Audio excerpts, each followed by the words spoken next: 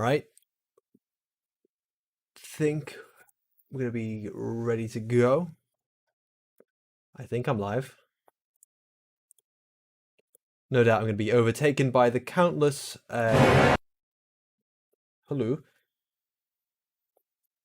people who like to stream on Fridays.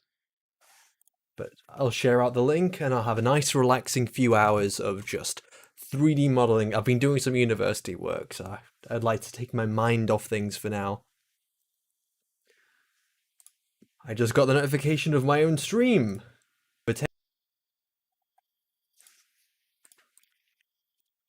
Share it on Twitter.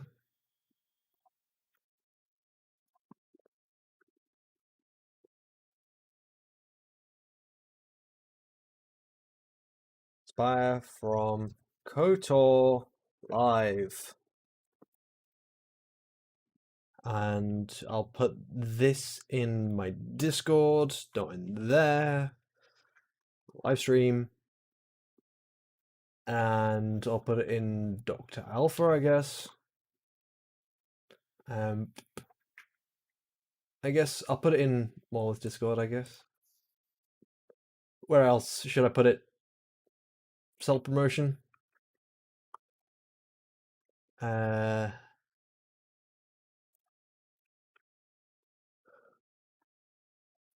Right.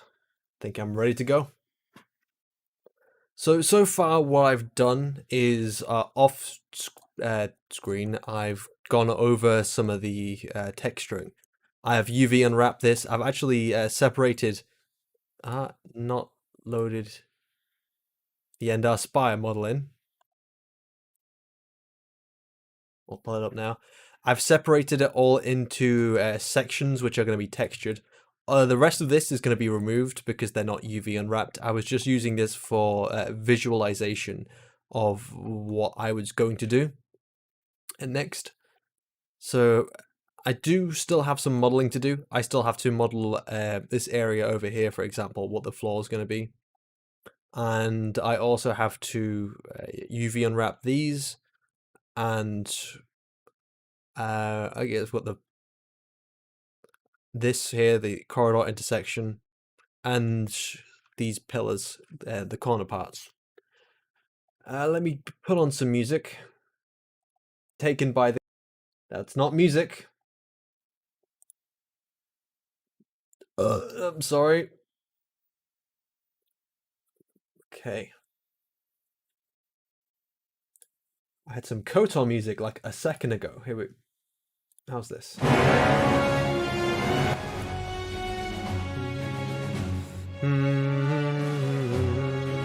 Is that too loud? I don't know. There we go.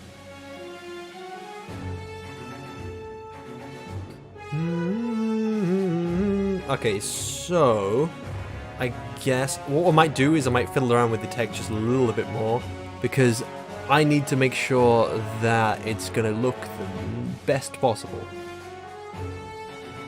I think this is going to be a bit strong and a bit too noticeable. Which layer is this?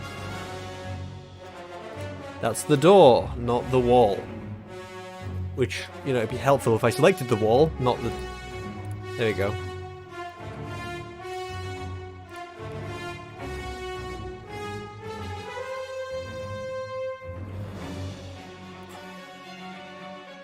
Harden the brush up a little bit.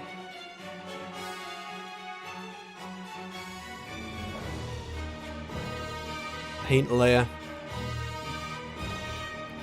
There you go.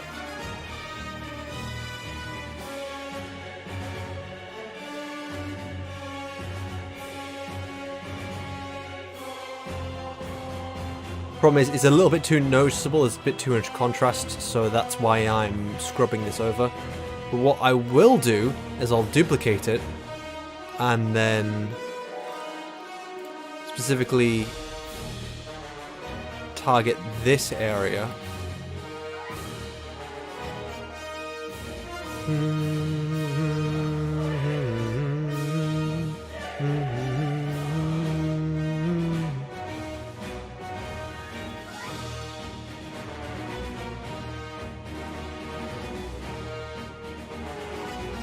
You know what? Fuck it. replace the mask. I'll just paint it again.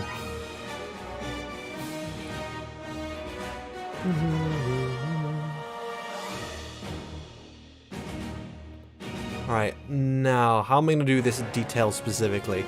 It might need to be scaled down a little bit. Or, don't want to do it too much though, because otherwise it becomes a bit too noticeable. There we go. And then change the color, I think.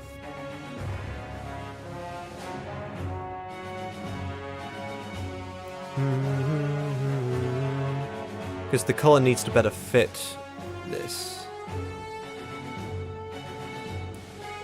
There we go. Now onto the reflections. Need to mess around with those a little bit more.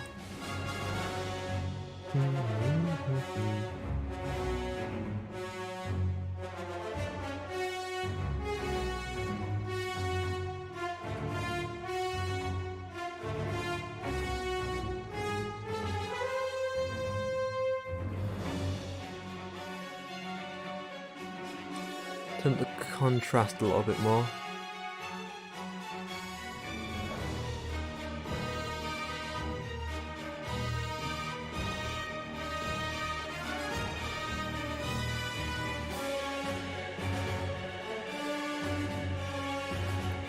Hopefully that's not too strong. Okay, how's that look? Just to add a little bit more variant in the reflections. Not what I intend to do.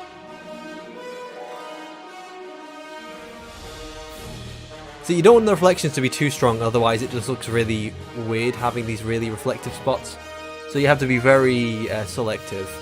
Like, be very careful with what you're giving texture.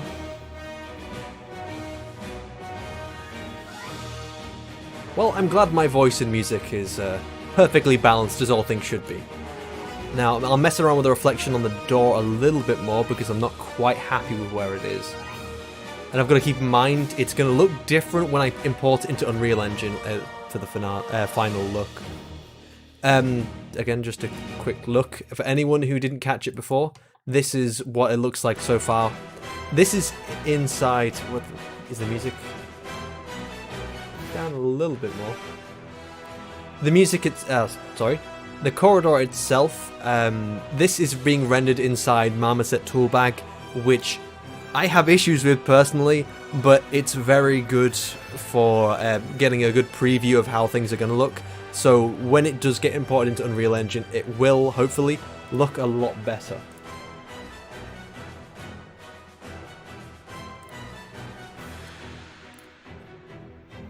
Alright, so I think I've messed around with the textures of that. Now the door. And after the door, I think I'll end up starting on the roof parts, and then I'll import the roof parts and the door part, and not the door part, the wall part there.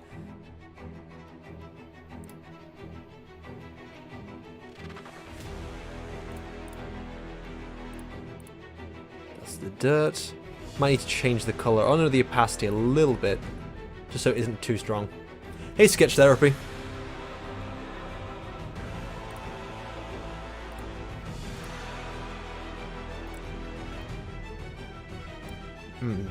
Yeah, you see when you start to turn up the contrast a little bit too much, it has a bit of a hissy fit.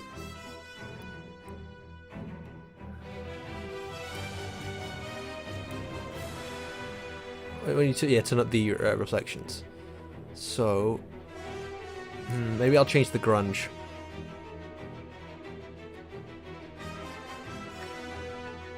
Hello, grunge. What's going to be good for me today?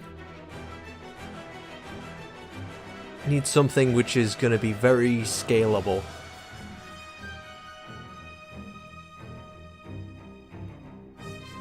Grunge rough dirt. How's this?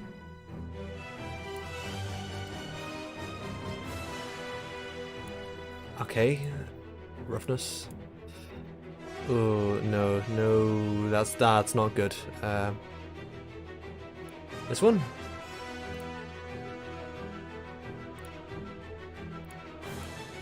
There's never any good grunges when you need them.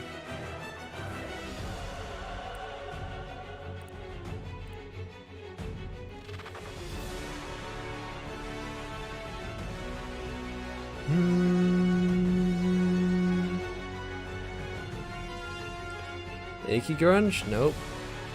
Change it to triplanar. I don't like the leaky. Hope this doesn't get too boring, just me going through grunges.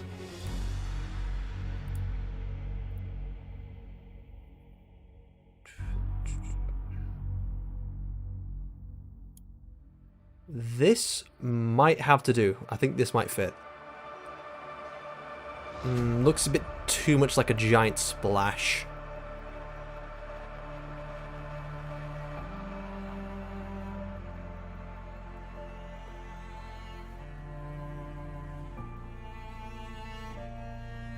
Does that look better than before? I have to just trust it looks better. How's this? I can get away with it better on this because it's got so many little details everywhere. Like it bumps up and goes down. There's lots of different things. Whereas this is a giant, huge, flat surface, which means it's a lot more noticeable when I tile the grunge texture. Anyway, I'll save this for now. Now to get to the UV unwrapping, which is always the worst part of having to do something like this. But maybe you'll find it interesting. Should I include any more parts in this? No, I think this is fine.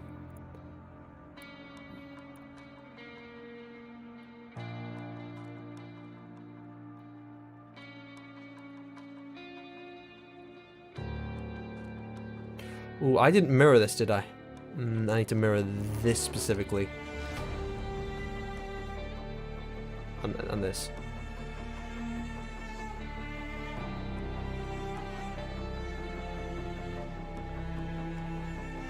Mirror this over. Cut geometry.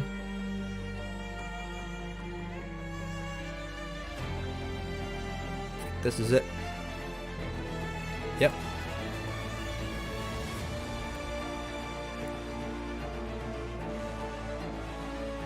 Is the pipes in line? No, they're not.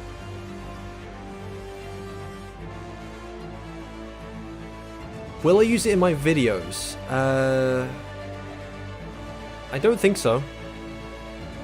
But I'm just making this for fun, and you've always got to keep your skills sharp. But maybe I will make a video showing this all off, because it's, I don't know, it'll look nice in a video, I suppose, and just going through the ship with some nice music. Make it all nice and nostalgic, have a couple of lines from Bastila in there or something.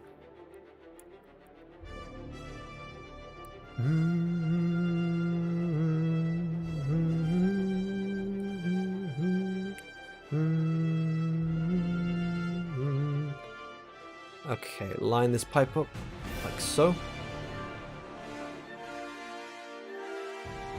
Boom. No, that is far too strong. Don't want that. There we go.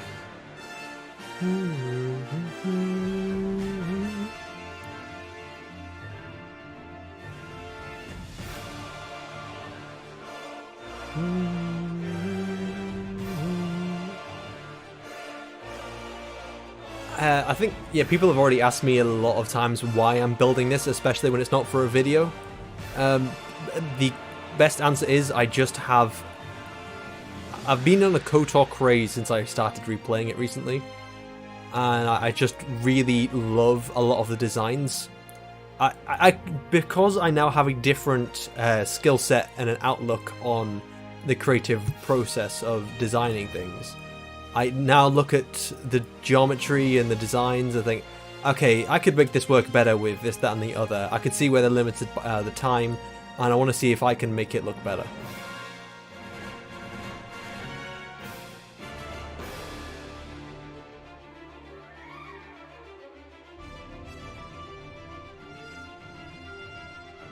Second, wait a minute. I think I know where I kept the end of that pipe, and I know why I need. Because, in a second, just add it back. But these pipes still need to go. Don't need the caps.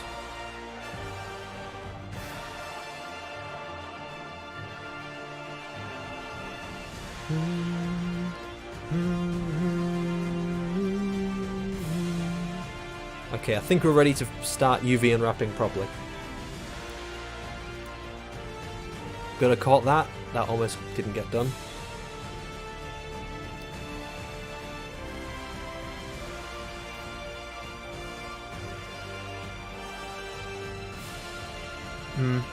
Yeah, I think Kotor could have definitely a good revival.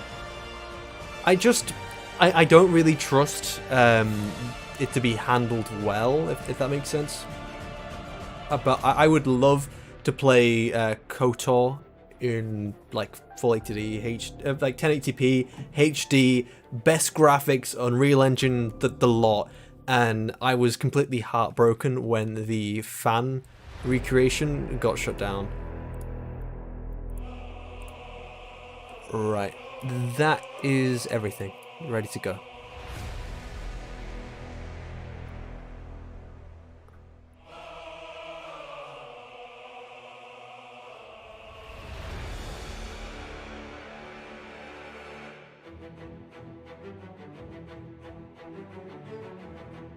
Am I watching WandaVision?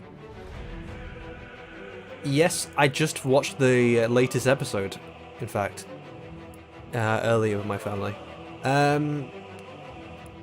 Yeah, I'm liking WandaVision so far. I think I'm still curious if they are going to pull it off, because the storyline they're trying to go for is something which, so it can be absolutely amazing, and they seem to be pulling off the story good with WandaVision, but at the same time it could still be easy to slip up and cock it all up. So I'm optimistic things are going to go well for the WandaVision.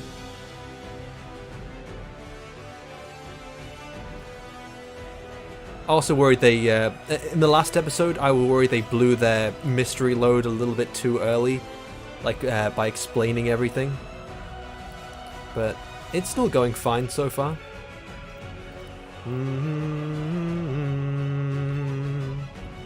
Right, we get a few more comments. There's nothing like developing a skill that makes you appreciate more of the world differently. Just looking at people's content gives a fresh perspective on games and... good? I suppose, giving good people a good perspective. Like, it definitely gave me a new perspective, and I see everything in a different light now.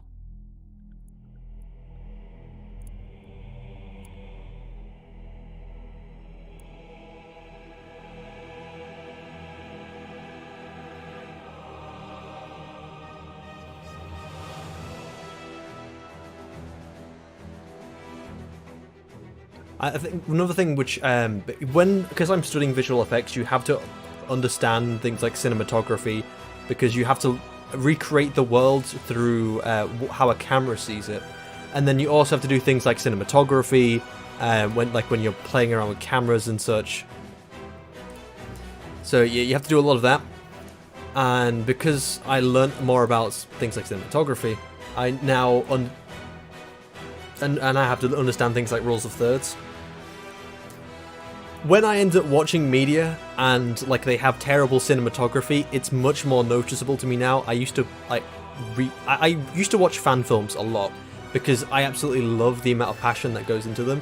But now whenever I watch them, and because I have a better understanding of cinematography, I'm like, oh no, oh the color grading isn't that great on that one. Oh no, that looks bad to me. I mean, I still love them, but it's something that sticks out a lot more to me now. I understand a lot of this techniques that go into everything. Or even writing, as I've slowly started getting more interesting with how you make a story. Because I was always curious, like, hey, why doesn't this story work? And I wanted to figure out why I had problems with it, so I ended up just starting critiquing and trying to work things out and learning about writing. I mean, I don't claim to be an expert, but I hope I have a better understanding and grasp than I used to, which means whenever I watch something now and I see the horrible, like Shazam, there's certain things which, while I really love Shazam, or even The Mandalorian, I see writing problems and I just like, oh no, that's terrible for your narrative, stop doing that, no.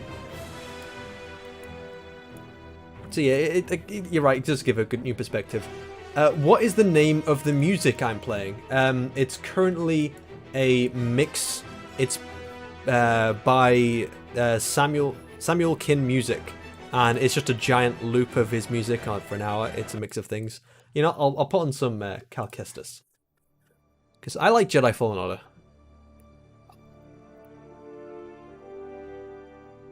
But I'll keep looking, keep an eye on chat for any questions you want to ask or any statements you want to make that won't just tell me things. True, once you understand something, you appreciate the work, but poor quality. Yeah. One thing that I never realized about Kotor, which is why I wanted to do designs, I wanted to start doing some of these designs. You look at people, or the designs like T7, oh not T7, T3. I'm thinking SWOTOR and all that. You start to notice that how they pull a lot of designs from the original trilogy, but yet they make them different and new at the exact same time. Like the Ebon Hawk, for example, is a very good deconstruction and reconstruction of the design of the Millennium Falcon. It's got lots of similar design elements, but yet it looks completely different, and it looks like they both fit into the same universe because they put so much effort into the design. And there's so many designs like that all across KOTOR. They look at so many of the elements, and that is just absolutely great about the game. I just wish that they had better like graphics at the time, which could really brought the characters to life a lot more.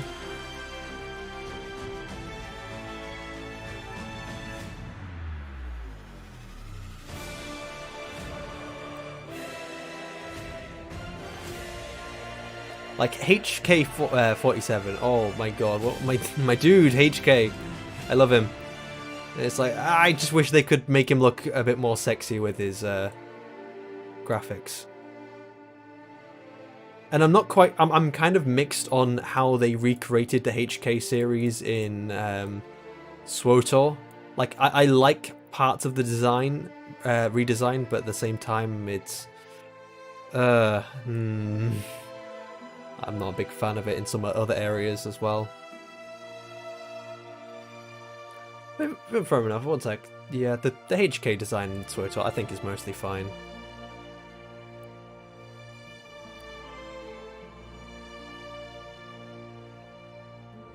I've watched A-Starters. I'm not a big fan into Warhammer, but it's the best fan film I've seen. I've heard of it. I know a lot of people have been recommending that fan film, but at the exact time, I'm not big into Warhammer. I think I've played a little bit of Warhammer, but I never got very big into it because it was just something my D&D group was doing. It's like, hey, we got Warhammer on. I was like, okay, if you teach me how to play, sure, I'll have a go at it. But I never got really big into it. Which, I mean, I had fun. It was certainly a lot of fun to play.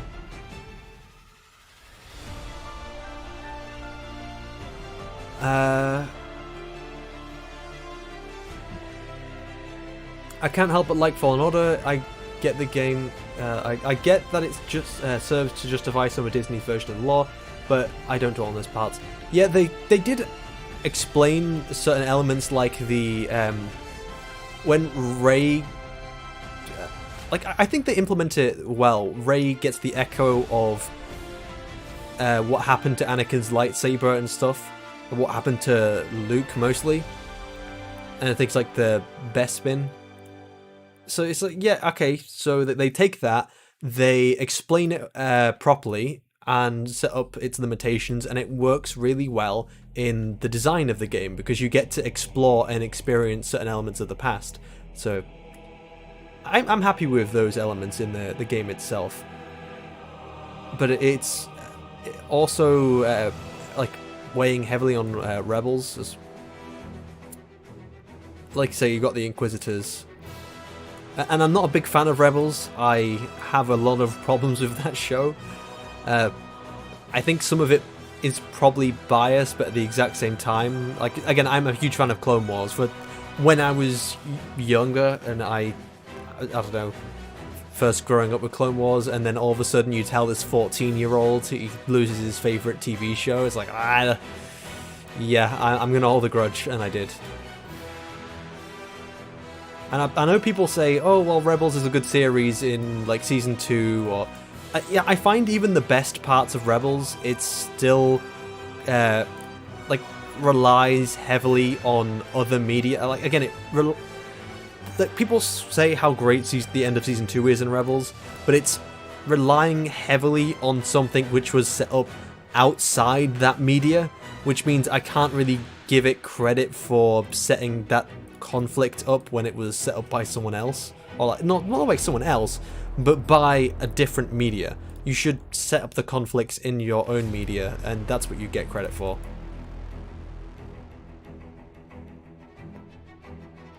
You know, it's fun. Do a SWTOR, be the light side Sith. I mean, just being a bit of a rebel in SWTOR is a bit fun.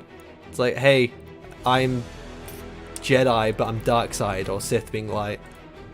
It's really weird. But Jedi Fallen Order, I think the best way I described it in one of my videos, I think it was the Mandalorian armor problem. I described it as a basic story told well with weak side characters, because characters like Seer and I've already Grease. They're quite weak. They don't have much to them, which is a bit of a problem, but Cal himself, I think, is fine as a character and a protagonist.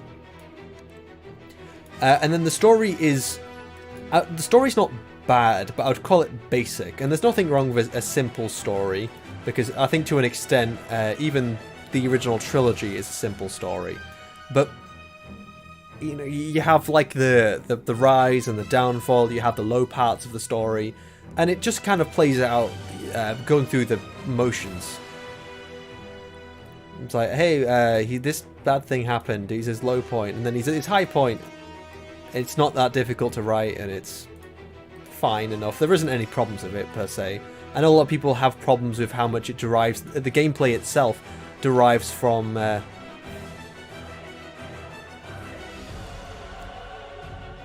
gameplay of Fallen Order derives a lot from things like Dark Souls and even Titanfall.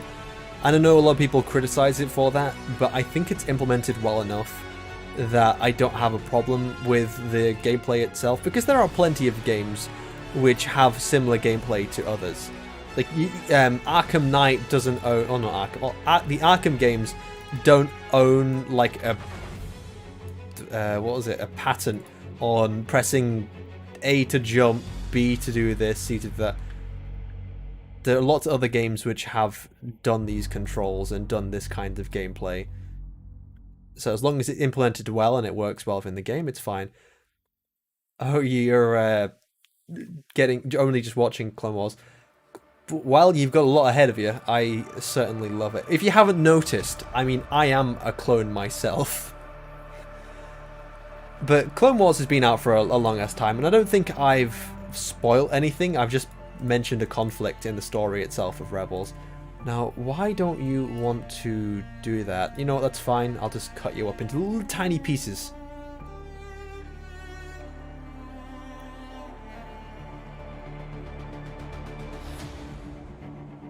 Though I would say Jedi Fallen Order, Merrin is definitely best girl. A lot of people like Trilla, but I'm not into crazy bitches. Wait, why am I cutting it there? That's a big dum-dum move.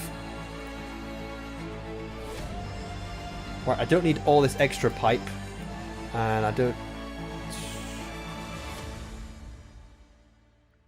need this extra pipe either.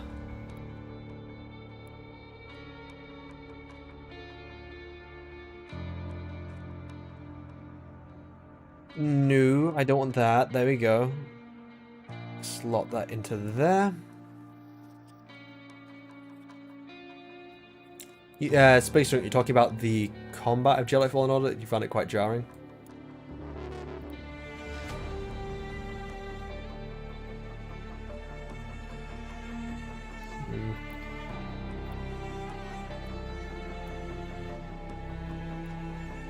I remember someone called me a racist for liking Merrin.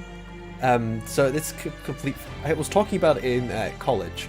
So I was. It was back when Jedi Fallen Order first came out, and there's this complete fuckwit, and he just kind of went to me. He says, "Oh, you played Jedi Fallen Order? You're the big Star Wars fan in the group." It's like, "Oh yeah, I did. I had a lot of fun with it." And then he said, "Who's your favorite girl?" And I said, "Oh, Merrin, because obviously Merrin is cute, so I'll go for her." And then he goes, "Oh, well, you're just racist. Look at her. You're not attracted to the black woman." So, oh, fuck off. He did mean it half-heartedly jokingly, but this is also a guy which will accuse anyone of being racist for literally fucking nothing.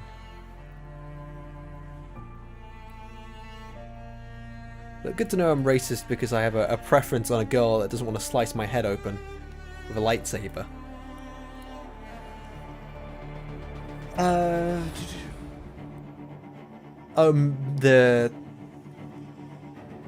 The bit maps? Bump maps. Oh, yeah, the art style in Rebels, I absolutely hate it. I mean, I love the Clone Wars art style, and I love art styles in general, because they are... like, you can still make absolutely beautiful, like, looking things with an art style, even though you're limited. But Rebels itself is, like, has a terrible art style. I mean, I could just show you some of the ways they've pulled off certain designs. Let's see if I can pull it up. Oh yeah, but the funny thing is, like, if I did say I was into Trilla, this guy probably would have accused me of being fetishing a black woman or something, or a minority. Anyway, let's see. Rebels R2 C3P. Oh. Star Wars Rebels. Because saying Rebels isn't enough. Okay, here we go.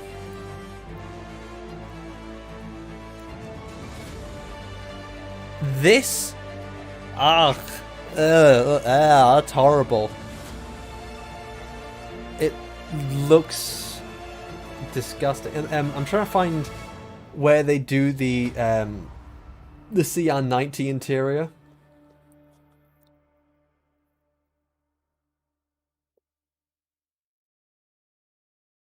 How about Rebels, Rex, Ahsoka? Because that's surely going to go back to... Here we are. The other one is... why is it so zoomed in? There you go. There is very... like, it's supposed to be light lit, but the shading on the actual interior itself looks god awful, and I hate it. Star Wars Rebels, just the Star Wars Rebels in general. There are some nice looking shots, but in general the art style itself, I just despise it. Anyway, back to work. Ezra's hair has some clipping issues in the first season. Yeah. Oh, the first season of Rebels is absolutely abysmal. I will openly... I mean, Clone Wars Season 1 was never great. Like, it has some great moments, and you have to take it as what it is. But it certainly gets later, better in later seasons, in looks and in storytelling. It's very much a kids' show. I think even the first episode, a lot of people kind of say the first episode of Clone Wars is shit. I would say it's trying to be a kids' show. Because I think Clone Wars was originally supposed to be a kids' show. As you know, it's got a very basic story. It's like, oh, the good guys beat the bad guys, and then it's got some very basic ideas of individuality within the clones. Which is then continued on to later seasons. It's not bad, it's just nothing fantastic. But then when you start getting much more into Clone Wars, like you get to the Umbara arc, ooh, that is some good shit.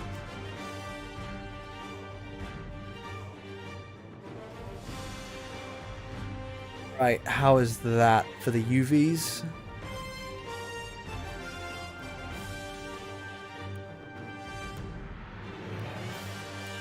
Okay, so now I've done all that. Just need to... Oh, I completely forgot about the helicopters. The helicopter lightsabers in Rebels. Oh, that... No. Why did they think that was a good idea? That was awful.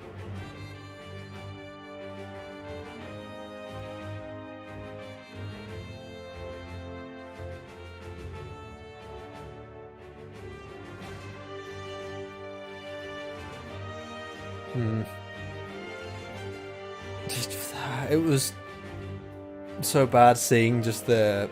Was it not? Was it the Grand Inquisitor? No, it was... I think it was the brothers and the sister. Was it Ninth Sister? Or Seventh Sister?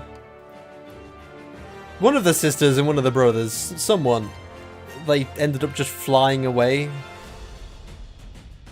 Not to mention, is like you don't really want your antagonist retreating, and to have them fly away is even worse. The antagonist is supposed to be something which the main characters overcome, not, you know, like the antagonist has to overcome the protagonist. So having your antagonists retreat is not always a good thing to do within a narrative story. It depends on the context itself, but you want to make your antagonists intimidating. They're a threat. So have the protagonist retreat from the antagonist until the antagonist is defeated. But even in this part of the story, they hadn't been defeated yet. They just they then came back to then just die.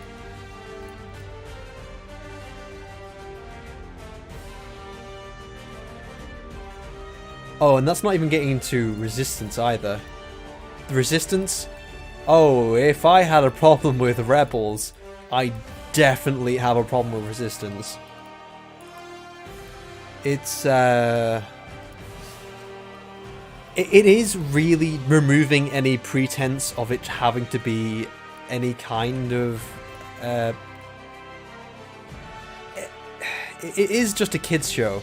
It is stupid, it is slapstick, the humor is cringeworthy.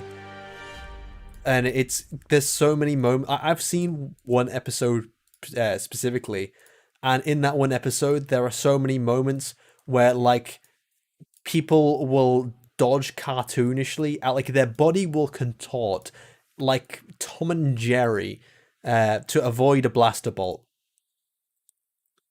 And then somehow it's the fault of the protagonist aiming badly.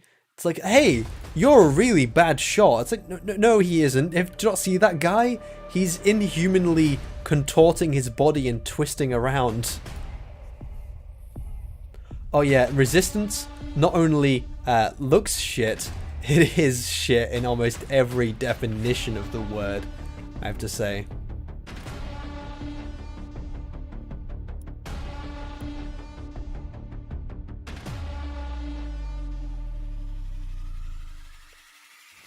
I'm not using it being a kids show as an excuse for being crap, at least in Resistance. I'm saying it's removing any kind of pretense.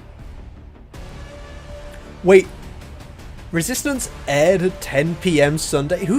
What fucking kid was watching that then? The hell?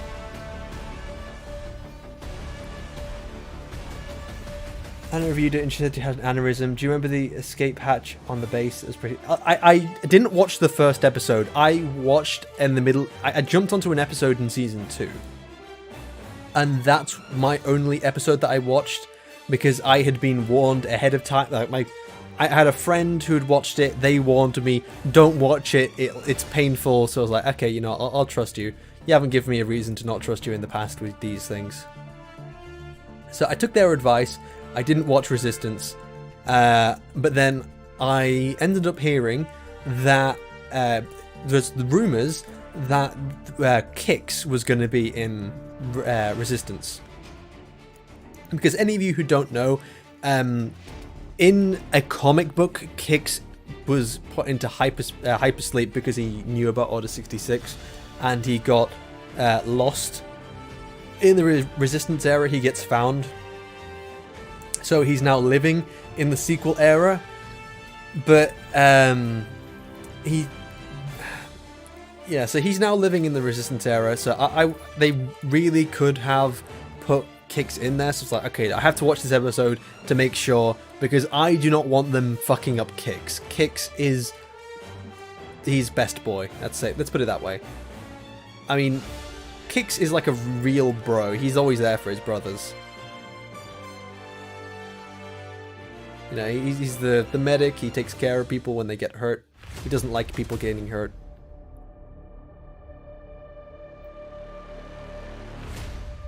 But yeah, Kix wasn't in it. What was only really in it was some B2 battle droids, which is just an excuse for them to put Clone Wars shit in there. But if the Resistance really was airing at like 10 PM, it couldn't have been a kids show then.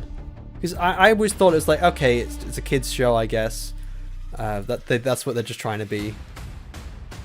Am I looking forward to the Bad Batch?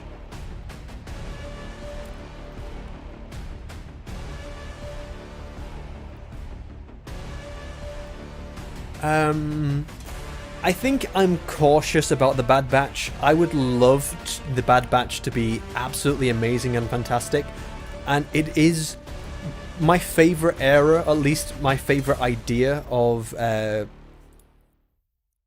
of the things that I really like is the transition from the Republic to the Empire. And because Bad Batch is going to cover that specifically, I'm quite excited for how they cover that. But I don't want to be let down at the exact same time, because even though the final season, I think, was overall great, it still had things like the Martez sisters, which were, oh my god, they were god-awful. And I try my best to forget that as much as possible. Nope, music. No copyright, please. Right. Some Bastila theme.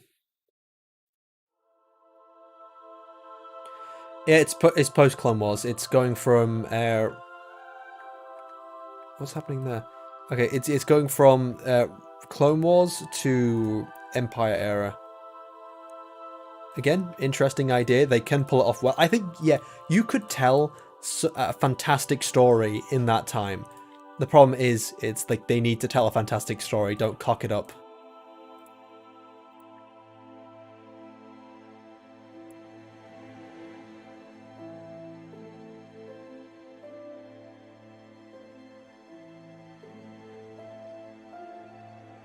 Okay. You unwrapped? Nope, you weren't. Good.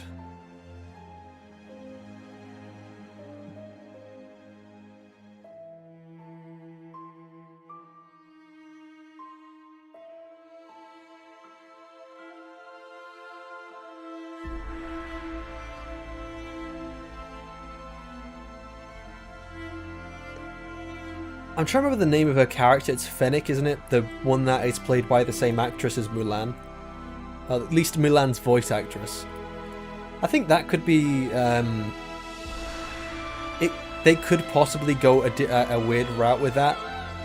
Because it is supposed to be the Bad Batch show, but you don't watch the Bad Batch for Mulan or Fennec Shan. You watch it for the Bad Batch, which are essentially, you know, like clone commandos. So it's, what are they going to do there? Is she going to be a protagonist, an antagonist, an anti-hero? How is that going to fit within the story? Please don't fuck it up. That's all I'm going to say.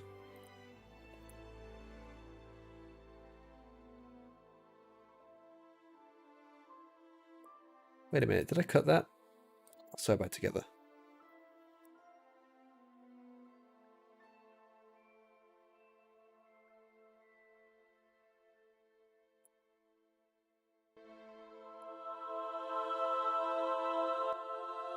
Another thing, so it's not just about the designs of Kotor, which is absolutely brilliant. The actual music itself, as you're hearing now, is absolutely phenomenal. There's so many themes, which and tunes. They fit right into Star Wars perfectly. They're brilliant. I love them.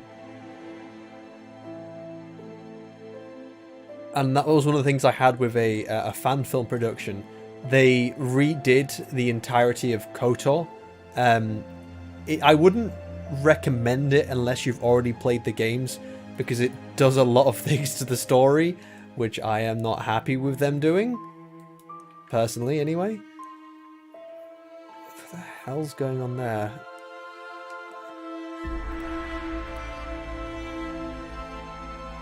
No, okay, no, it's fine. Oh, no, I see what happened. Okay. But yeah, they rescored the entirety of Kotor to things like Dark Knight Returns and what was it? A few other things. They added other Star Wars music in there. It's like, no, you don't need to rescore it. It already has a perfect score. You don't want to hear just the da da da da da da da da da da da da.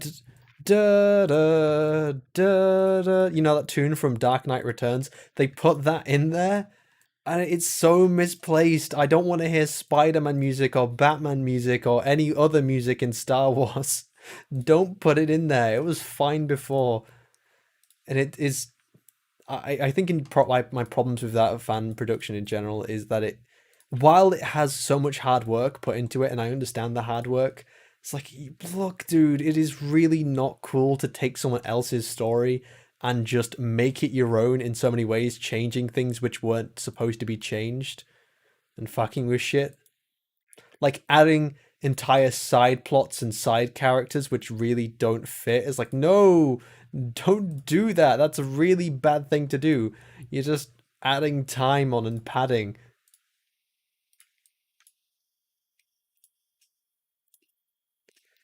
I think if I was ever to make a cinematic of Kotor, let's say, I wouldn't change anything. I think that's something which I would maybe add things in terms of like maybe add a little bit more time to the space battle, or a little bit more time to certain action scenes, or tweak certain elements. But I wouldn't just almost change giant significant parts of the story just because.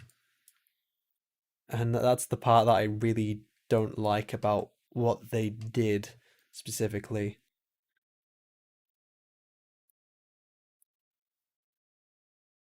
I don't know if any of you have seen the one. Oh, sorry, I forgot to turn on the music back. There we go. I said the T word? What's the T? Oh, theme. Oh.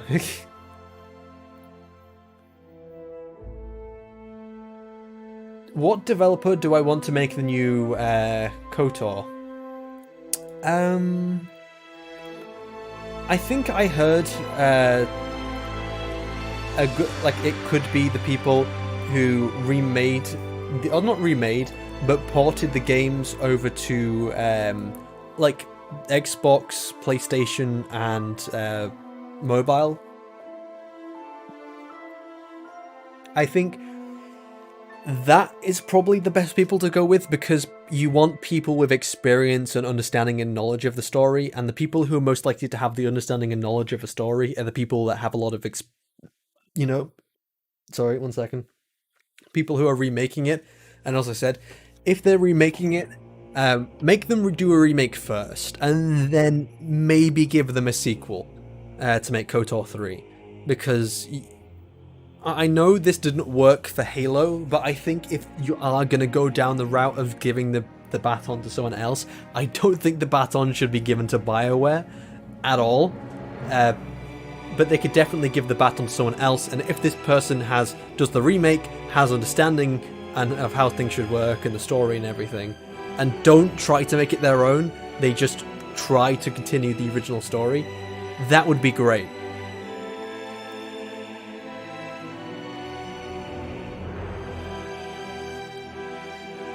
Would I go with original is scripted or is intended? I think I would try and go with intended, like to what they originally were trying to do.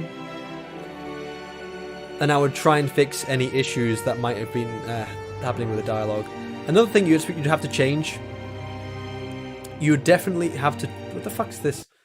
You definitely have to change certain elements, because if you're going to add like a protagonist voice, for example, you need to change the dialogue so it now fits a protagonist voice. Because I knew that's what happened in the fan film, where they were using the voices from the game itself, and then they had to try and twist it into a good conversation, but it's really disjointed because it doesn't quite fit.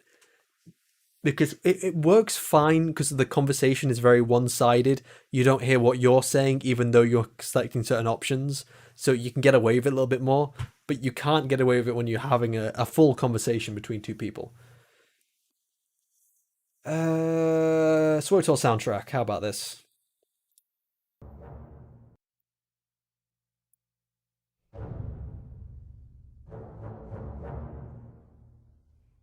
There we go.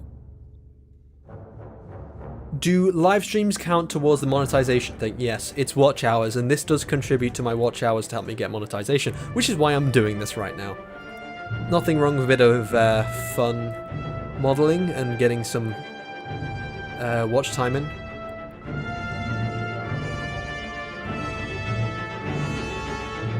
SWTOR is okay, yep.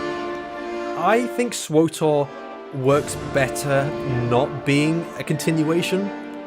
It should not have been a continuation at all because it doesn't continue the story.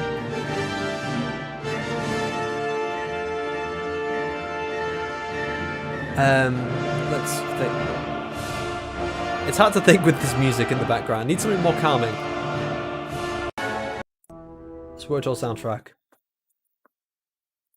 This a bit better?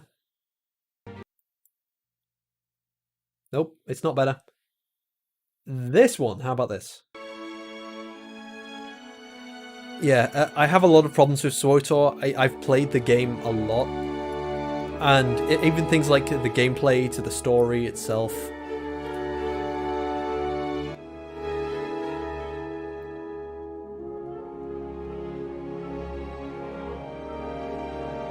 It's the best way I can try and describe it in an unscripted video is it's not a sequel. It is not a continuation of the story. It makes the first story irrelevant, and they handle the legacy of KOTOR pretty poorly, as in that they just kind of cast it aside. And it would be one thing if I'm not just talking about like how do I best describe this? Like in the trailers, so obviously KOTOR is building towards something. We know that Revan and the Exile have gone off to find something in the unknown regions, that there is something out there, and I think it is told in the game that it is the Sith, if I remember correctly. But then we you know, the Sith invasion happens in the trailers, and if they started things at like the beginning of the war and they tried to intertwine it a lot better with KOTOR, I would have been completely fine with it. But they don't even, they have the war, and then the war stops, and then the game starts, and then they have another war. It is all over the place. I'm also not and I don't like a lot of the designs. Oh, how do I say this? The designs in SWTOR are fine, but they are not good. It doesn't fit KOTOR. This is gonna get confusing. SWTOR, KOTOR, SWTOR, KOTOR. But SWTOR doesn't fit the look of KOTOR. It does fit a prequel to the prequels and Star Wars, because, you know, you have a precursor to the clone armor. You have, you know, much more Star Destroyer looking ships, but it doesn't look like a progression from KOTOR, which is an issue. But even things like the it's not called the Star Destroyer. I can't remember what the design of the ship is called, but the ship itself in KOTOR, the one that is the antagonist ship and Malik's ship, that is taking a lot of the design elements from the Imperial Star Destroyer, breaking it down and putting it back together, and you can see those elements. One sec. KOTOR ships.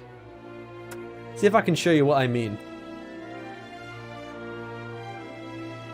Not SWTOR ships, KOTOR ships.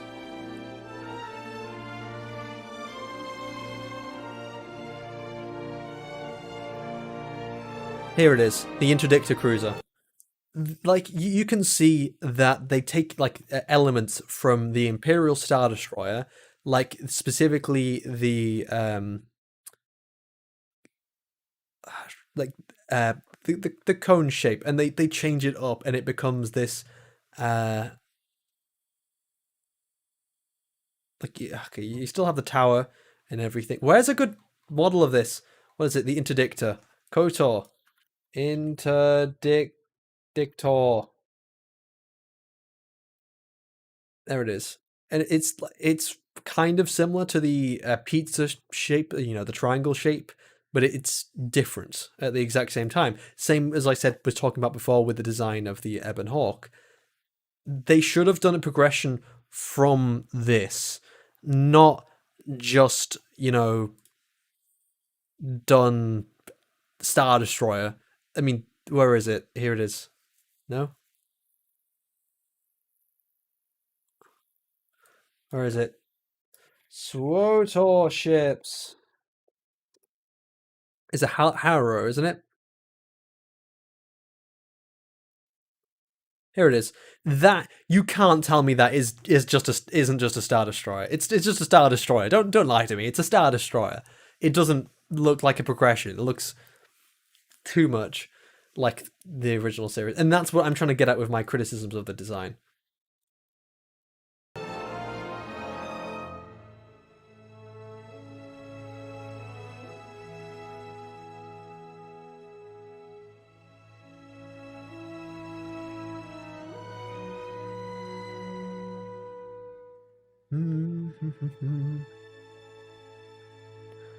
Right, is there nothing left to UV and wrap? Because now we might get into this might be where the fun begins. If it's done. If. It's a big if. Okay.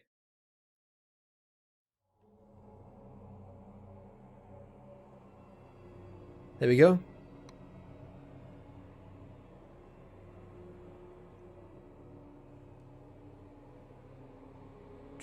Okay, I think this might be UV unwrapped and done.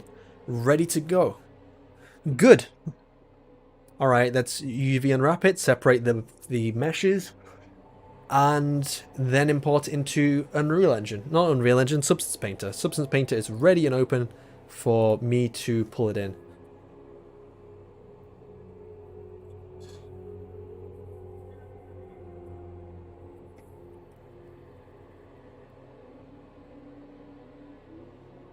Nope, wrong button. Okay, so layout.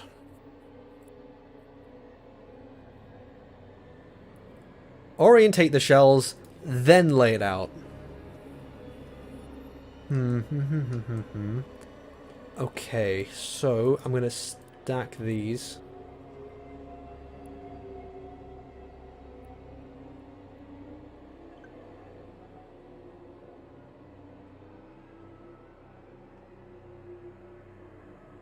These just take up too much room, and they're all just like a plain texture.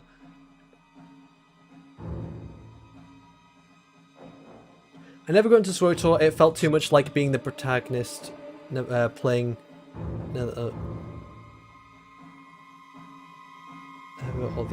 I don't know quite what you mean by that, but I think SWTOR is not really designed. As I said, it's not a continuation of the story, so it becomes. I think if you have any knowledge of the history of Star Wars MMOs, if, for example, if you know about what happened with Star Wars Galaxies,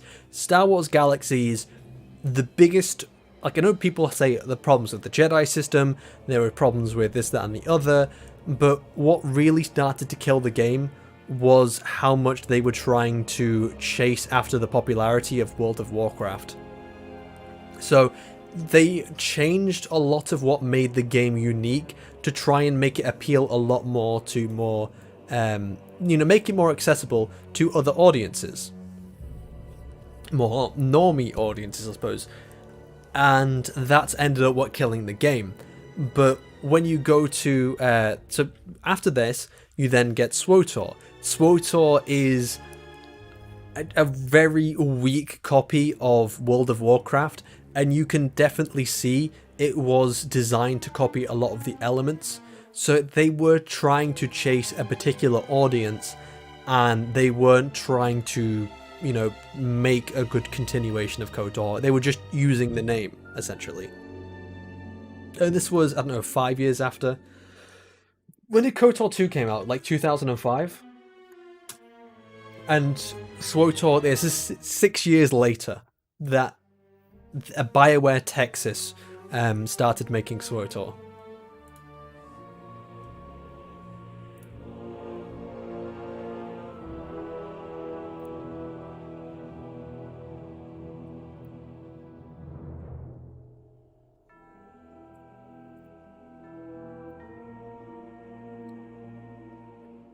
If you remove Revan from SWTOR, it's a better story. Yeah, again, if you remove SWTOR, like Kotor from Kotor from SWTOR, it becomes a lot better. Because it stops damaging it, and it stops making it irrelevant, which is always annoying if you make your original story irrelevant.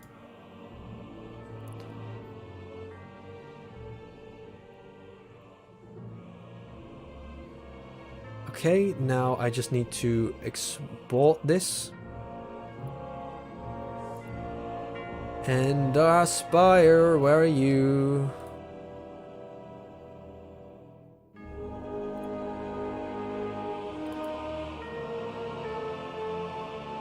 Roof. Like you're playing the same character everyone else is playing. It's almost felt like it not being tailored for a single player story. So, yeah, I can definitely understand that. As well as each individual story had an extreme limitation on what could actually happen with that story, because they have separated their resources into 4 sections, which means they're incredibly limited in what they can do in these stories. And I think the most it probably gets unique is the Jedi Knight story, because you start to do a lot more with the Emperor and the I think one of your companions is like the child of the Emperor, and you even have Scourge from the Revan novel. But the rest of them, even the Jedi Knight still to an extent, and the rest of them, they're so limited in the story and nothing really happens that's interesting, because you can't have a planet be destroyed. You can't have anything too amazing happen, otherwise it's like, oh well, we wasted our resources too much.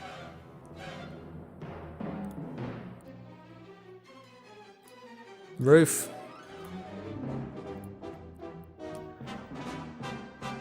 I'm normally playing those keyboard and argue normally console better. Oh, that's better. Okay, just get console race soon. Okay, now onto the roof. Let's bake ourselves some textures.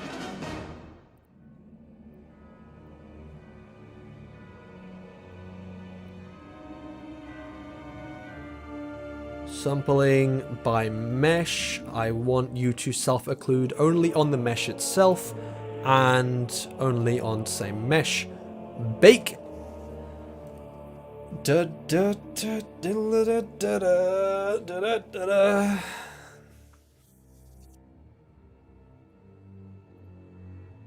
So yeah, when you go into the mechanics of SWOTOR, it is so.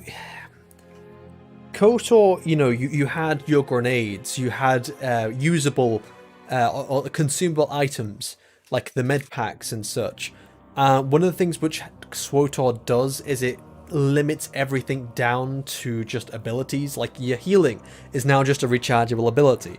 The grenades, it's no different from any other ability. Like throwing your lightsaber, it's no different from any other ability. You have an AoE ability, a single attack ability, and then you have normal attacks, which either you use to wait for your action bar to refill, or you use to fill up your action bar, because depending on what class you're playing as specifically.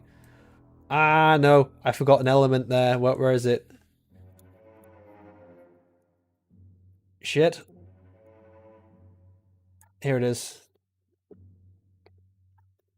Okay, this should be easy.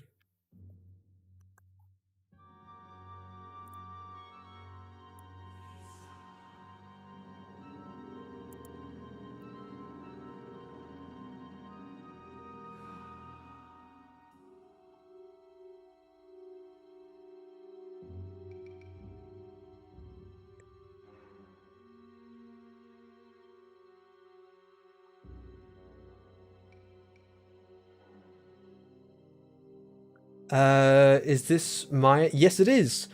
I'm a Blender user. I'm a Blender pleb. Oh, there's nothing wrong with Blender. I always say that it's not the artist's tools, it's the artists themselves. Which, I suppose you could argue it's a bit cliche, but it is true to an extent. You know, you've got... If I not UV unwrap that? No, I have. Good. Okay. So yeah, as long as you are like a competent artist, it doesn't matter if you're using Blender, Maya, 3ds Max, Cinema 4D. They're all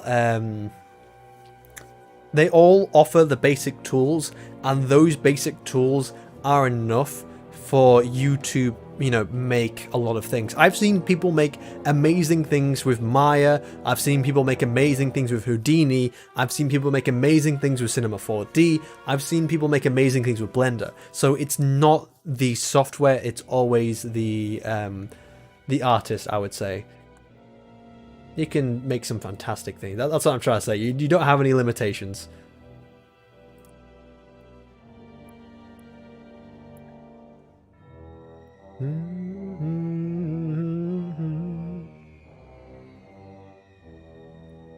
Right, now we've got to fit this in, and luckily there is a nice little space perfectly for this, right there.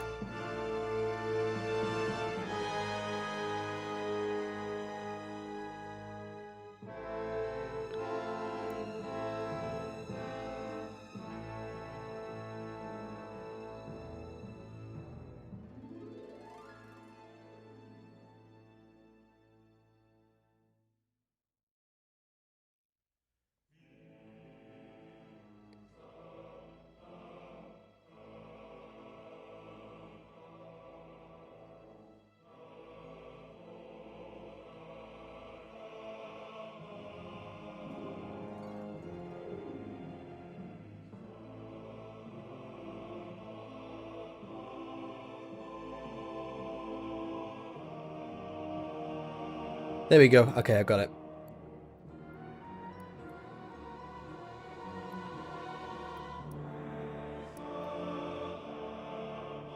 Shit. God damn it.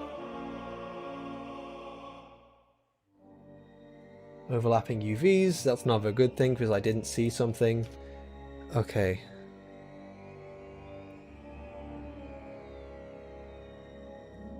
Let's get down.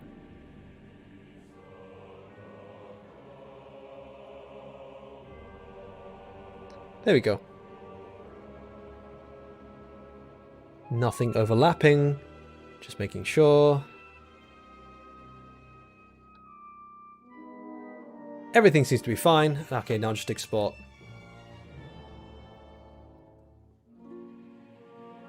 That's floor. Oh, in roof.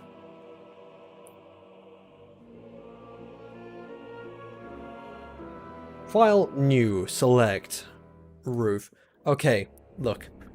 Give me exactly 1 moment. I will be right back. I'm going to bake the textures. Hopefully nothing goes wrong. And I'm going to take a piss because I really need one.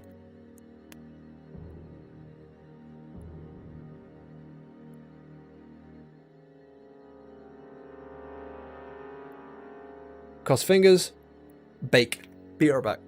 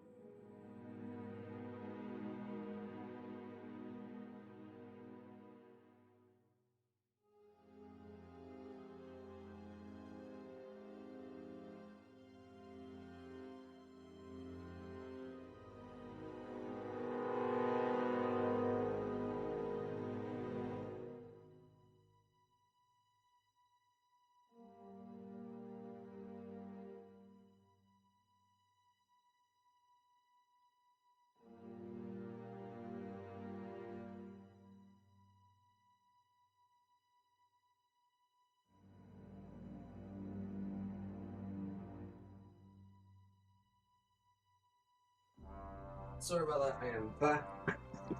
Hopefully no one is pissed off. Right, did everything right? Yep, good. Everything, wow, no, I need to make the curvature again, but curvature's easy. Did I select? No, I did not. Okay, well, bake it again. Fuck it. Okay, I've played with game dev in Unreal Engine, but I have no idea how to do advanced animations or rendering.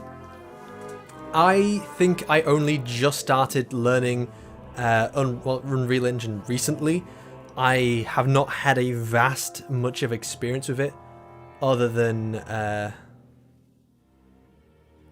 it nearly done?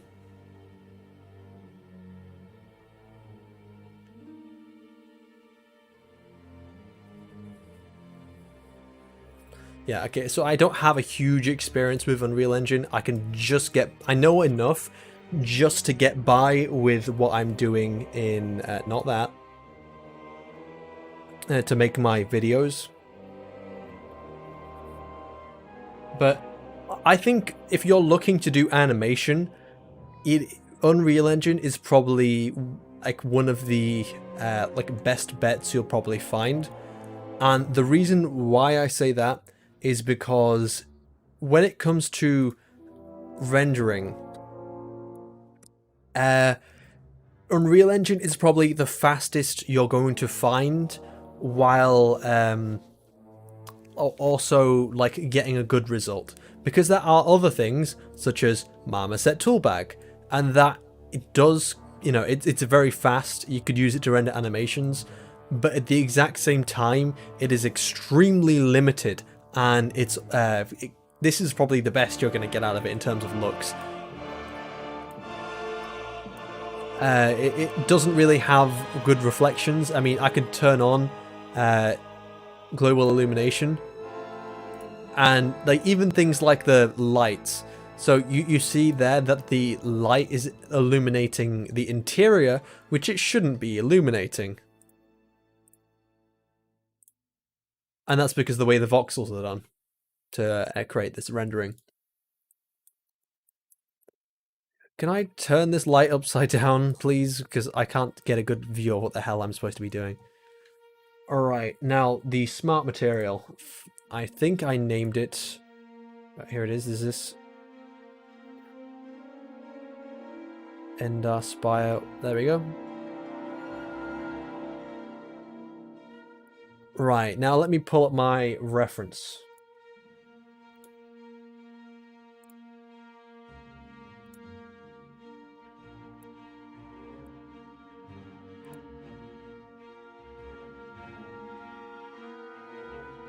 So I need to see what colors they use specifically in the roof and what style they have. D and recordings.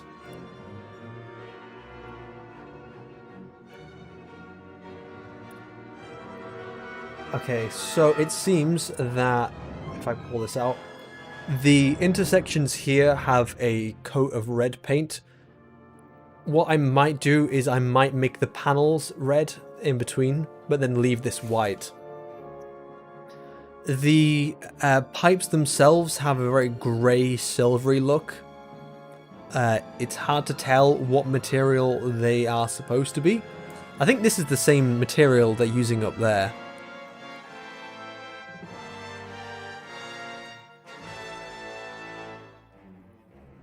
You can see. Yeah, so this, so it goes white, that panel. No, don't enlarge it. Go back over here. Okay, so first let's go all the way back down to base.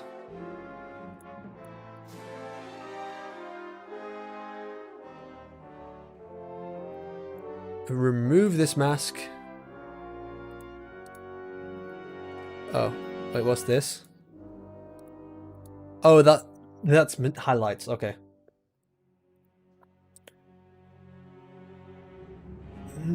Lights removed. There we go. Remove the mask. So I think this probably wants to go on this panel. And of course I've made this difficult for myself.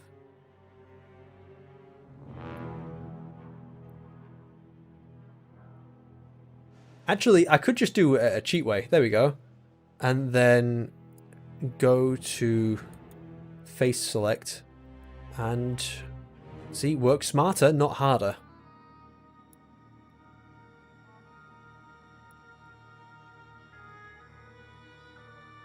See how this is going to look.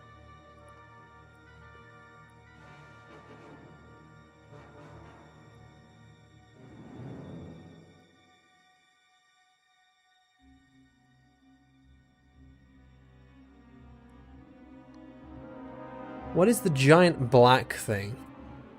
That's probably one of the highlights, just because again I use masks to get certain colors out of things.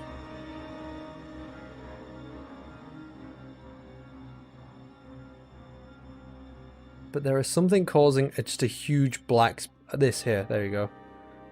That doesn't want to be black. There, where it seems is far too strong. What's the ambient occlusion like on this? Ooh, that is not good at all. Okay, so that might mean I might have to draw that by hand with the lighting texture. I can't rely on the ambient occlusion. Because the ambient occlusion is all over the fucking place. But everywhere else is the detailing fine. It looks like it is. So what I'll do now is I'll start working on the lighting. Add a black mask. Good. Good. Good. Actually, I still think that works fine.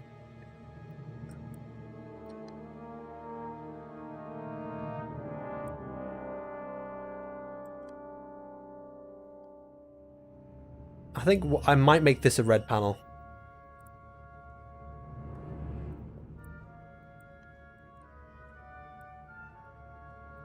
What about the interiors of the lights themselves? I didn't get a good look at them.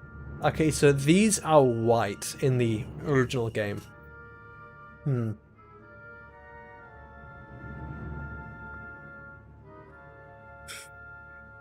What I could do is just make these a different tint. Like I've got a few tints here. Let's play around with these. So remove mask. How about this? Remove mask.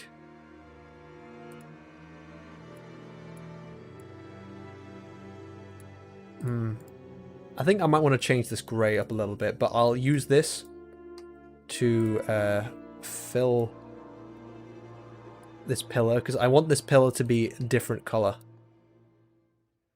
Actually, should I make this pillar red? because that could actually match what I've done with these pillars. So the red would continue up. I might give that a go.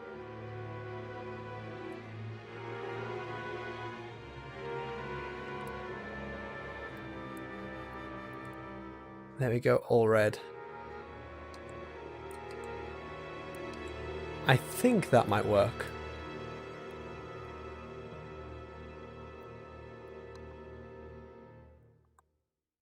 And then what I can just do is I can just take this, fix the black mask, and then give a slightly different color to these areas.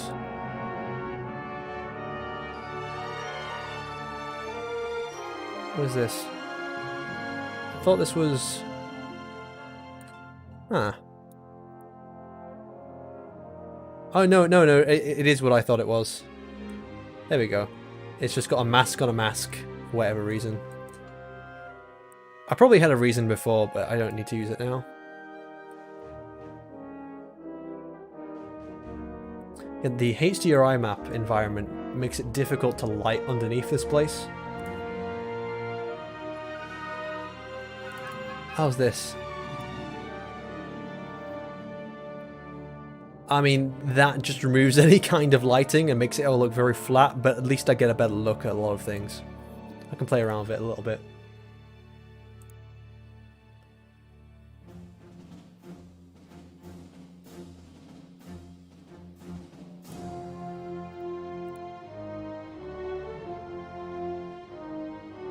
Alright, so have a look in chat again.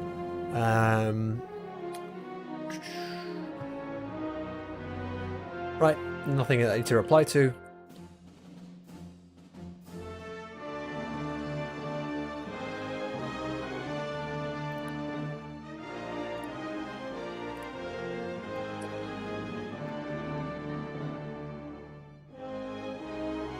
I need some better music.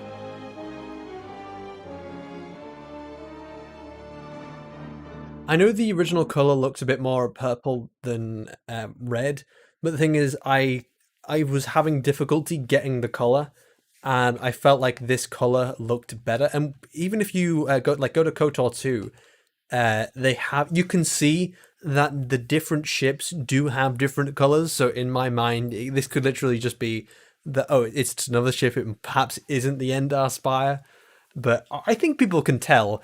I mean, it's close enough to red. I've given this more of a... How do I describe this color? I don't know.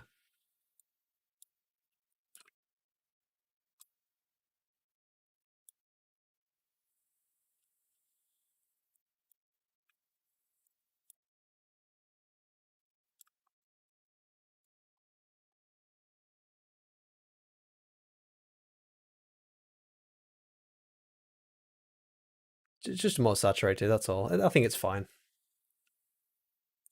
Anyway, music. Kotor music. How about Star Wars Lo-Fi, actually? Go back to that.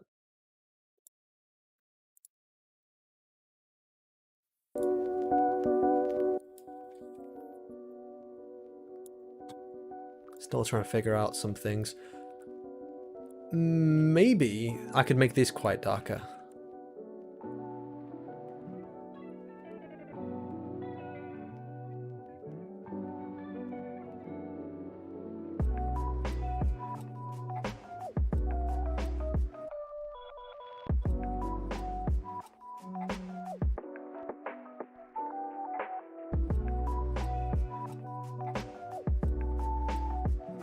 Nah, there's something I've just noticed here. There's a gap. Is it on the other side as well? Oh, no, that's just filled in. But okay, no, there is no problem. Okay, I'm fine. But how does that look with the grey?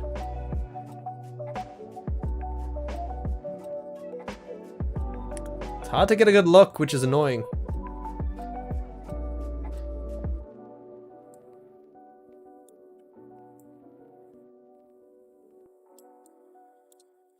What's this? Let's look at the roughness.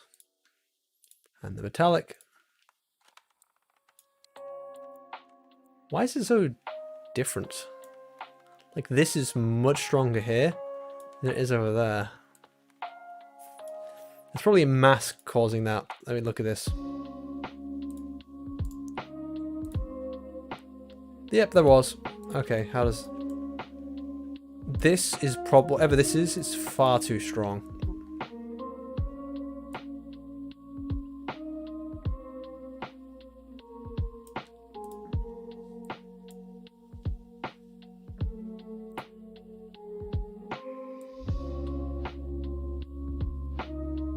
There you go, that's probably going to be better.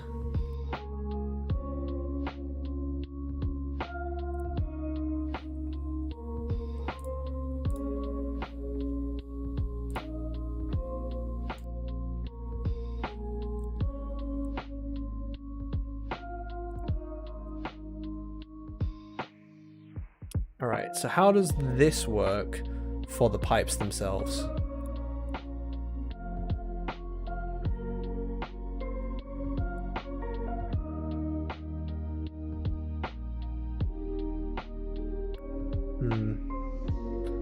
Look at some other smart materials. What would be a good one? Iron forged? No, that's plastic.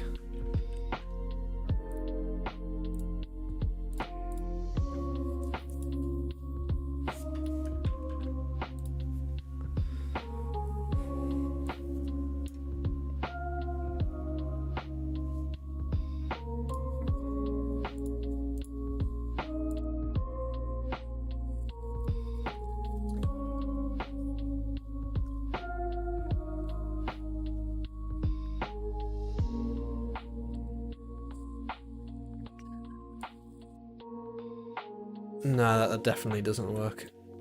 Again, what material is the pipes? It's a very silvery look.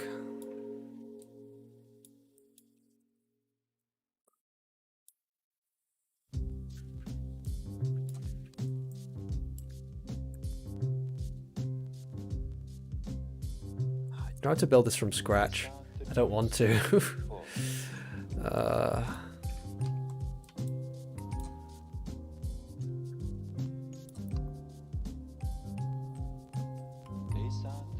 You know what?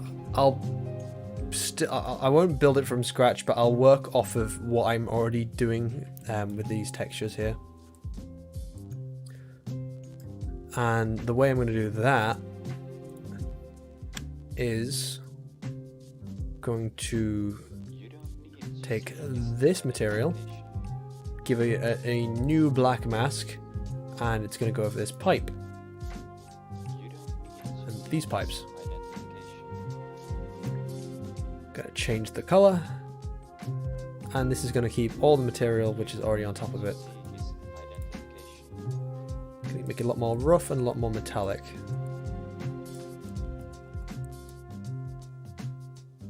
Then I suppose what I'm going to do, actually, you know, I'll take this mask, copy the mask. Oh, that's copy layers. Copy mask, and then black mask, paste into mask. Remove mask. There we go.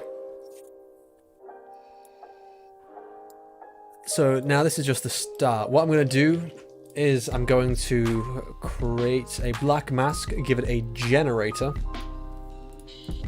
I'm going to generate it using ambient occlusion, and the areas which want to have this are the give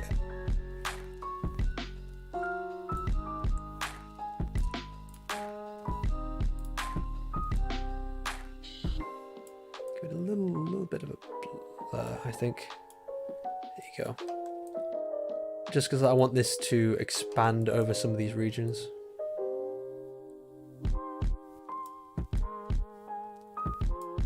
I don't want to lose some of its definition. Okay. So now this is going to be a little bit darker.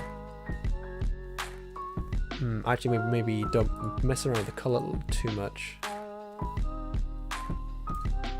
But I need it to be different. And it's going to be a lot less rough. A lot less reflective. and maybe slightly less metallic.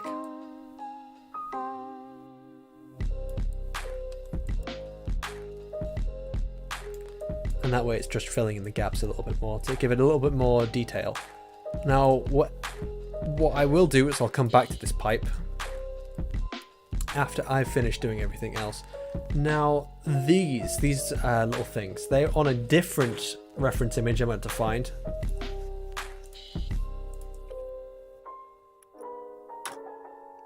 Again, it'll be here somewhere.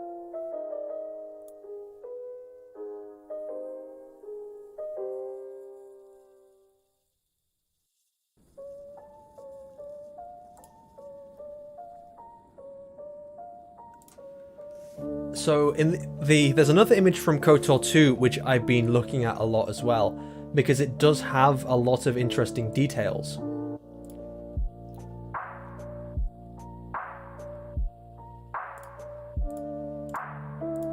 Here it is.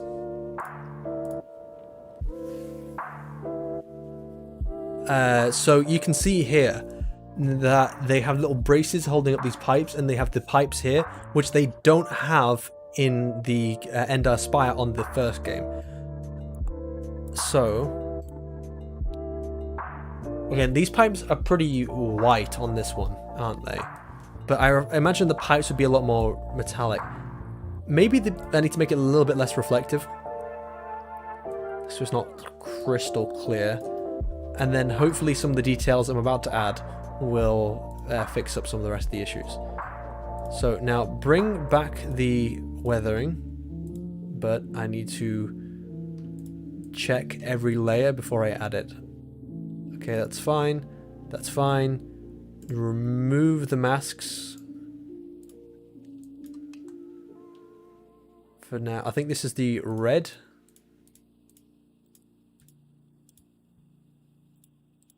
Yes, this is red. Red. This is for the white. So this is just going everywhere, and this is just going to go specifically on the red areas. That spot is going to be red.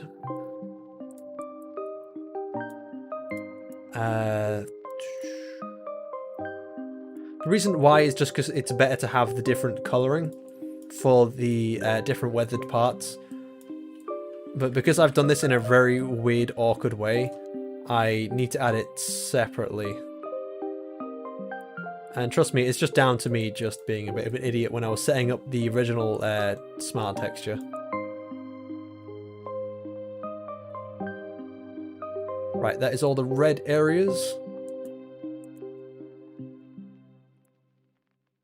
And now just copy this mask, add a black mask, paste into mask, and then invert.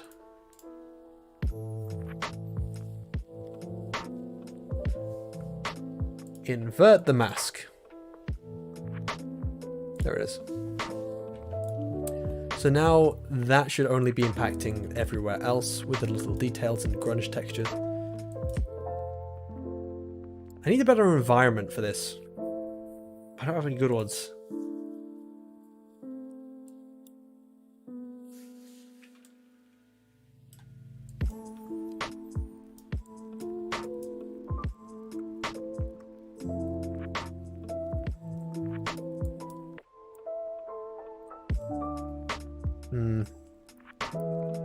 The problem is I don't get a good idea of what this is supposed to look like, or is going to look like, because there are reflections of shit in this specific one. But I can at least get a good idea of what this looks like here. Like, because only reflective areas, because this, what gives this color is a lot of the reflections, which you can't see in a reflection in just a plain white thing.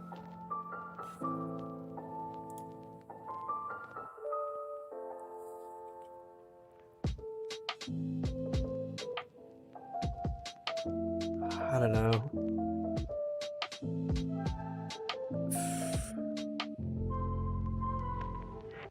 I'm staring at this and I'm thinking, okay, I'm going to remove the pipes for now because I'm going to go back to them. We'll see what we do with them. but I'm going to focus on these for now. The other colors and the other textures. And then I'll go take them into Mount Set tool bag and see how things go from there.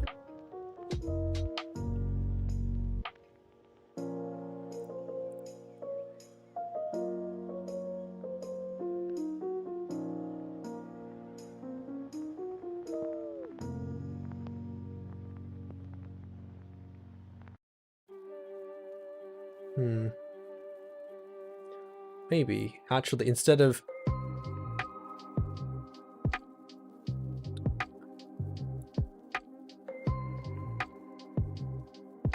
Let's have a look how this is looking.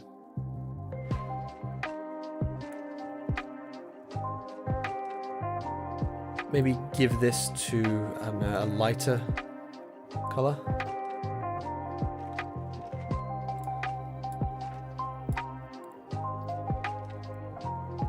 I think that looks like a mess. I don't think I did this mask. No, I don't. Clear it. And I can use this for just a different color.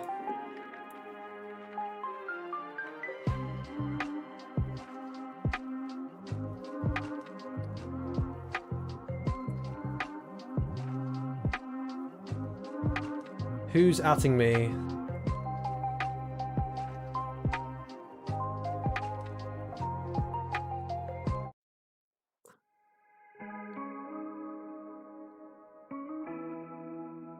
Okay, I want to remove this.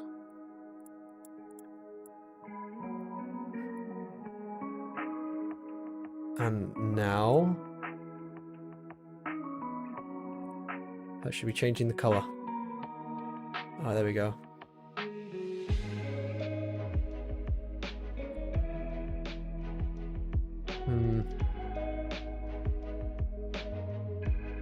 It's difficult. I'm trying to figure out what color this should be. I guess I could just keep it a grey.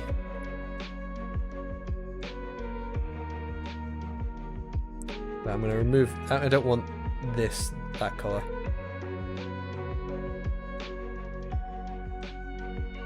You know, I'll try see what it looks like here.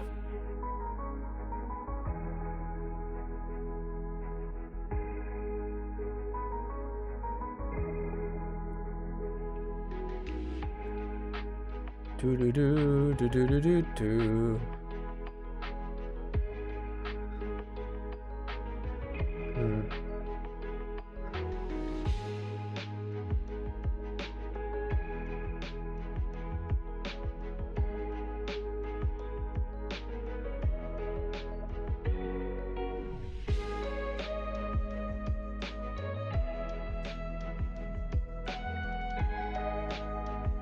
I think that works. At least I think it... yeah, again, I think it works. I hope it does.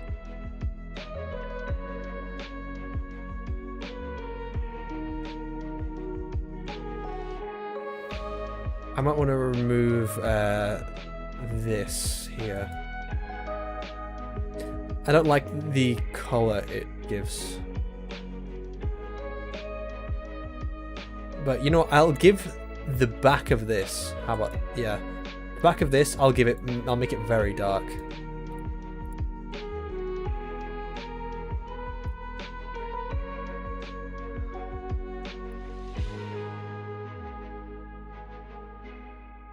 Try reflect, messing around with the roughness. Something I didn't think about.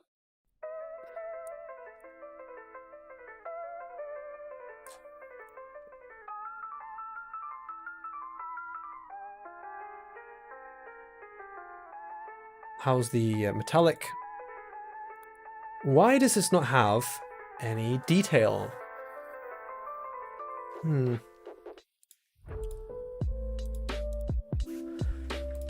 Ah, I see. Okay, remove. That's just that was causing it. Okay, I think it looks better. Now you get some detail in there.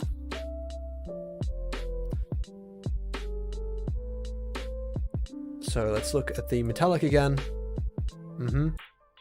And the roughness. maybe needs to be a little bit more...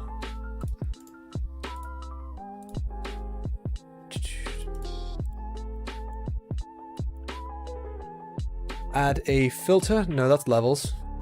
Add a filter. Actually, no, fuck it. I'll do levels. On roughness.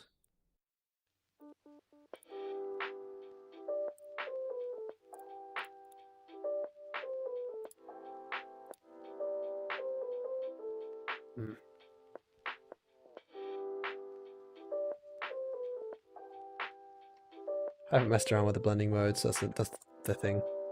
Okay, you know what I can actually do instead of this? I have this grunge here, which I was messing around with earlier on one of the other maps. What the fuck did I just do? There we go. If I reintroduced some... There we go. You get a bit more reflectiveness in there. Now, this looks a little bit too repeated. This is going to be very noticeable. So I need to go into this.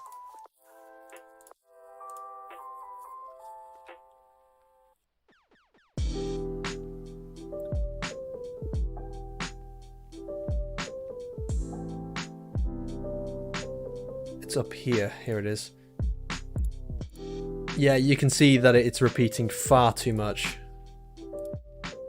Is it noticeable? It is noticeable in here as well. Okay.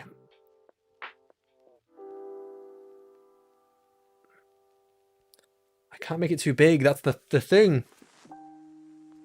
If I make it too big, then it starts to... it just looks bad because like you have giant splodges when there should be tiny details. Okay, I didn't notice it too much with the white, so I'll focus on the red. See if I can fix this.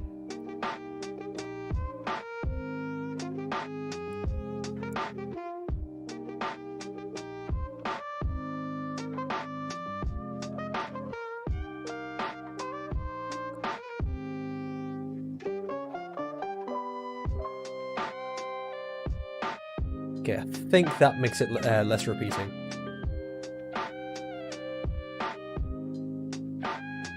Do I auto-save my changes? I probably should. Endar, Spire, roof. Yes, I save all the time. Don't question. I need to do something more with the color. Again, it's just too white in all these places. I think I'll make this darker, like I did with the other parts.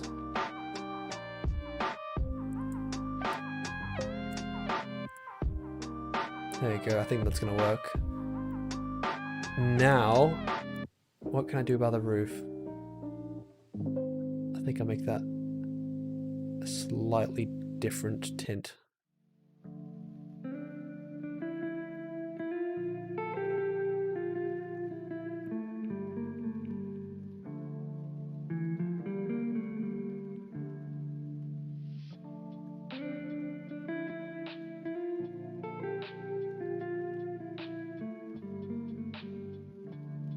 Okay, now I'll do the pipes again.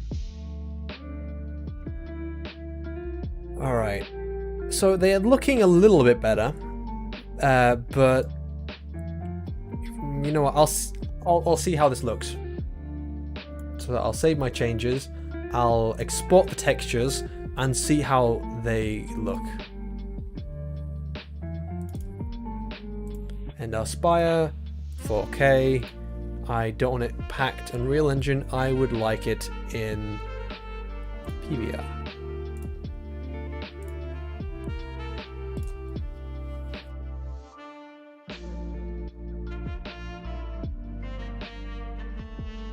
Right, okay. See how this looks. And our Spire roof.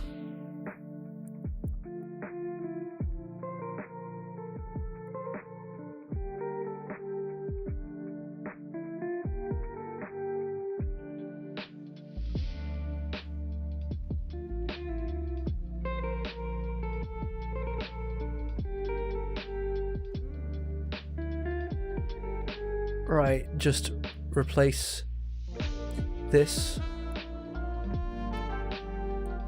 I could just change the color of the yellow, but I don't want to, like, it changes the preset. I prefer just to start with a blank.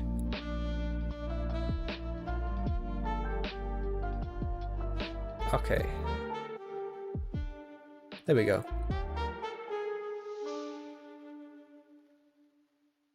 Okay, so let's see how this looks. So, roof. Mission.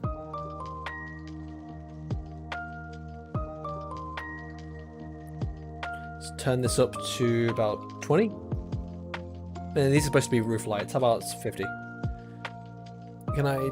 No, I can't tint it like that. I can tint the color here a little bit more blue.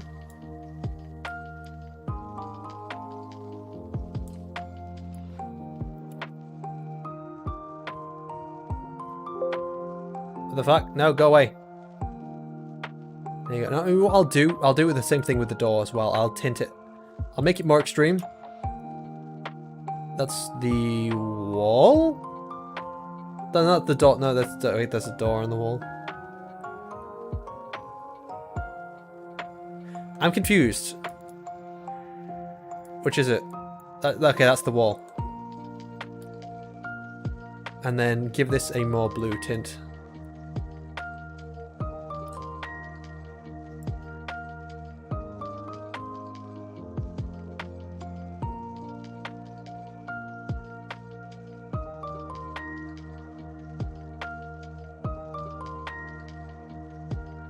There we go. Give it just a bit more colour. And I think I like that. I like that look. Because there is a bit of a blue colour to the lights, as you can see here. So I want to try and just bring that back.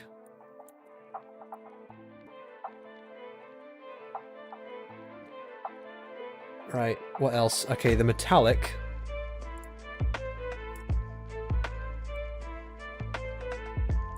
The normal. And the roughness.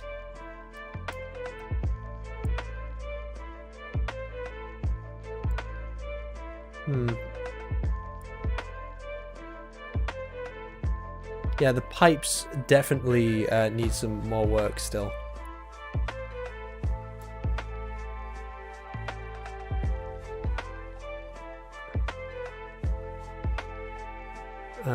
Yeah, that needs some triangulating.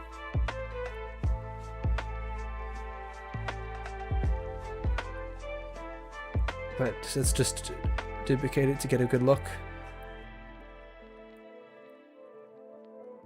I didn't clean up some of my geometry before I started this, before I started texturing, which, you know, would be a smart thing to do.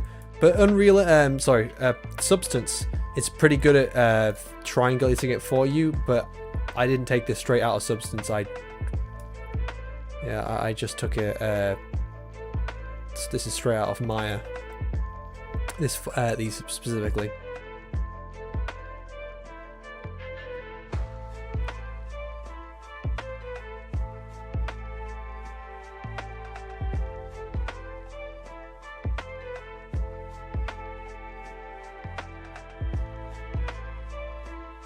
Now, I could have sworn I textured this ring a different color.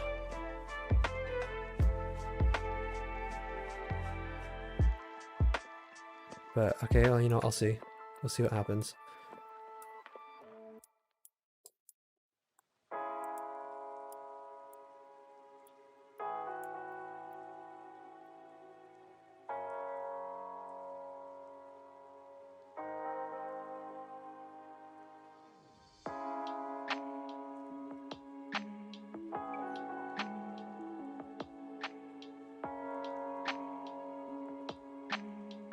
Well, I think I see the problem with this one here. Okay, there we go.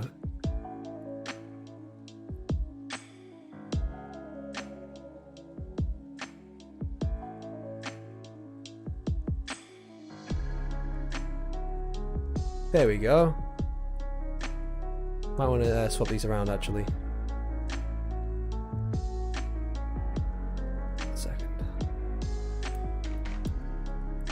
There's a little square there which isn't textured properly.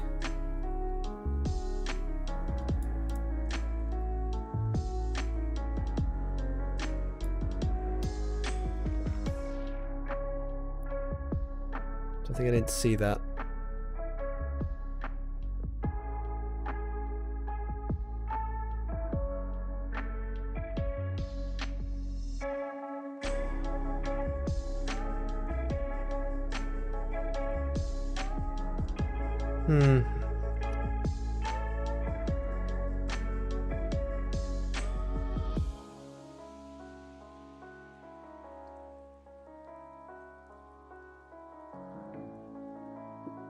My computer's getting louder because I'm making it run Substance Maya and Marmoset Toolbag all at the same time.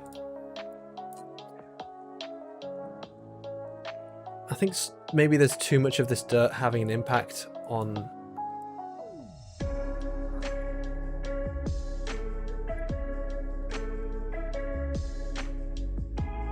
What's causing this shadowing?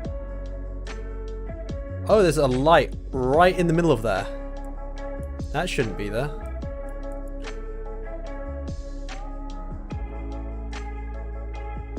But so far, I think it's looking alright. Let's see what everyone else thinks.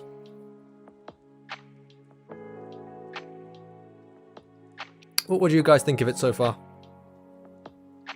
Okay, my only big problem is the pipes.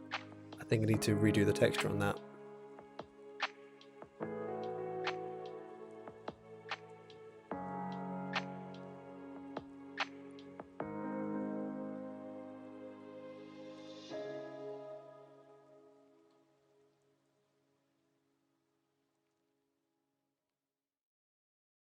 I hope it's very recognizable as the I keep wanting to say Ebon Hawk instead of Endar Spire.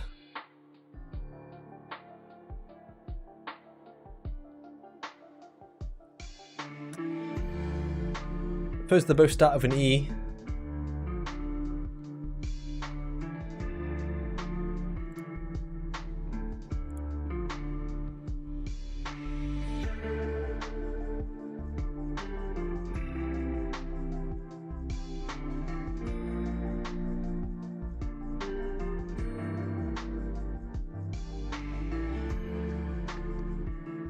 Thumbs up, looks good. And now your avatar fighting a droid of dire armor.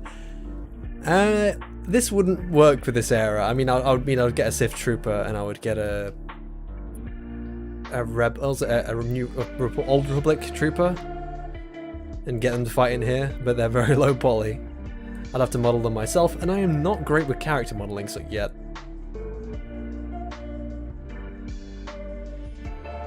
So what can I do about those pipes? Let's look at the roughness. Metallic.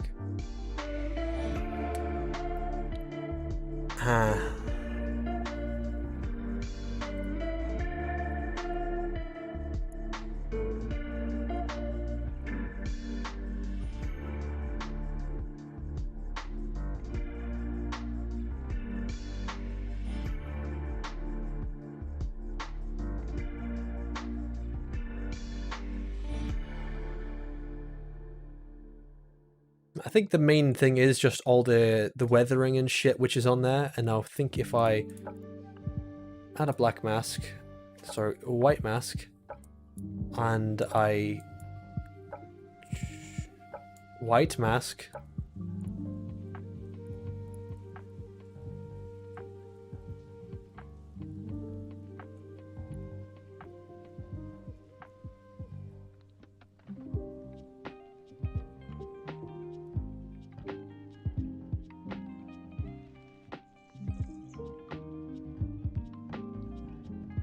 so now I've removed the weathering. It's quite basic still, but at least like it's not a complete mess.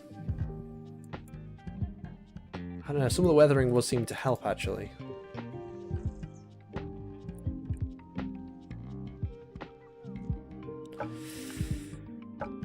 You know what? I'm just gonna I'm forgetting the metallic look. It's just gonna be some white pipe.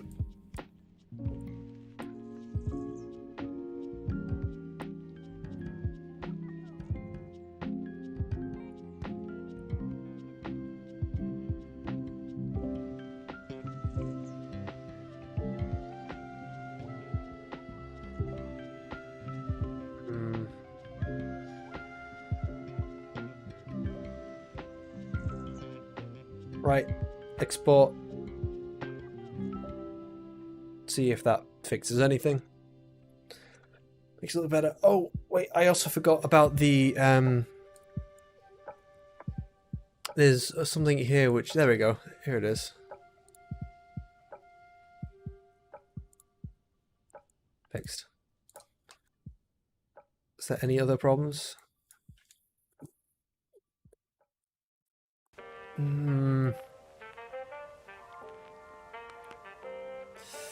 No, I still don't like that.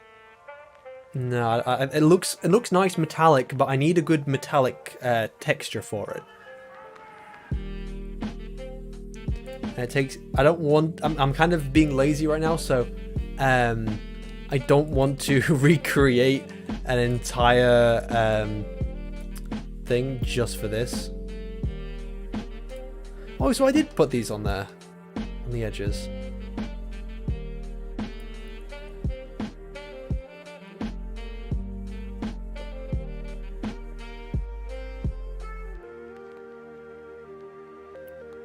Ah, fuck, I've put myself in a bad position here because I can't get this now without removing some of the, that I have to just go back over it manually.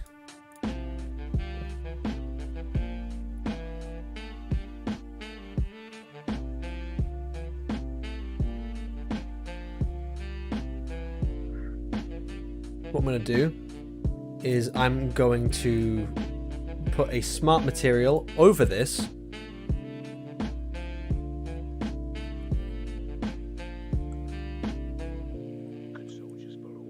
Okay, let's see. What are metal pipes made of? I guess they're kind of like an aluminium material. Characteristics of stainless steel. It's a copper, it's like orange, so it's obviously not copper. I guess it's a steel look.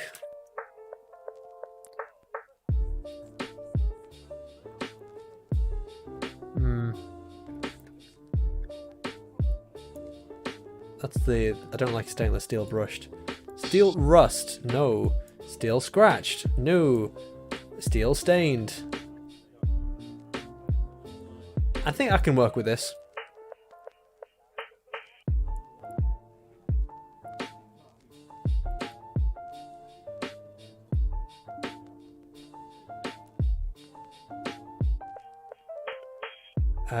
No. Remove this section. Remove that. Add this. Remove that. And then add this back, but then remove.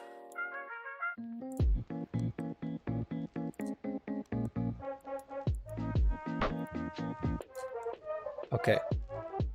So what's the base color? Base color is pretty white. Okay.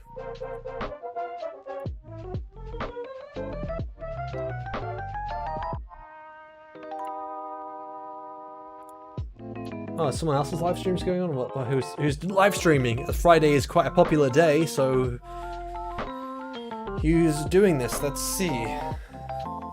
Oh, EFAP. Oh, of course EFAP's going. God damn it, Mauler.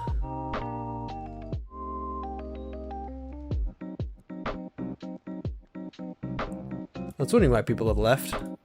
Oh well. Well, I'll just take it as a good sign that the people that left enjoy my work that much, that they choose me over Mauler. Unless me telling you about Mauler is gonna make you leave. Yeah, it's always EFAP. It's always EFAP which steals my viewers. I always pick the wrong night. It's I swear, whenever I live stream, unless it's like I just start streaming off the bat really late, it's always EFAP which are the ones. Okay, so maybe this isn't the best smart material, because the steel base I can't change any of the attributes of. Can I? Nope.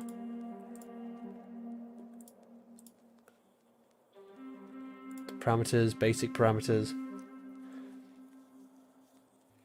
You're watching both. How'd you watch me and EFAP at the same time?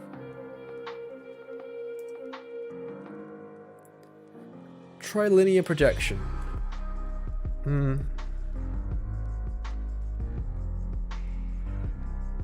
Okay, let's see how that looks.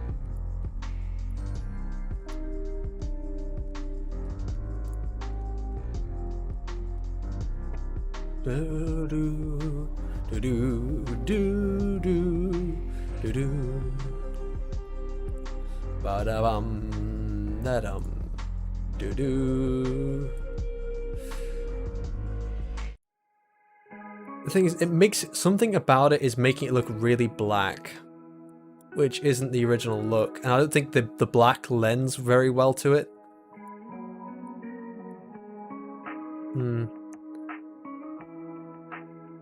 But the original base color isn't black. It must be the metallic.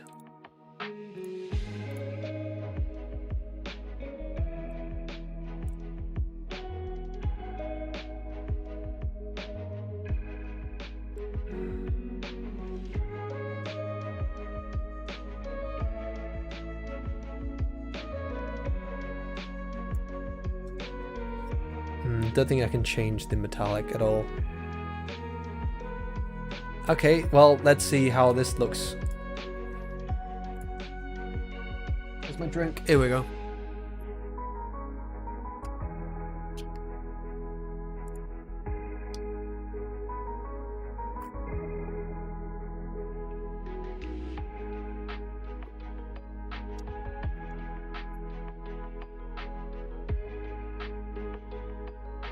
I'm going to EFAP. I don't really watch EFAP anymore, and it's nothing like on their part. It's more that it is long and it takes a lot of time, and now I've started streaming and making videos. I usually use that time to I don't know, do videos and live streaming editing, I guess. So I don't really watch EFAP anymore, and I'm not much of a follower these days. I just end up doing my own thing. So again, EFAP's great, and I would never mind being on there one day, but I also understand like why I wouldn't be on there. How's this? I know that when people, like absolute no ones, go on Smudcast and Morning Nonsense, some people have issue with that, and I suppose to an extent I do understand, because sometimes they do irritate me, just the way they act. But at the same time, I'm fine with it still, even though some people in the audience have personally told me that they don't like the nobodies. I was a nobody at once, so I do. I mean, I still am a nobody, but it's now I've started to grow. How do I explain it? I don't want to sound like a dick by any means, but I don't want to invade someone else's space being that guy. So if I ever do on EFAP, I don't want to push myself into it, and I suppose that'd be very awkward because it's not my space. The thing is, I'm very confident on Morning Nonsense because that is my space.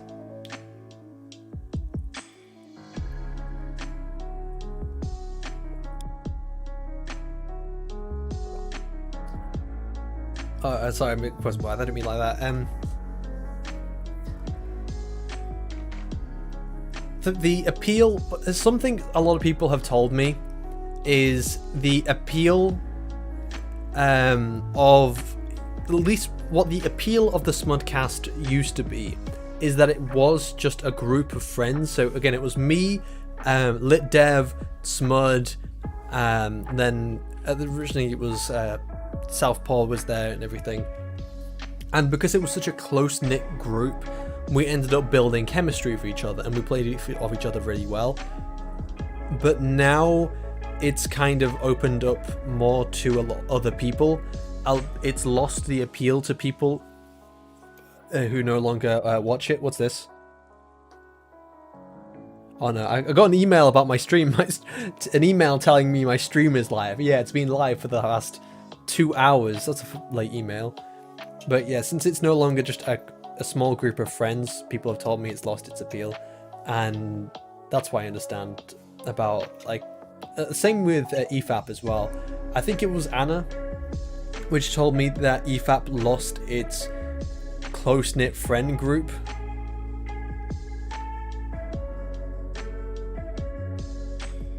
So yeah, and that's what she said about Money Nonsense about me and Lidev and Glib, is that, again, we're close-knit friends, so it makes it good chemistry.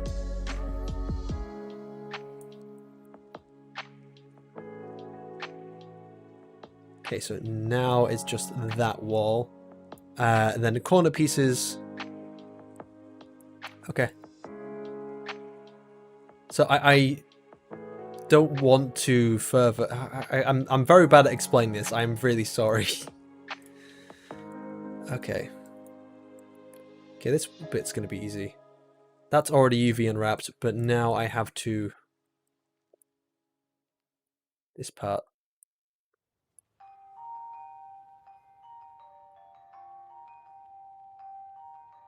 I'm just going to shut up, you know, because I don't want to keep sticking my foot in it.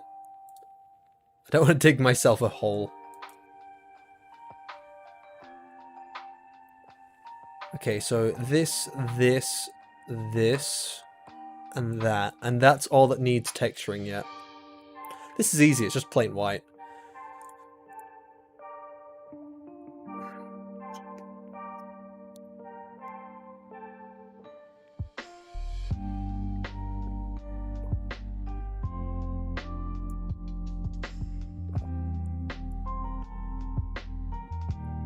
But, you know, I'll texture this first. How about that? Wall 2. And then I'll just UV unwrap this.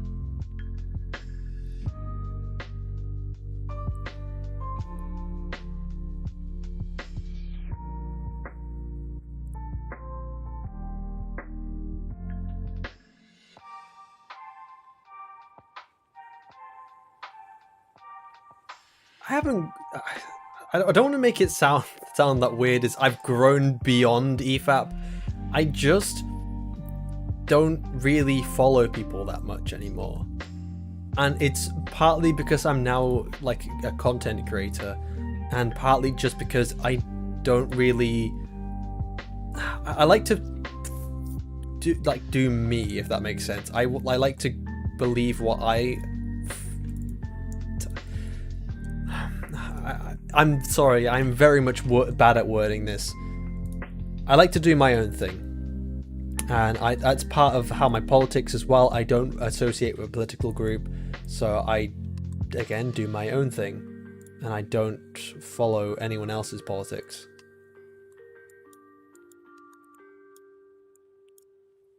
So... I like to make... How is this for wording? I like to make up my own mind on things. I like to be my own judge. These are the droids you're looking for.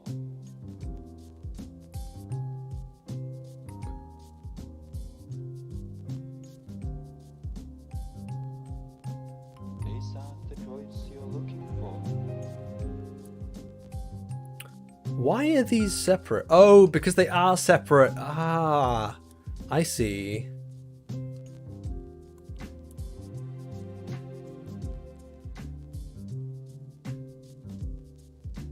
You don't need to see his identification. Is this for fun or is it for a mod? It is for fun. I like to... I've had to explain this so many times on 2 live streams now, that I'm doing this just because I was replaying KOTOR and I fell in love with it again, and because it's been a long time since I last played it. So I replayed it and I looked at a lot of the designs and I thought, hey, I could make those. I could make them a lot better. So I decided to try and remaster it. And here is what I have so far. This is only a temporary preview look in Marmoset Toolbag. It's not what it's going to finally look like inside Unreal Engine. But I'm now just going through all the assets and UV unwrapping them. After I have finished with the corridor assets, what I'm going to do is I'm going to move to making some of the rooms. So if I pull up the reference again, so there's a lot of assets you can see in this room particularly. So there's some more wall panels. There's that wall there. There's something on the roof, whatever this weird padding is. I have no clue what I'm going to do with this, but I'm going to have to do something. You can tell that they were just trying to add detail in any way they could. You can see that they've just used a repeating texture on the roof, and it hasn't got that much detail in it.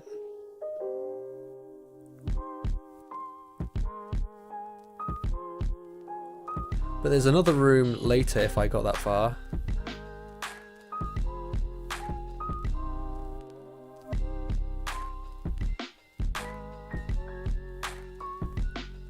Yeah, and it uses a lot of the same assets from the last room. So you can see the same pillars, for instance. But it is... Does that just disappear? Oh no, it doesn't. Okay. So there is some panels being used from this interior or exterior here. And you see there's some different panels. I think these would be interesting and pretty easy to do. I don't know what I'm going to do with the floor in these areas, because these areas, they just have the same repeating floor texture as outside. And the thing is, this repeating floor texture does not work for these, like this intersection here. Because you can see that it's supposed to be above the surface, but it then just cuts off at where the texture ends. And because that was a technical limitation, I can now get around that with what I'm making here. And there's certain things which I have to work out and make work in my own little way. Oh, that's something I didn't take into account. They have windows. Could I cut out... I actually think it would actually be pretty easy to make a version of this which is just cutting this out and adding a window. Because again, you see a window here across this bow.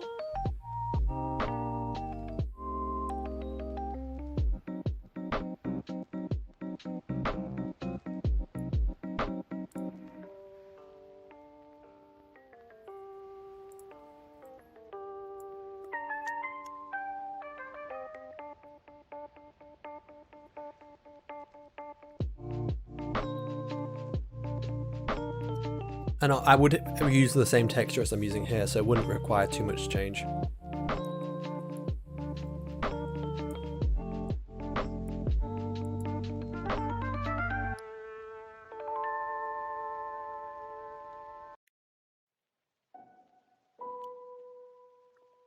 Alright, okay, let's get back to work. Back to UV unwrapping and then texturing.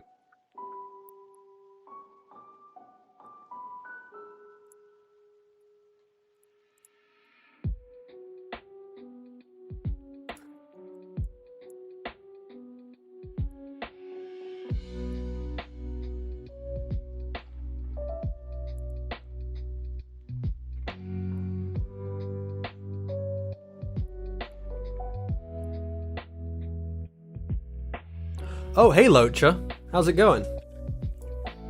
Still just making progress. I'm happy with the progress so far.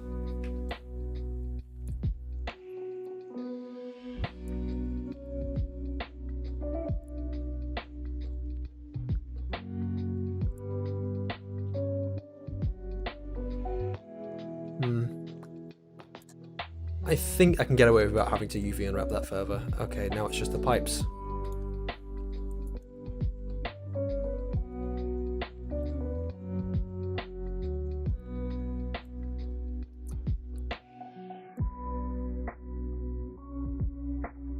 YouTube recommendations. Oh, I thought it was because I put the thing in your Discord, but hey. Well, you know, YouTube often knows.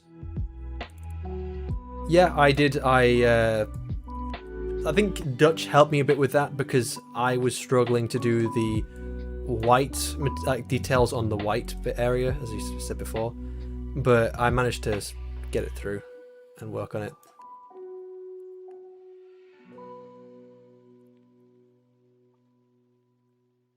For any of you who don't know, Loacher is one of the great guys behind, do a lot of the fan films. He's actually personally, if it wasn't for him, I wouldn't have found the Rococo smart suit, which I use for a lot of my videos.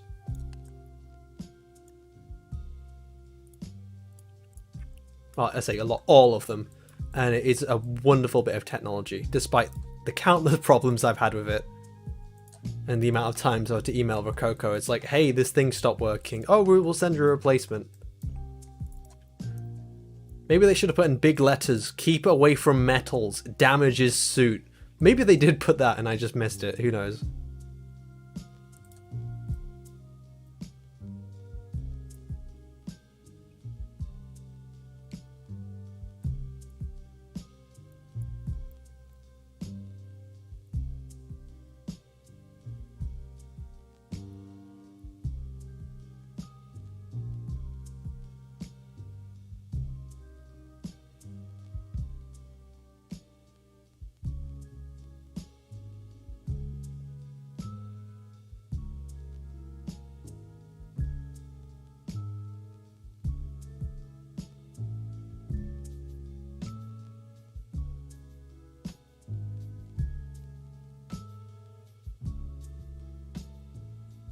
Yeah, I'll admit their customer service is pretty good.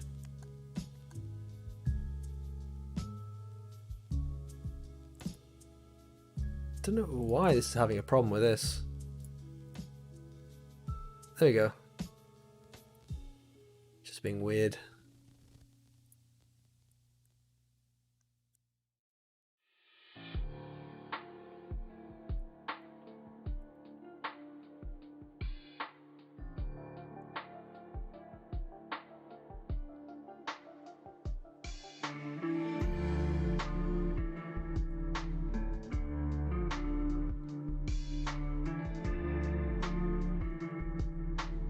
There you go, Loacher, you got yourself a sub.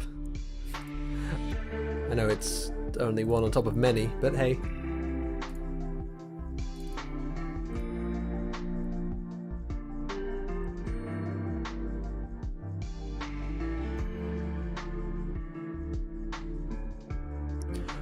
Oh, I heard earlier that I'm gonna get the Rococo Smart Glove in I think about 2 weeks plus 4 days shipping, which is exciting. I'm gonna have actual hands now,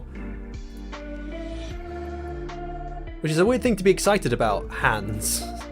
It's a pretty basic thing, you know. You think for a suit which you're paid $1,000 for, you'd get hands, but my hands are no longer going to be doing the whole cupping thing, like the Lego brick hands.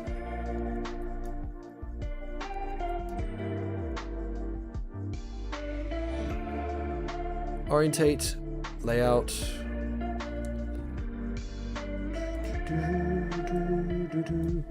I might just mix these two textures together. Optimization.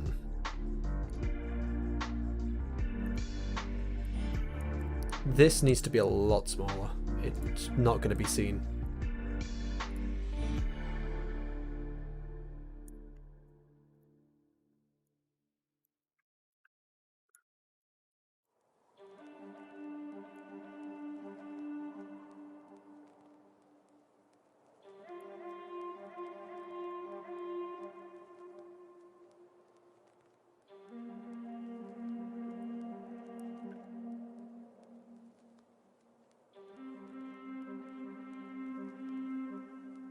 Wait, did I even orientate this before? I think I did, it's fine.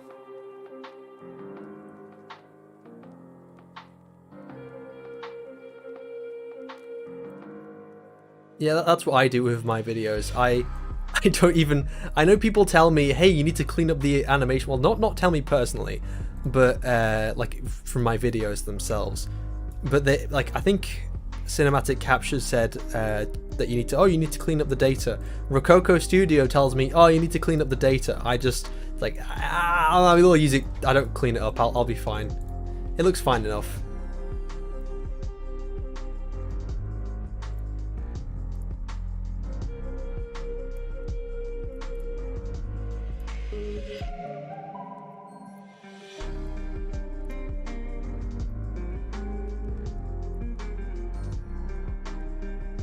Is my Endar Spire going to be in the next video or for fun? It's just for fun again. It's got nothing to do with my videos. I will probably put a preview video just flying through the place. But nothing more than that, I don't think. Maybe put it for sale, or I'll give it to some people to do animations or something with.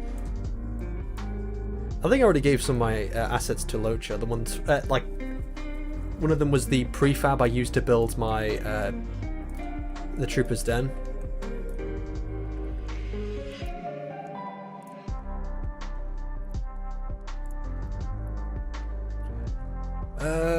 How about, yeah, just wall 2. Right, then see how this looks in substance.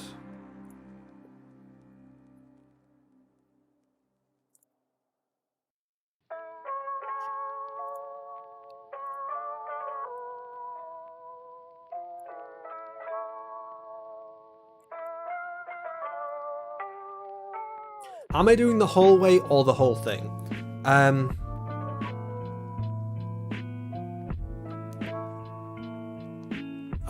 I think what I'm going to do is I'm going to do, as I just said a little bit earlier, I'm going to do 2 rooms, at least as the assets from 2 rooms. I'm going to be looking at this room here and the room you start in. For like I probably won't do the furniture, but I will do the walls, the room itself, and then I'll do some of the other rooms. I also need to do some of the platforms like this. Why am I not using auto layout? The thing is, auto layout is a little bit iffy. I have to, I've had issues with it before. Like, for instance, when it's 2 separate objects, like it is here, that I haven't combined them and put them, and separated them again, it likes to mess around with the scaling. And another thing is that when it comes to layout, and specifically one feature of layout, which is stacking, it doesn't like to do that perfectly either, and I just find it's much better to just play around with the scaling themselves to get it working properly.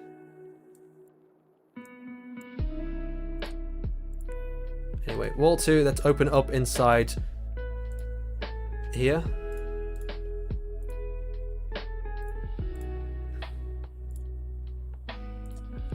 Get ourselves some baking going.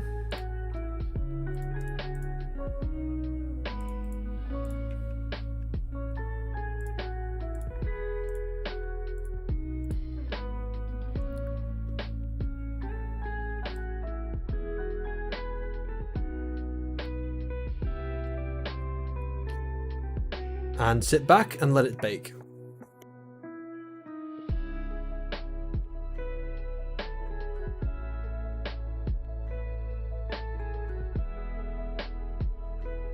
It's not the same, are they?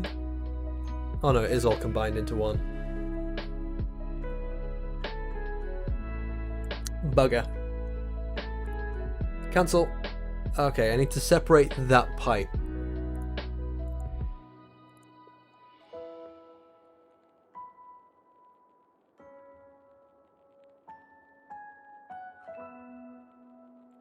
Because it needs to be the same. Okay, combine it. And then I think I need to separate this as well and do a separate object. Right. Now let's give it a go.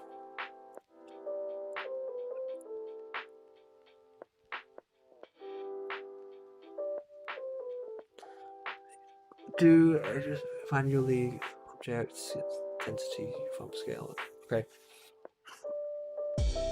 saves a couple minutes, but if you're doing it for more hours. Yeah, I know. I did literally just do layout on this one here, but it's just a case-by-case basis for me.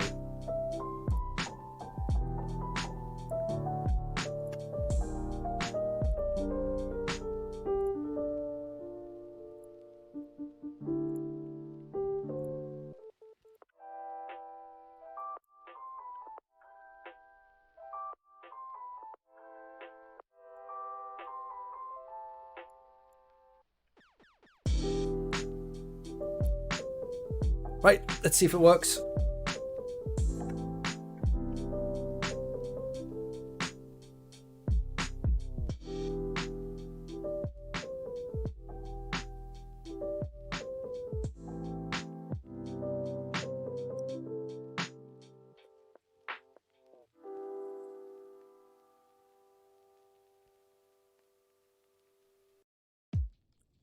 The hell is happening there?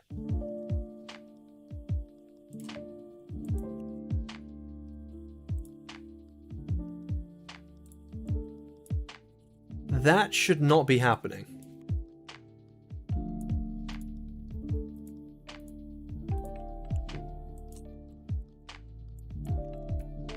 Why are these darker?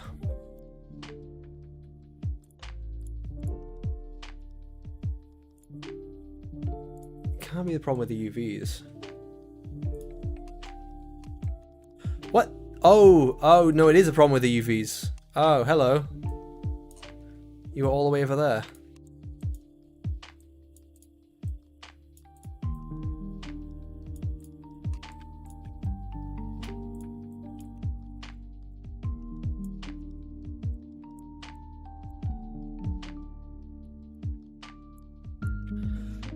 Right.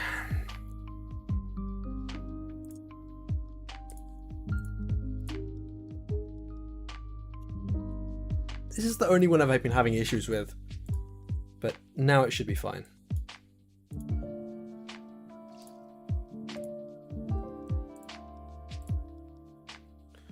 Rebake.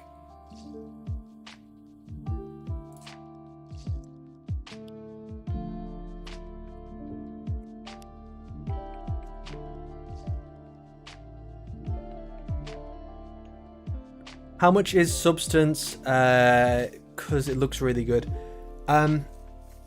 Okay, so if I have to pull up the substance website itself. Give me a second. If you are a student and you have a student ID or a student email, you can get Substance Painter for free. I get it for free because I'm a university student, and before because I was a college student. But apps themselves. How much does Substance Painter cost? I guess by now. An indie license is going to cost you about $20 a month, which isn't that bad. I've seen worse. I've seen people charge you like £400 a year. I think Maya even, if you're not getting a student version, costs you like a good $1,000 a year or something. Which is why I use the student version. But being a student is good because you get so much shit for free. And it's all just great technology.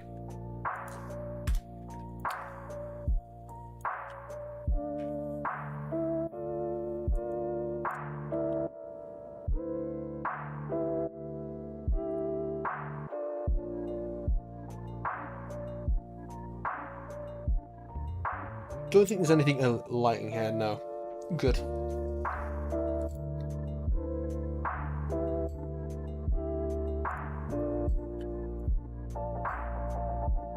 Don't need that yet. Don't need this.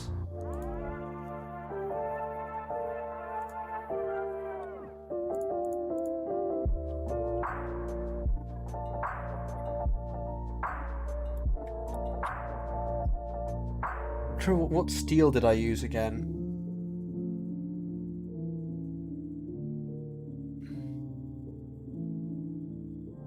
Is it steel stained?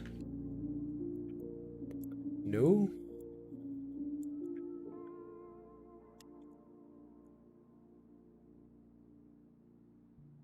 Right, see you around, Locha. Good seeing you.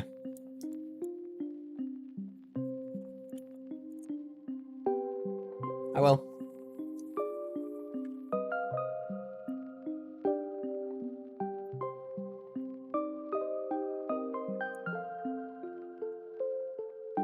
Do I need to open another substance?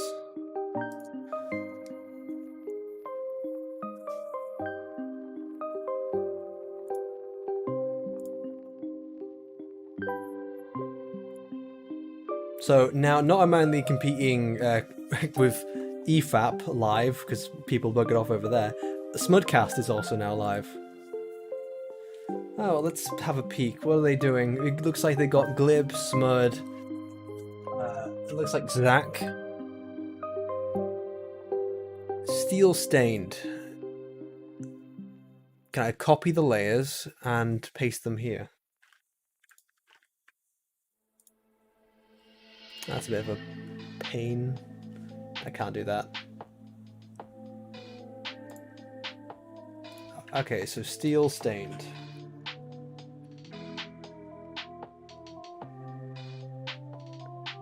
Right, that is what I used.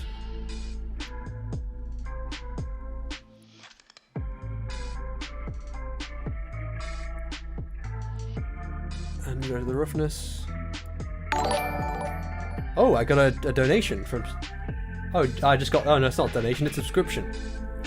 Hi, Blue Detailing Narrations. Just dropping by for a few minutes, but I want to see what you're up to because your stuff has been pretty awesome lately. Thank you.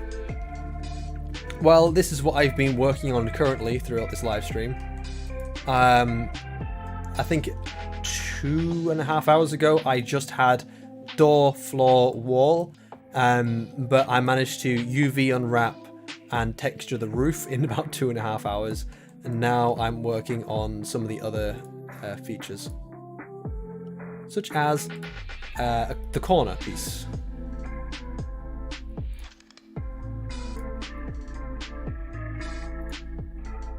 I'll leave it like that unless there are any big issues. Add black mask.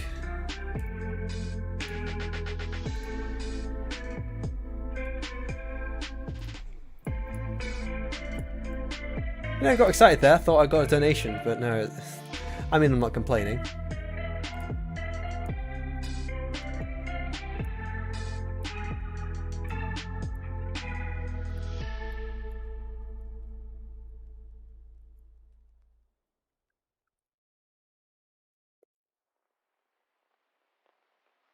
Okay.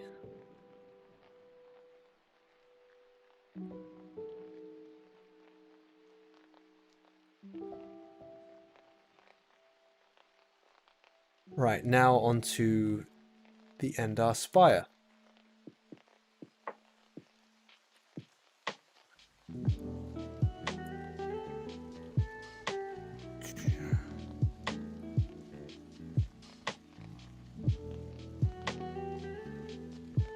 I have no idea if this is going to work, but I hope it will. So it looks like I've used this.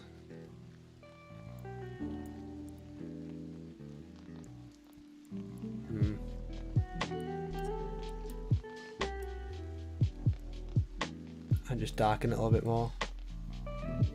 Try and fit the colour. And then I added a red strip, I believe, down there. I should have textured all this at once. I'm a bloody nincompoop.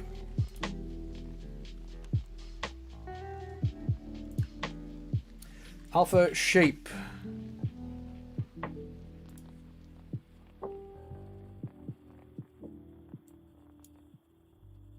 Rotate the shape about 90.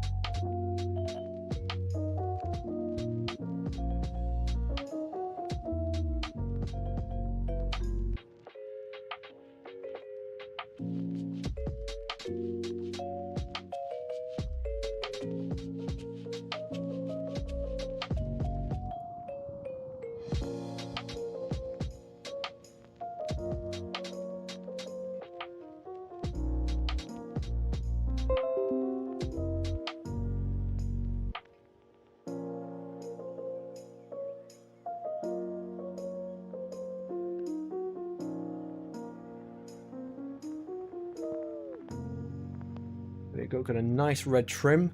I'm just going to clean that up. There you go. Right, now I think it's this darker here.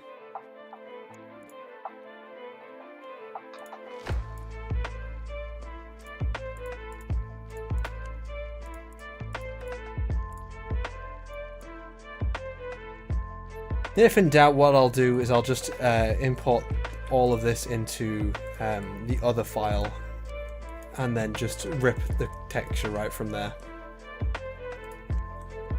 Out at the top, there is, it gets black after a little bit, about halfway.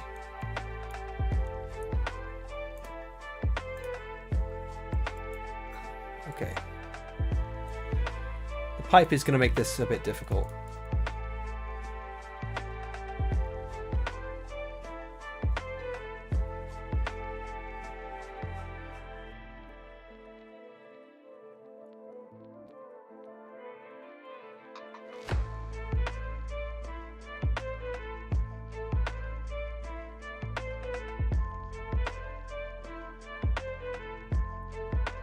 How about this?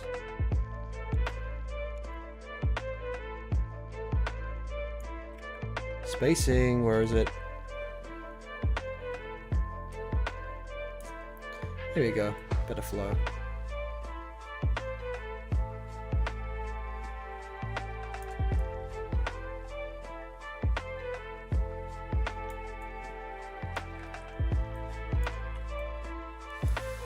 Which is a little bit more straighter. Yeah, fuck it. 90 degrees again.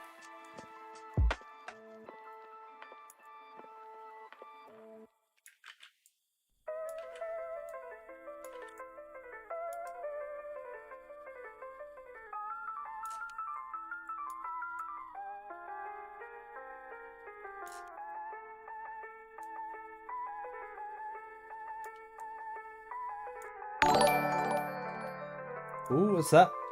Obi-Wan Kenobi donated $3. Thank you, Obi-Wan Kenobi.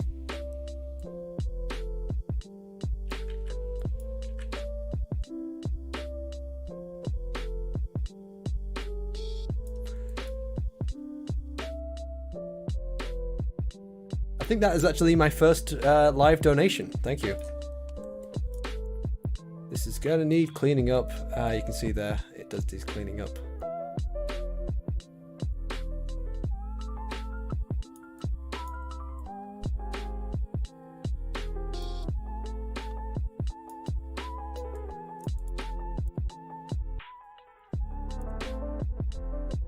It's never easy.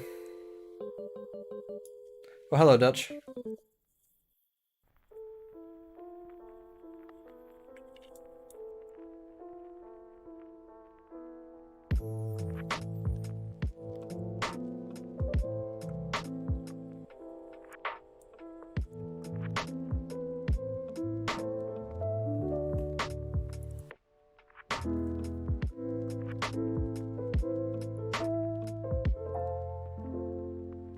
Ah, this looks god awful.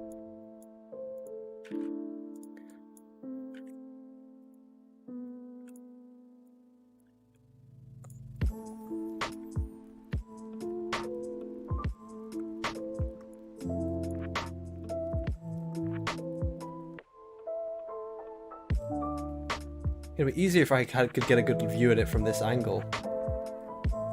Ah, this is completely it. No, fuck it. Go away. Now remove all of it. I'll find a different way.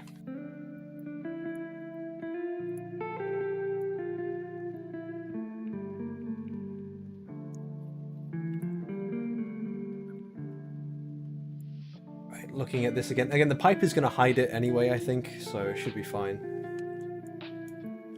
So it's going to connect onto there.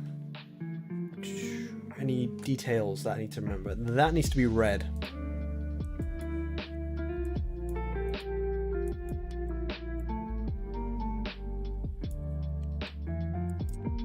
I think the wear is probably far too strong on this.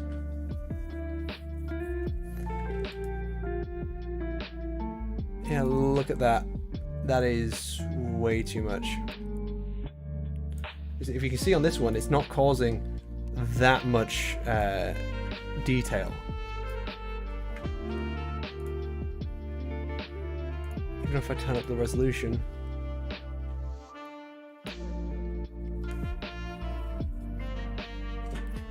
If it will let me do that without, you know, having a hissy fit.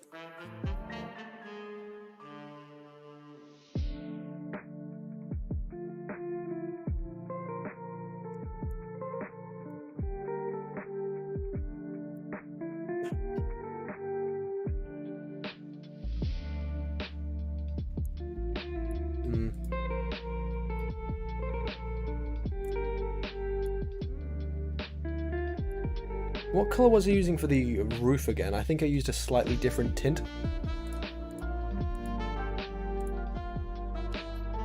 But, you know, I'll have a look at the hallway.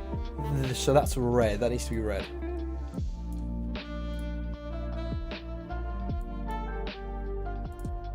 Boom, red.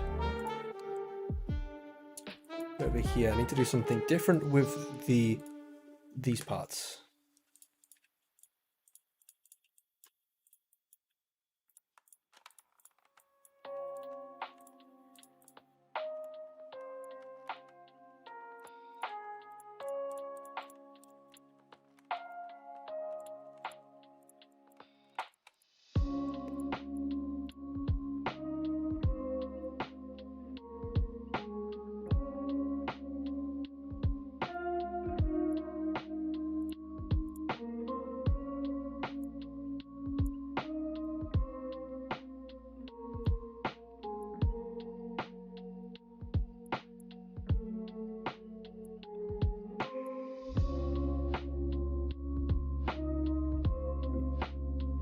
Right, okay. It's pretty fast, but let's see how well this is fitting in already. So pull this into Marmoset tool bag.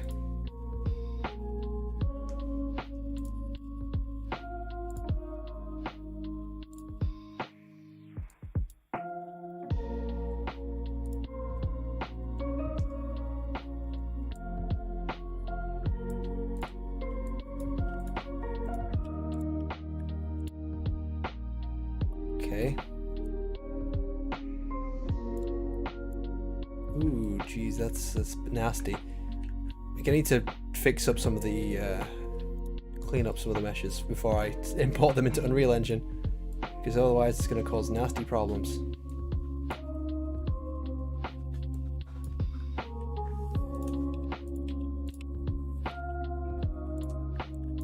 Because I didn't triangulate some of these geometries.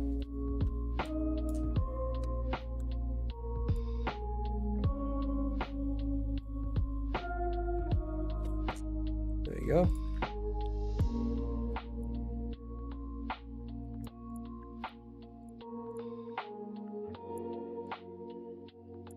Control D and group. And now this group can be transformed about 90 degrees.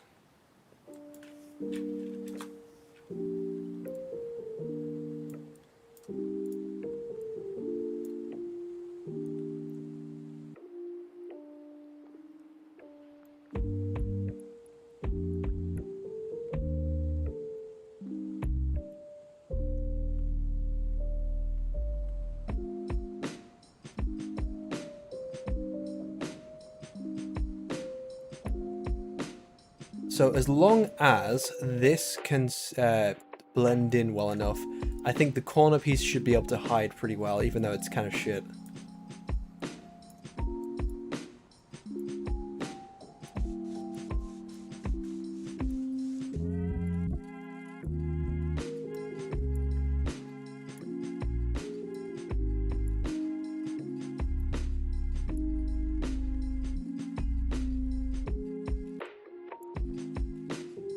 Right, let's give a look at this. Actually, no, you can see that that's a bit more grey than I've put on here. Duplicate black mesh. Black mask, not black mesh.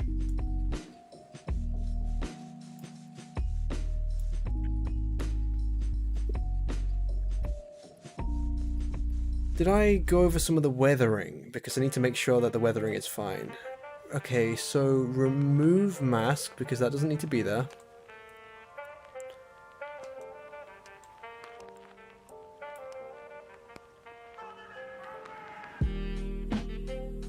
The dirt is far too strong.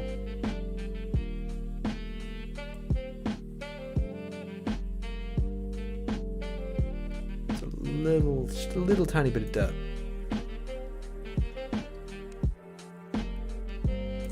Oh god, that is far too much still.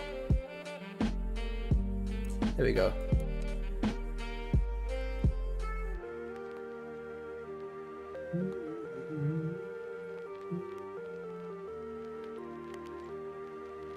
So this, just remove mask.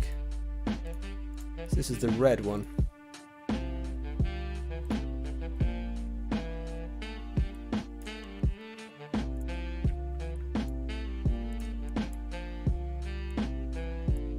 No, I'm going to leave that there, and then just going to copy this mask, then remove this mask, black mask, paste into mask, and then I'm going to invert it.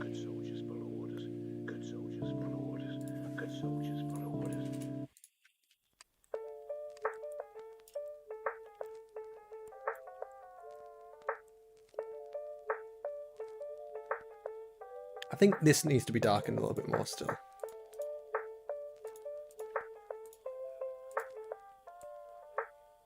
There you go. Okay, now let's try throwing it in Marmoset.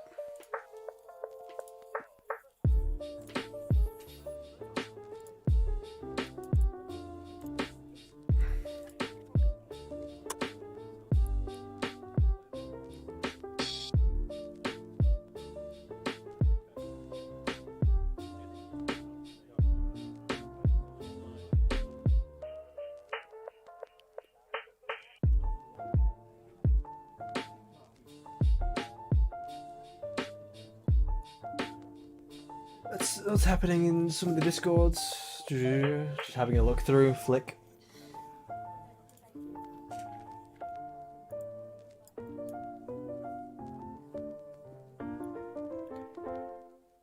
Right.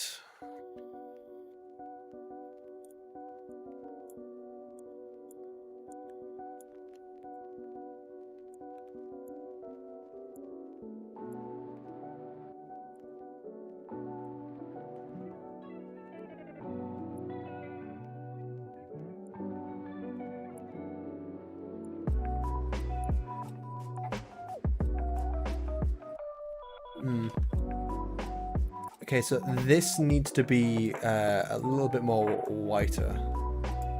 I'd definitely say. Did I got the colours right here? Yeah, I think the colour matches. And the strip goes across pretty fine. Is it noticeable that the black isn't continued? Oh no, it's still there. I could have sworn I removed that.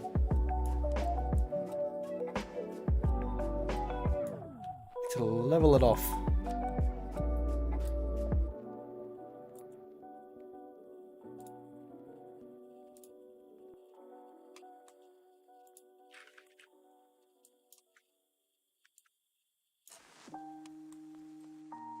Show me the one whose safety deems such destruction.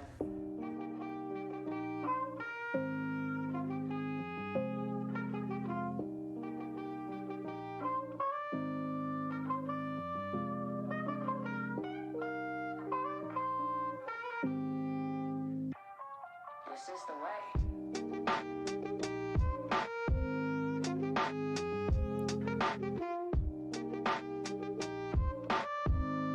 What's the rotation? Oh no, it's just the weird angle. Fuck it.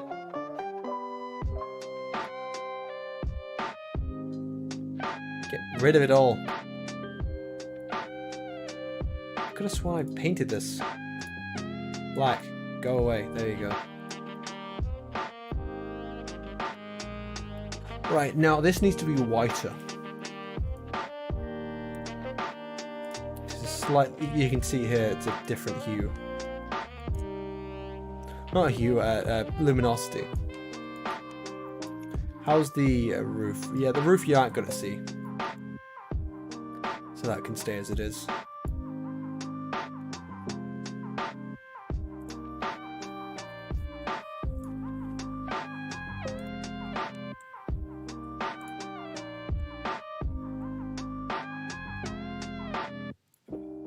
Spot it again.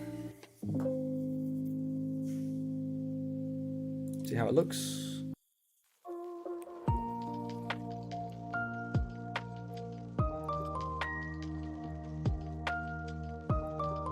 I think this needs to be darkened still. Sorry, that.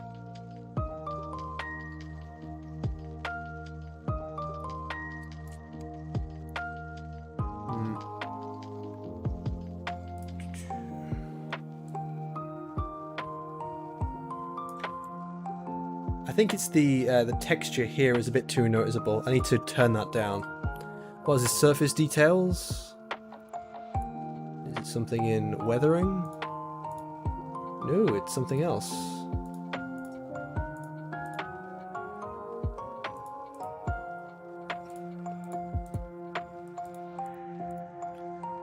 There it is, whatever this is. Stains! Oh, here it is. Turn it down.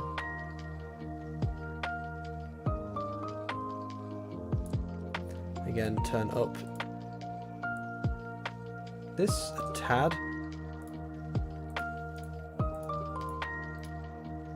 Turn this down a little bit more.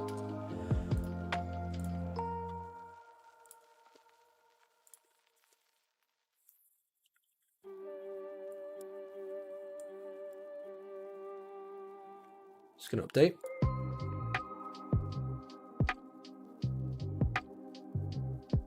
Right, so I don't think this is noticeable here. This is fine on the piping. Then what else do I have to UV unwrap? Okay, so this connecting piece on the T-junction and this floor.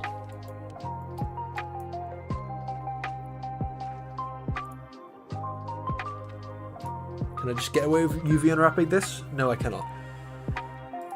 To cut it to little pieces. Oh, hello. I noticed something.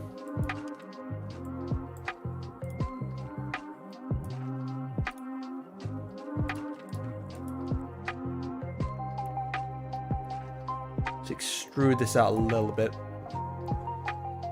With all my modular things, I like to leave a bit of a lip to allow it to connect a bit better.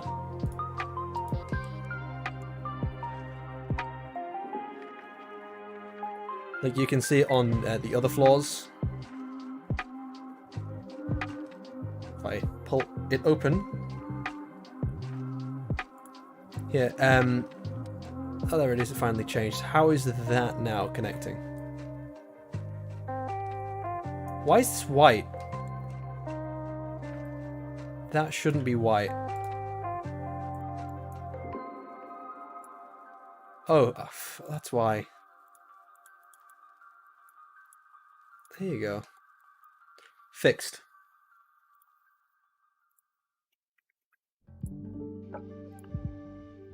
Is there any other issues?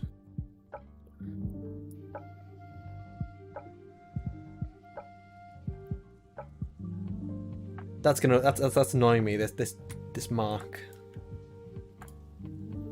which will be one of the curvatures.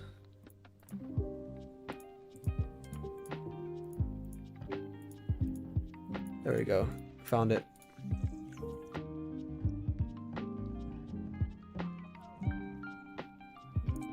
Just a little bit.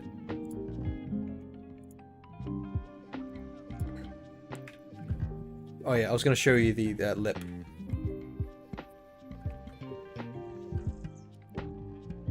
So to make sure I have a bit of room with the floor, they all have a little bit of a lip here.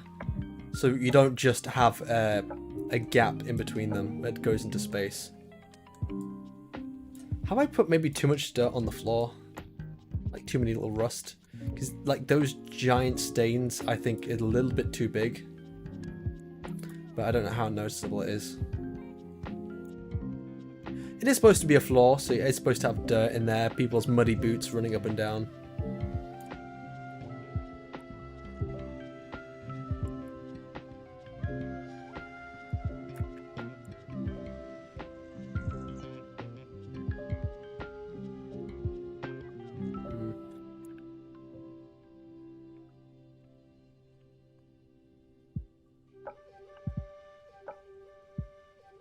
File save.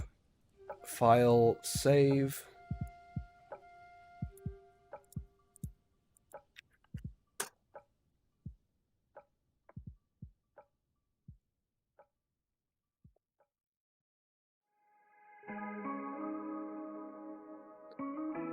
So there's multiple parts of this junction. So there is the T junction, which goes off into two other ways, and there is the X junction, which is going to go off straight forward and to the sides. I have to make a texture for each individual one of those. I was going to have an L, but I think what I'm just going to do for that is I'm going to use a deformer to bend the corridor, like at a 90-degree angle.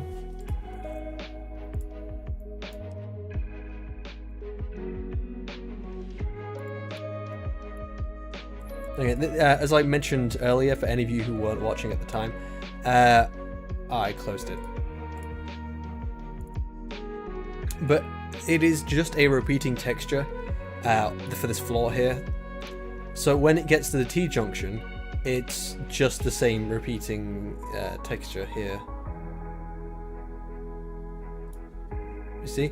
So what I've done is I've tried to design my own floor texture, kind of using the same theme ideas to try and convey something similar.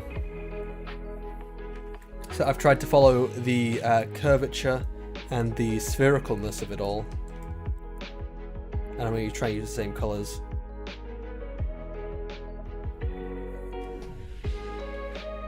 But only time will tell if it fits properly.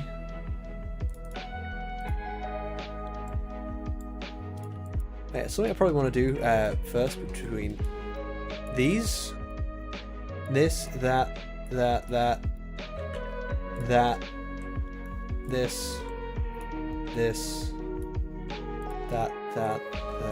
that.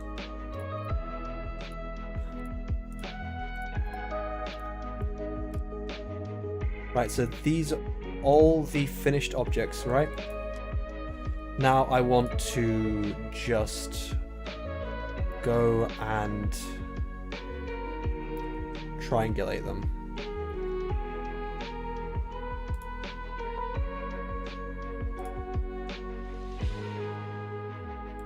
Quadrillate.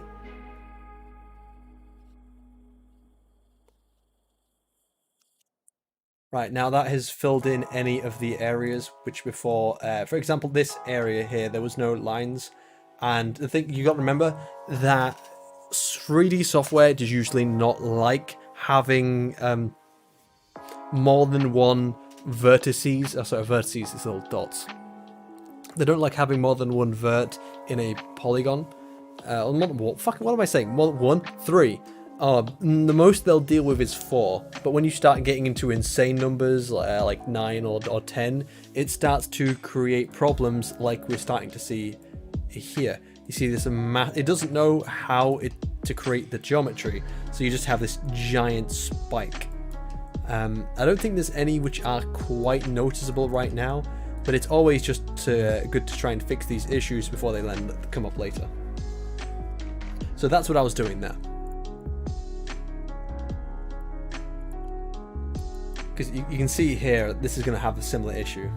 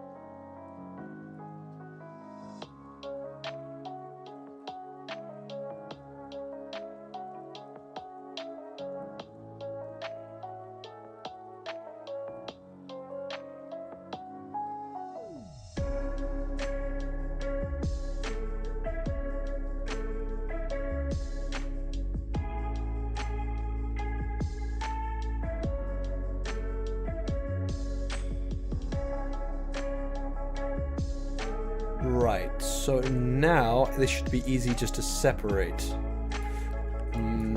Something's not selected up here.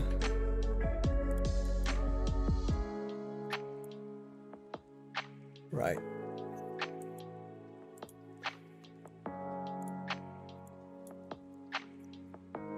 And there's something missing from up here as well still. There you go.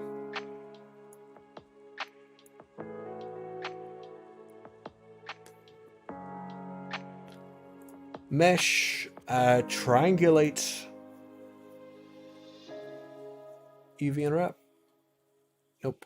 Okay, it doesn't want to do that. Well, you see, simple enough, because what I can just do instead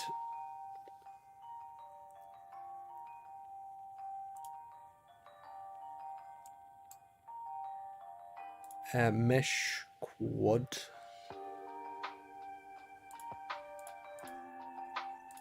Now,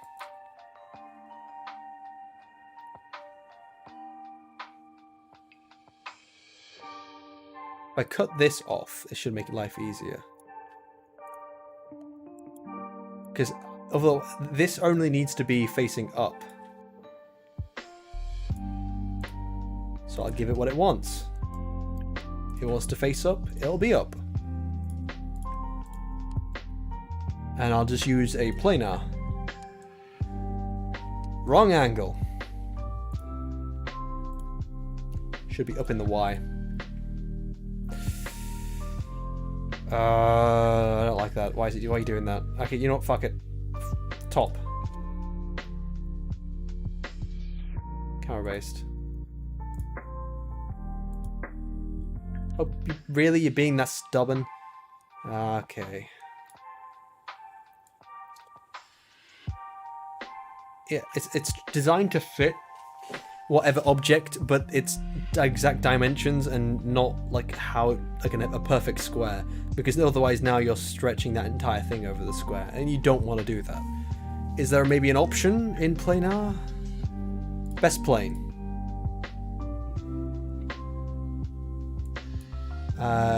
Keep image. There we go. Perfect.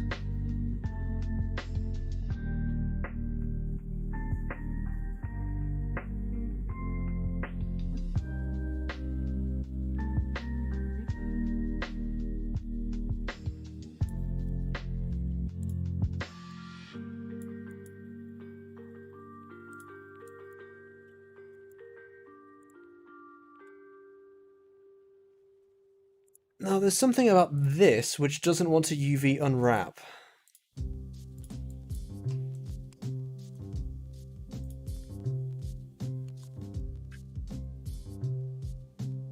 How about this? How about this? You know, automatic. There we go. Cut it up all horribly, but hey, you know what? I'll give automatic another go. Select all this. Do it yourself. What kind of cuts is this thing made? So it's no, okay, you know, I'll do it manually. You don't need to see his identification. Go back. You don't What have you need to done? see his identification. Okay. You don't need to see his identification. Guess I'll set that to automatic as well, since it's having a hard time for some bizarre reason.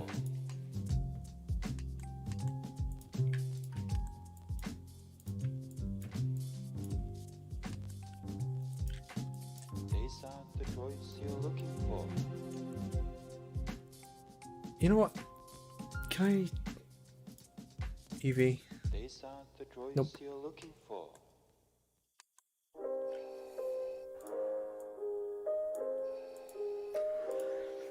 I don't know why Maya likes to have an issue with UV unwrap. I never had this issue before, but for some reason in newer versions I've been having it, where it's like sometimes it just doesn't want to do it.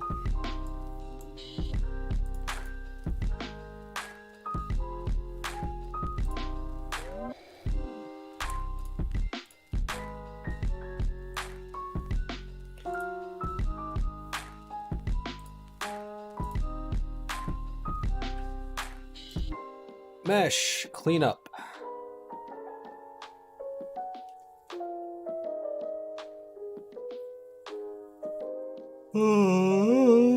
More than 4 sides.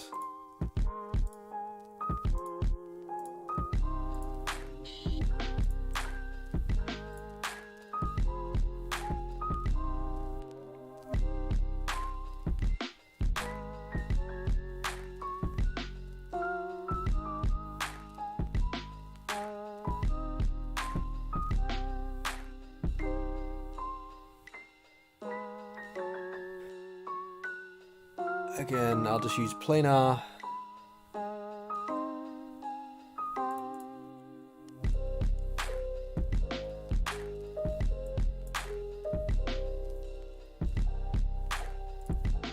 This will have to do. This will. We'll see how it works. Orientate shells. Layout. Fix.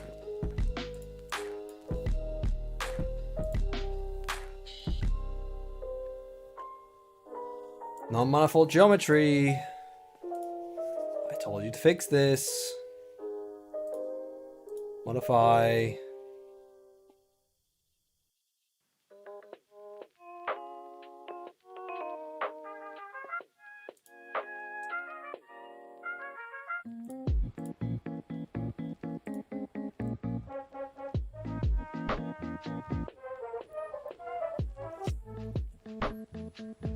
Clean up. Mesh.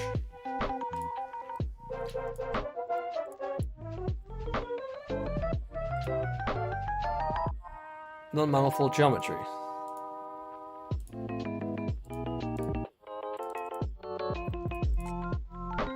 So I told it to clean up non-manifold geometry, but for some reason it doesn't. One or more faces, polygons, and non-manifold edges. Ah, why are you doing this to me?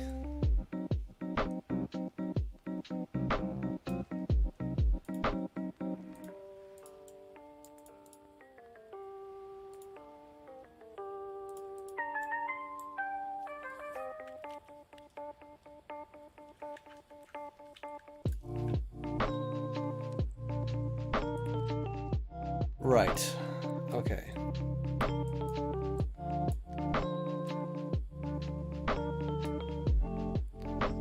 Planar. You know what, fuck it. At this point, just do the entire thing as a planar. See if I can make that work. Can I? Oh, Jesus.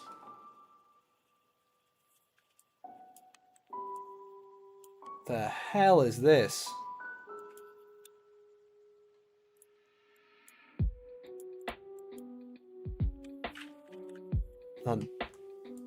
God's hell happened.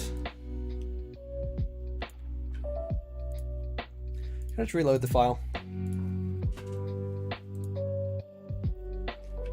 Right, okay.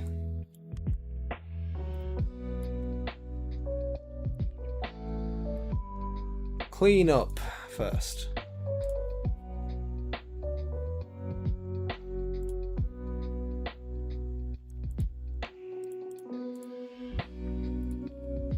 There you go, faces the more than 4 sides. You're gonna have a better time with it now?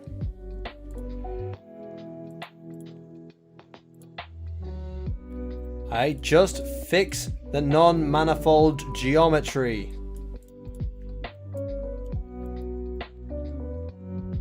There shouldn't be any issue.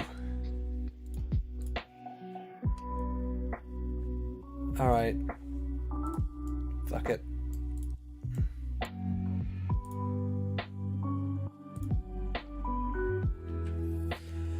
Let me guess, it is currently about... How many people are alive right now? Oh, just still Mauler and Smudboy. Oh look, everyone's going to the streams. Wouldn't be surprised if anyone else was on. Oh, that's right. Oh, my audience also came from Friday Night Tights, and it's Friday.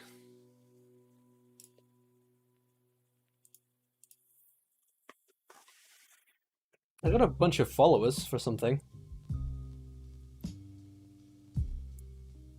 Where did it come from? Where did you guys come from? I have to check a few studio. Oh, I just hit 1,180 subs. It's nice. Any close to monetization? No. It's gonna tell me later.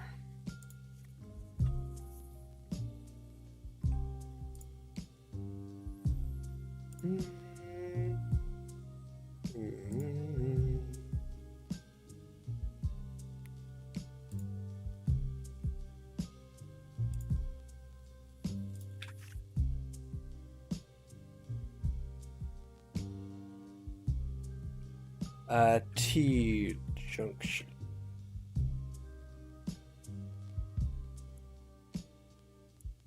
Actually, I'll copy the floor first. Shit! Didn't mean to discard.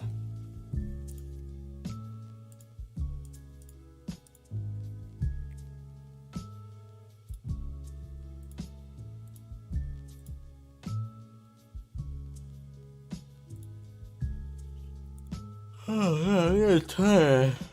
Ah.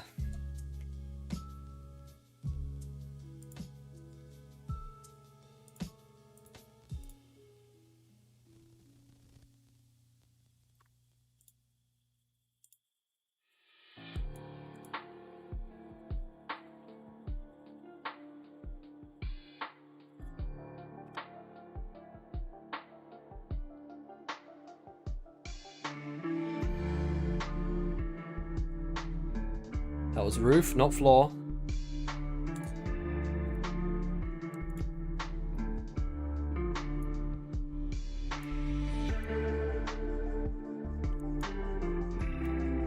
Okay, so this doesn't need that or that. This.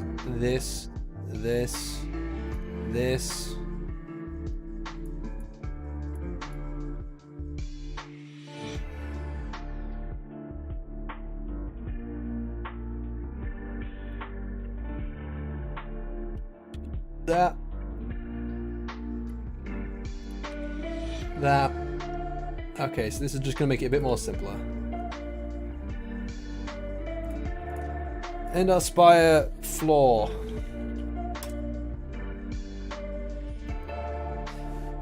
Save.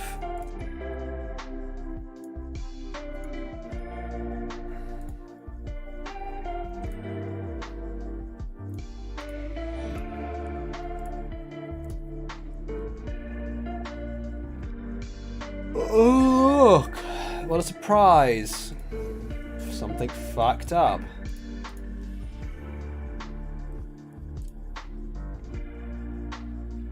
How did I fix this issue last time? Delete by history. So there's something wrong with the mesh, and it's creating problems. That's all I know.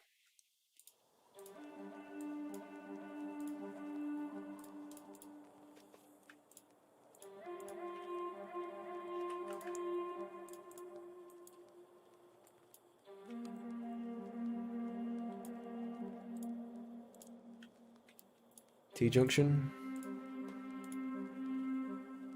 File, project. Okay, no, file.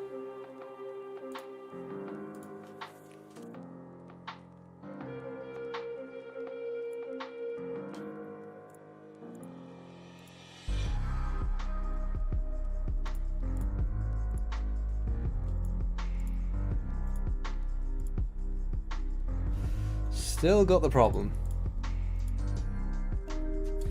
Think. Okay. What did I do to fix this issue last time? There was something I did, and I can't remember.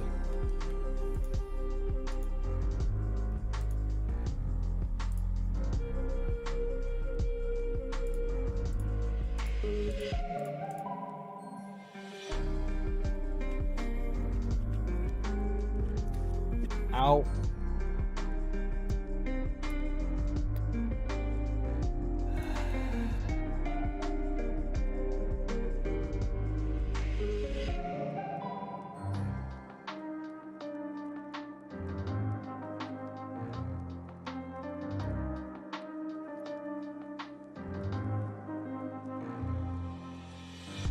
hell happened over here?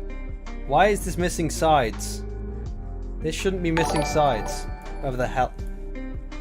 Oh, Just a Fan donated $20. Thank you. Thank you very much.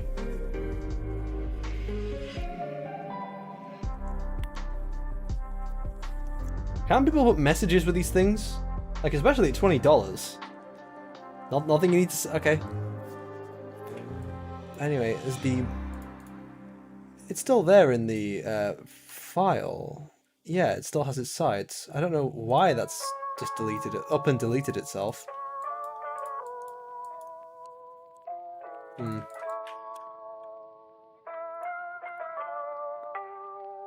Yeah, I appreciate that much. Just a lot. Just a Fan. It is great, honestly.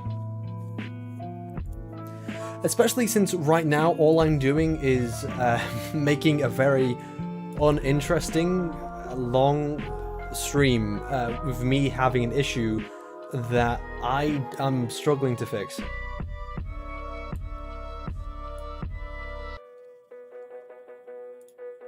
Here we go. Fixed.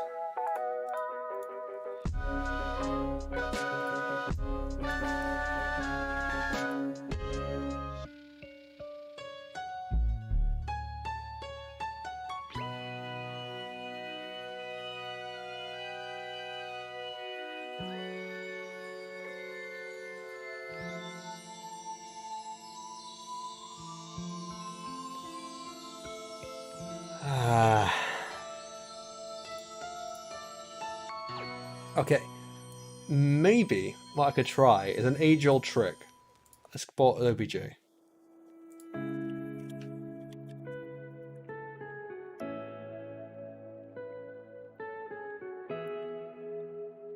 New file T-junction. That seems to have solved the issue, at least in Substance Painter. Maybe it might fix my issue in Maya as well. Bye. And T-junction. Here it is. Center pivot. Big pivot. UV and editing.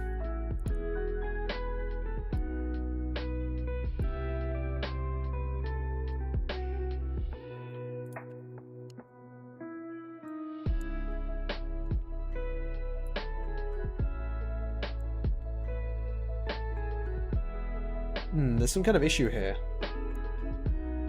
Why does it have two edges? These should not have two edges.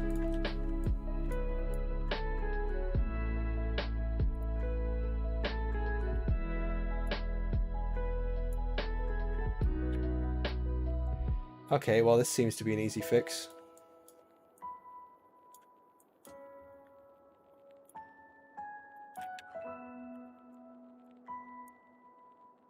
Planar again.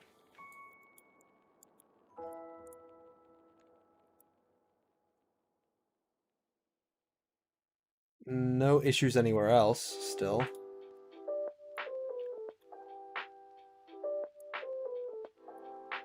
What about over here?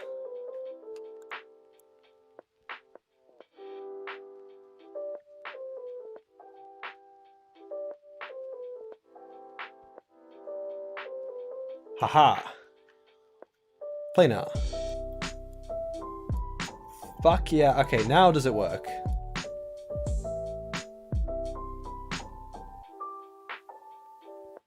Okay, maybe a bit preemptive.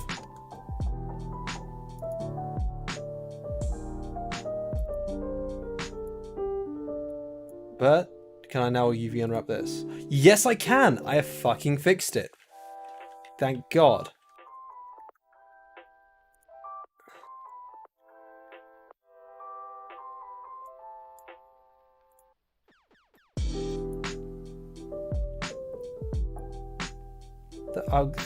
What? What? Why is it back?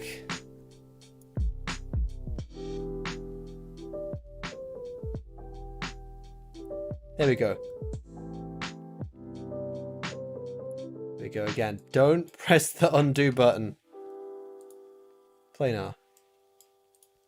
Oh, what the hell is going on? I just did this.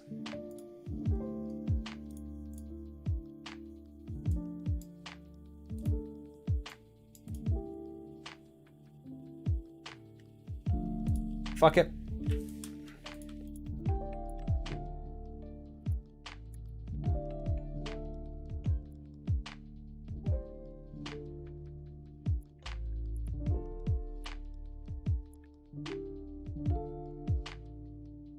Rich.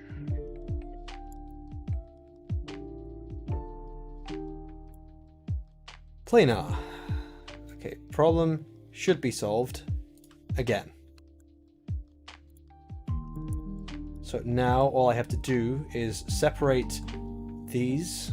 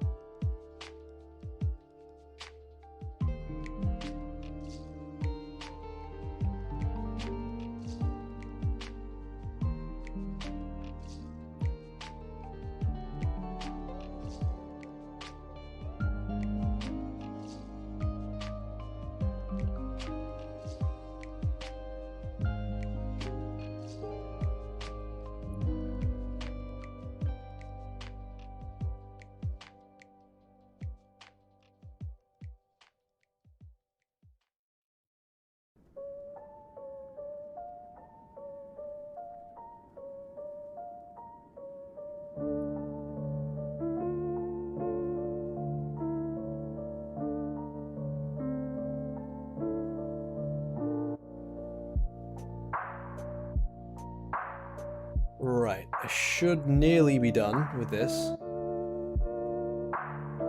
Should. Right, planar.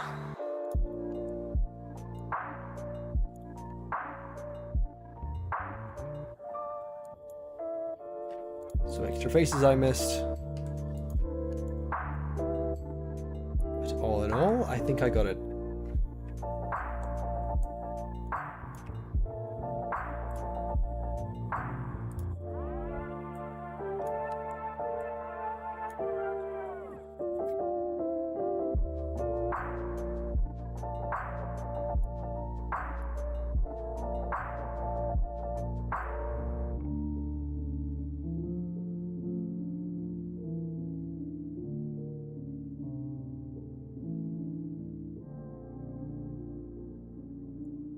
I don't think this wants to UV. Oh. 1 second. Just need to fix this up a little bit.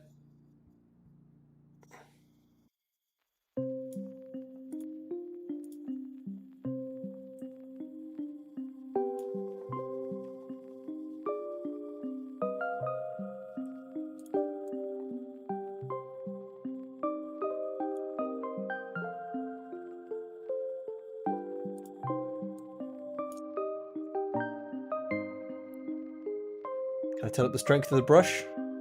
Strength. That's size. Strength. Get in shape. Why isn't this connected? It should be connected. Why is it disconnected?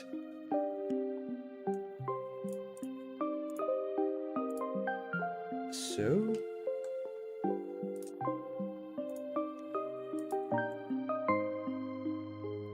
I see.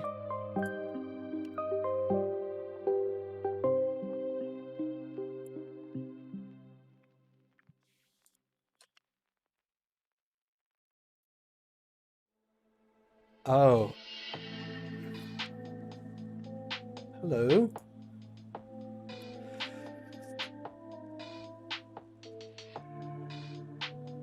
No, thank you, Andrew Watch. It's a very nice thing to say. I'm sure there are plenty more people more talented than I just have to. I'm still learning. I only have a couple of years of experience with this software.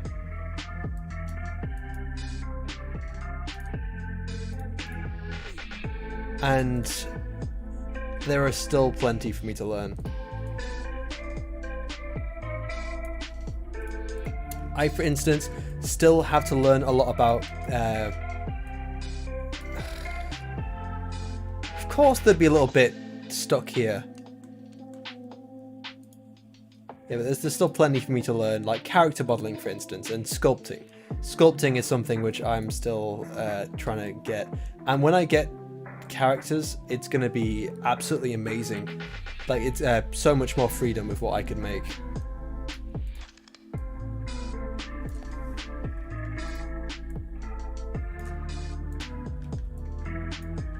There we go. That's unwrapped. This should all be unwrapped in a moment. Maybe not.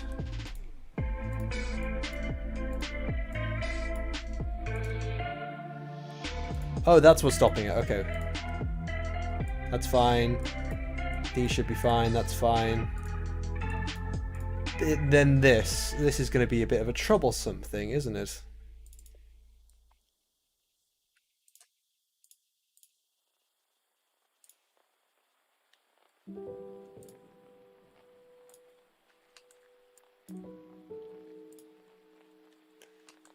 Right, now that should be everything. Rotate layout.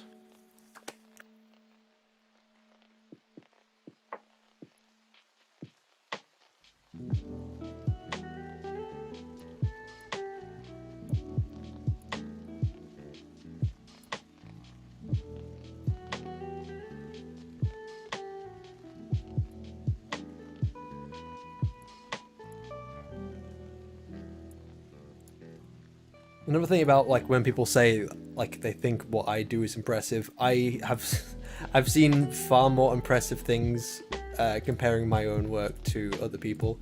So, like, there are, like, some amazing art. I think it was Skyforge, I think is the channel name. Or there's also E.C. Henry. The talent of E.C. Henry is far better than what I have. I think maybe I have a bit more ingenuity to maybe do something a bit different and what some other people haven't quite done before with my YouTube channel, because I can't think of anyone who's using Unreal Engine. Because again, I've taken what people like Locha Films are doing, and Locha is making fan films with Unreal Engine and the Rococo Smart Suit. And I'm making videos about media and other stuff using my Rococo Smart Suit and Unreal Engine. Because all it ends up requiring me to do is to stand in camera and talk. But people like, I would say E.C. Henry, they definitely have a lot more talent than I do, but they haven't done anything like what I'm doing. The only other person I've seen that kind of is doing something similar is It's a Gundam. I don't know much about It's a Gundam, but he's still quite different in how he's doing it exactly. The graphics look a little off. They're a lot more stylistic, and it's a lot more just him randomly walking around the screen.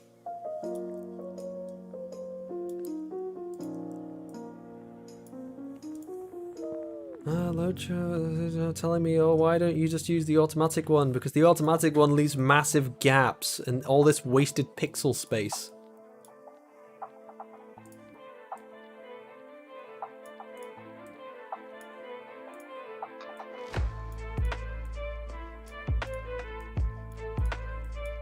Again, also people like Locha, probably a lot more talented that in. People like things like Unreal Engine, because they know Unreal Engine a lot more than I do.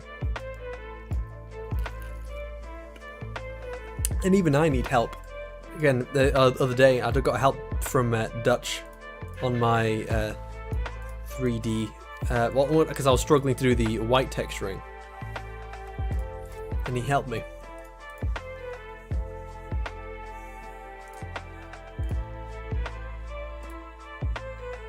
Right, FBX export T-junction.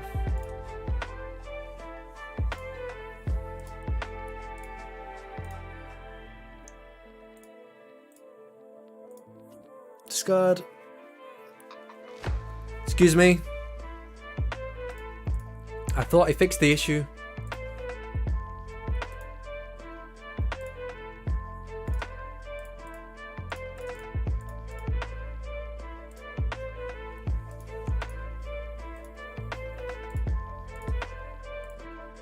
Well, here we go.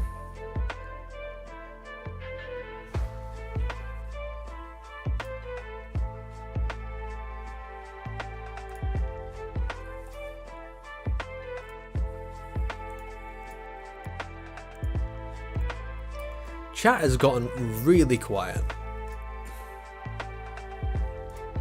Again, ask if any of you got any questions asked away about like what I'm doing. Got any input? Obviously, if you do have questions, keep them in, I don't know, keep them reasonable.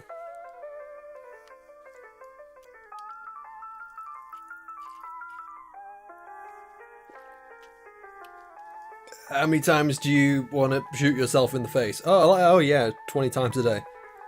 Every time I go on Smudcast and we watch Maggie Mayfish, that many times.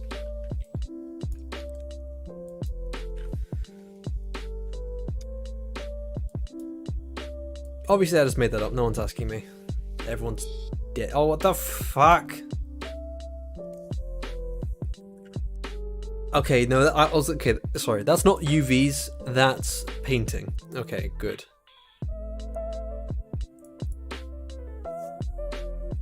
Okay, so the dirt, as I said before, is far too strong.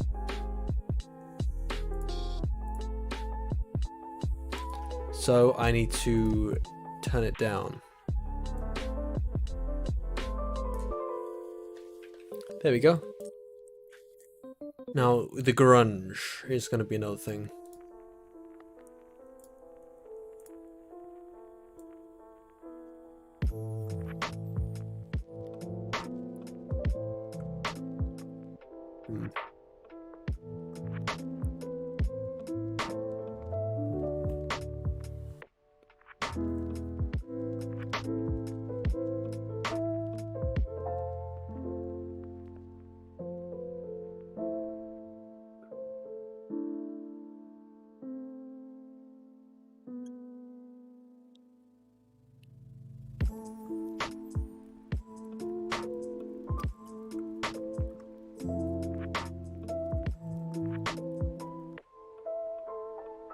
Hello? Okay, here it is.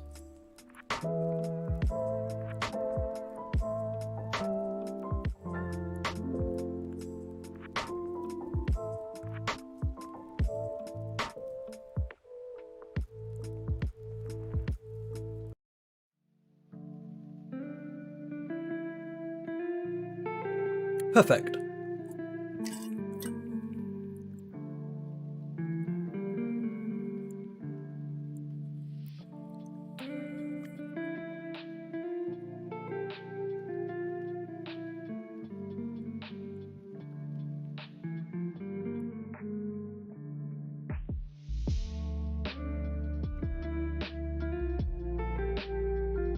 Right, now, how's the material?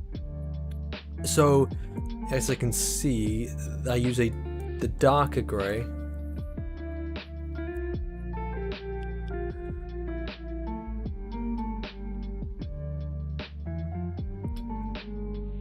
In the insides.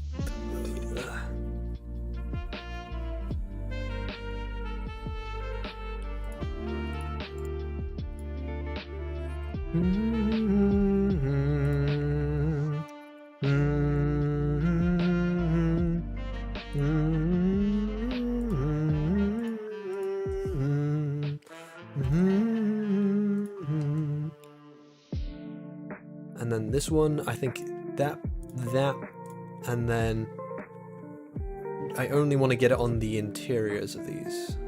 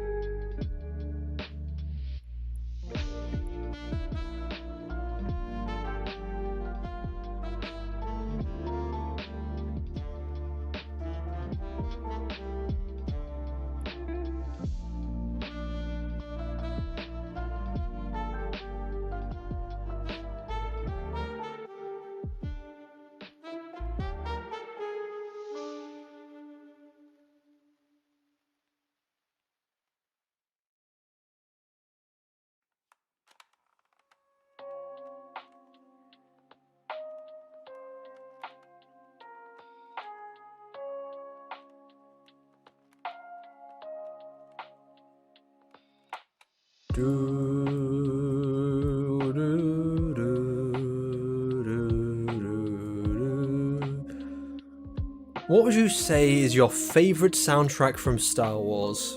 Let me think. Oh, God, it's so difficult because there are so many. I mean, I think I would very quickly rule out things like Rule of Fates. It's gonna be something from Star Wars, something from Kotor, or I don't know. Okay, maybe if I had to narrow down my favorite from the original trilogy, I would say it is definitely the Emperor's theme. Second.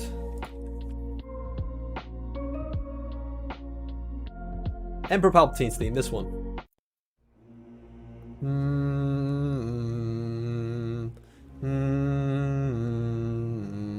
Because it's so creepy and atmospheric, it's very, I love it. It evokes a lot of emotion.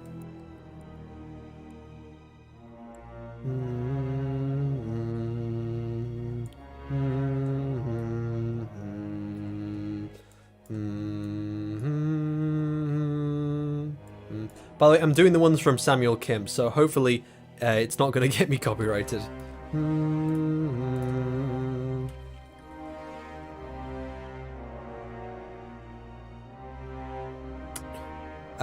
From Clone Wars, it's probably the clone theme. The da da da da da da da da da da. One sec. Clone theme. One sec. Clone Wars Season 7. Actually, no, because I just realized another one. Fuck. Because now there's the ones in Season 4.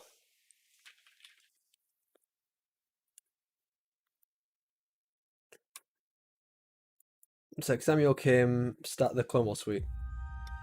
This one. Da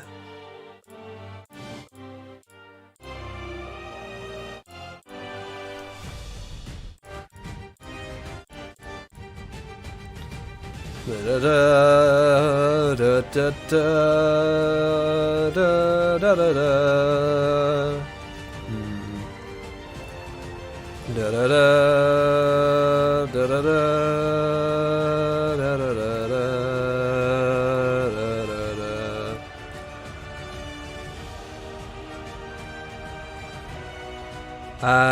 Okay, so what will the other one be? The other one in Clone Wars that I'm struggling to choose between is, I think it's Race to the Shuttle. It's like shuttle. Break for the Shuttle, that's it. There's also a bunch of other themes which I really love in Season 7, like they sound great.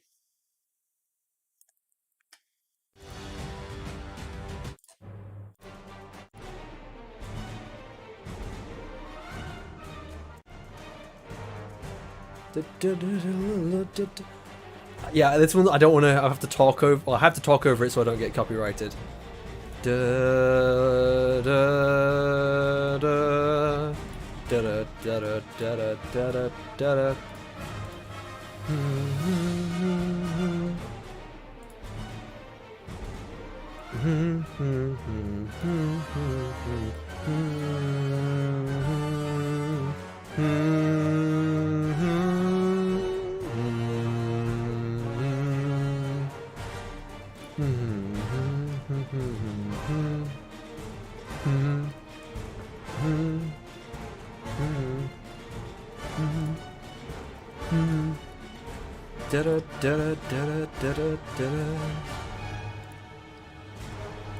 This is the part I really like. Da da da da da da da da.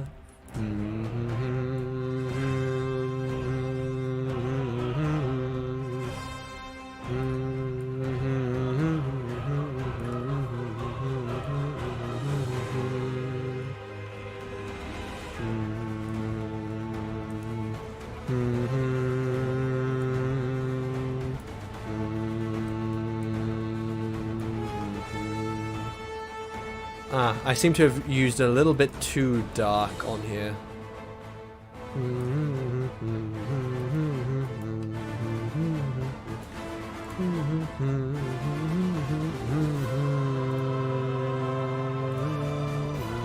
Anyway, before I get struck, I'm gonna stop that. From Kotor,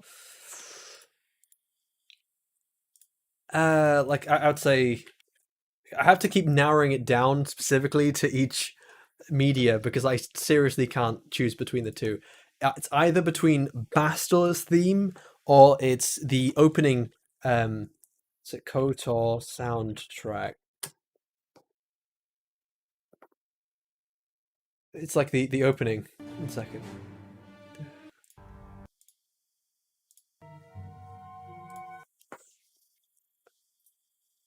It's up there, the Endar Spire.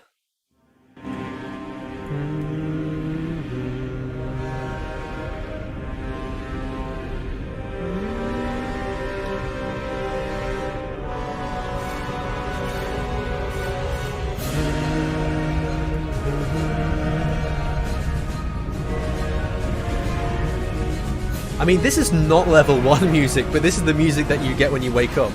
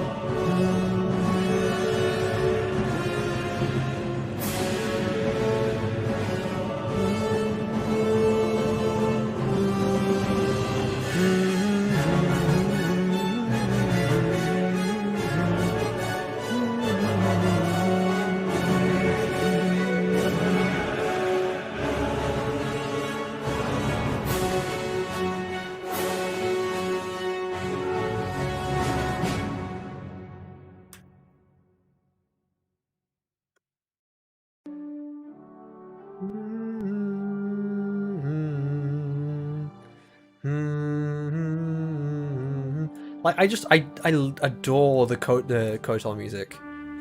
I don't think it's just nostalgia for the game. I think it is just generally that good because so much of Kotor is taking, you can tell there's passion in it. That they're taking so many elements from the earlier episode, like the films. Like for instance, they break apart the music and then put it back together, and it sounds phenomenal. And it's completely original as well. They're just using the same instruments, and they're trying to follow the same kinds of sounds but make different music. The same with the designs. They take the designs of what you have in the original trilogy, they deconstruct it, they put it back together, and then they make something completely new. You could even say they did that to an extent with the story, because you have elements of Star Wars within that story itself. They have like, for instance, after you get off Taris, they have the whole, you know, shooting well, what are basically TIE fighters, but they're the Sith fighters. So it is pretty much just the TIE fighter chase from episode 4. And then, you know, the Starforge is a super weapon, like the Death Star to an extent. So there's so many things which they have, again, everything from the designs to the music to the story, which they have put so much passion and effort into, breaking it apart and putting it back together.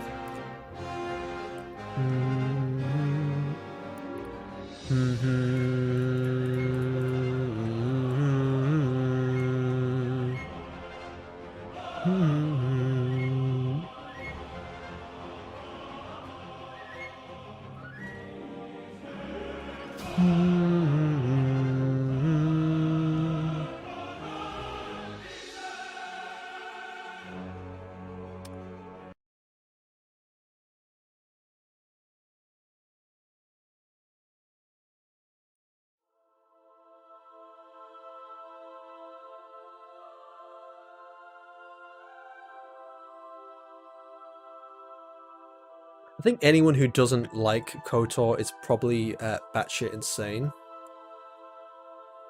I legitimately, like, if anyone says, well, no, I may not dislike KOTOR, but if anyone actually tries to tell me that KOTOR is in any way bad, because I've heard someone say, oh, first KOTOR game's mediocre. I was like, ah, fuck off. Please tell me.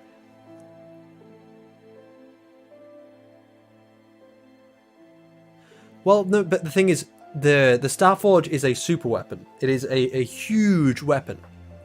And what I'm talking about is that they take, or they again, the A New Hope is about stopping a super weapon. The Starforge is a super weapon. It is different. That's what I'm talking about. They take something, they deconstruct it, they put it back together again, and it's different.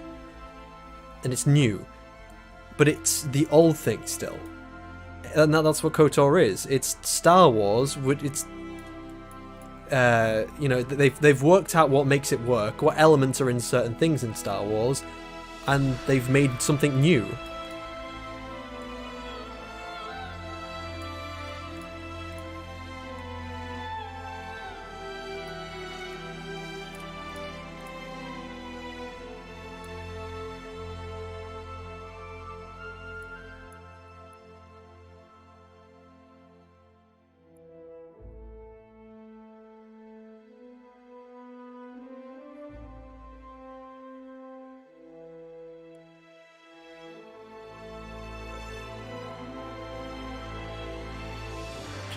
Stretch this over, no one's gonna notice.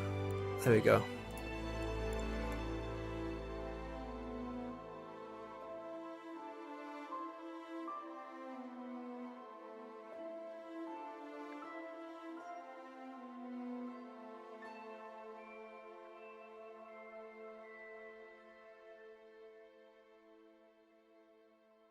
The hell just happened there?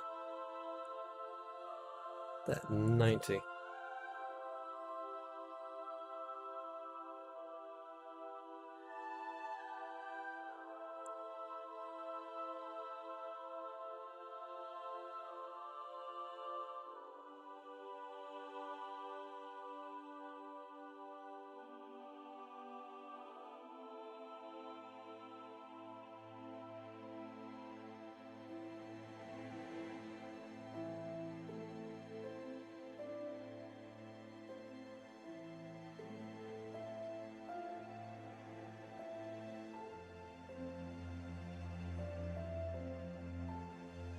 Just a little smidge, there we go.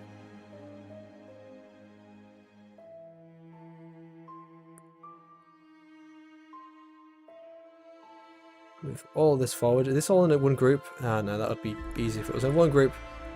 But move it forward just a tad.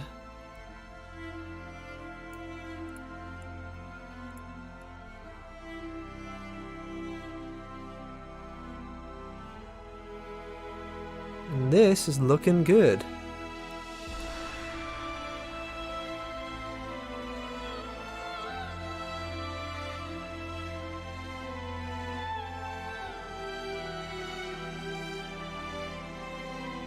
What do you guys think?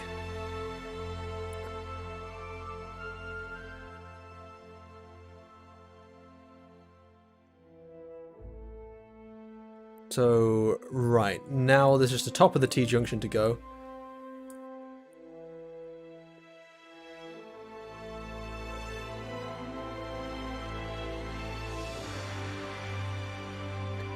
So what do I have to model? I have to model part that goes underneath the door over here.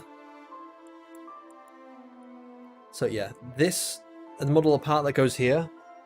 Then I have to UV unwrap it. I have to UV unwrap the top of the T-junction here.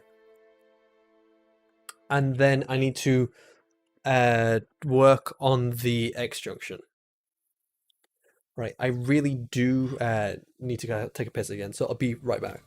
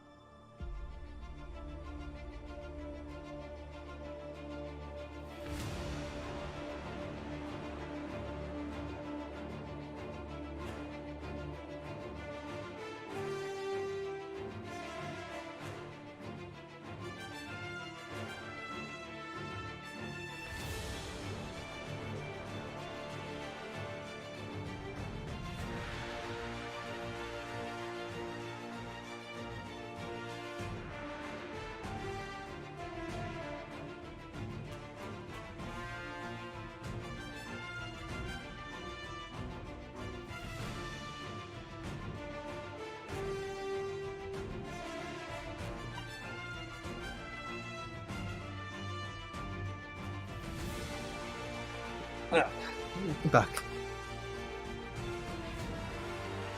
Okay.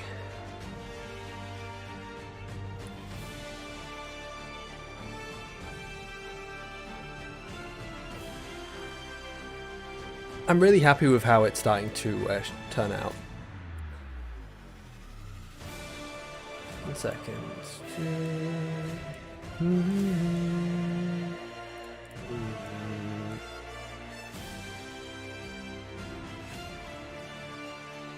Still animated. Yeah, so where's the rig? Ah, so it's attached to this parent file. Okay, duplicate. Now remove everything that isn't the door. It's the door, right? Yep. Oh, the door animated. It's literally just there. Fuck am I doing?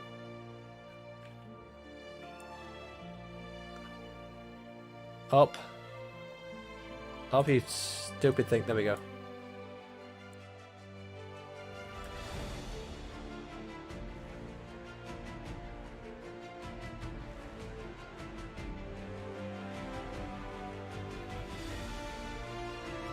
Now just duplicate this.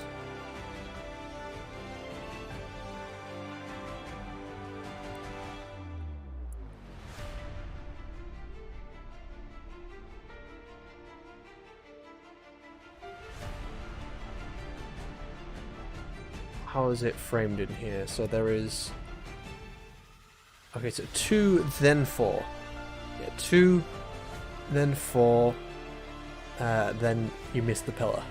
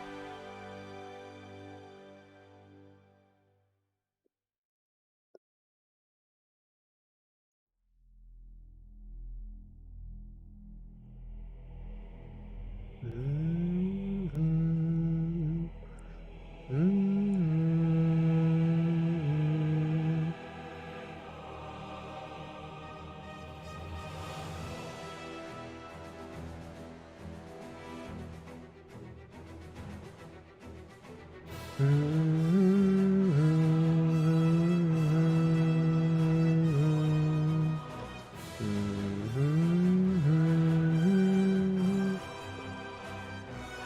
I ever play Star Wars Galactic Battlegrounds? No, I didn't. I've heard good things of it, but I've never tried it myself.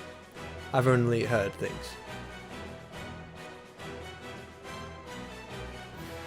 Right, see you, Jay-Z.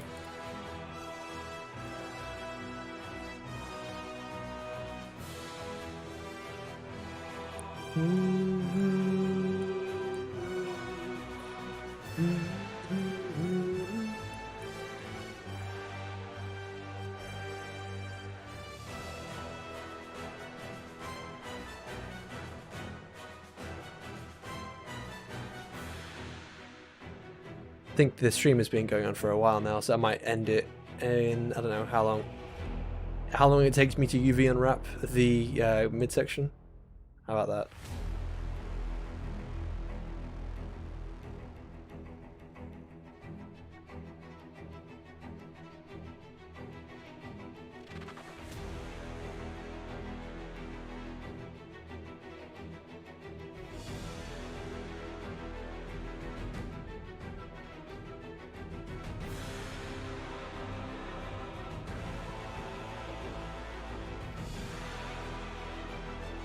Wait a minute. No, that works. That works. It's fine. Do do do do.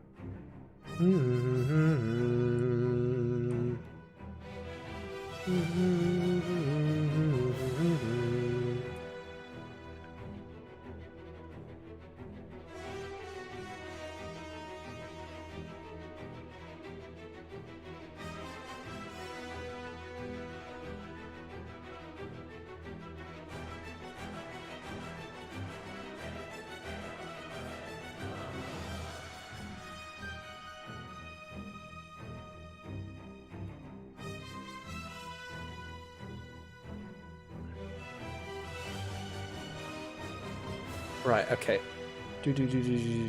Group and scale. Just squeeze it to fit in. No one's going to know the difference. And that looks fine.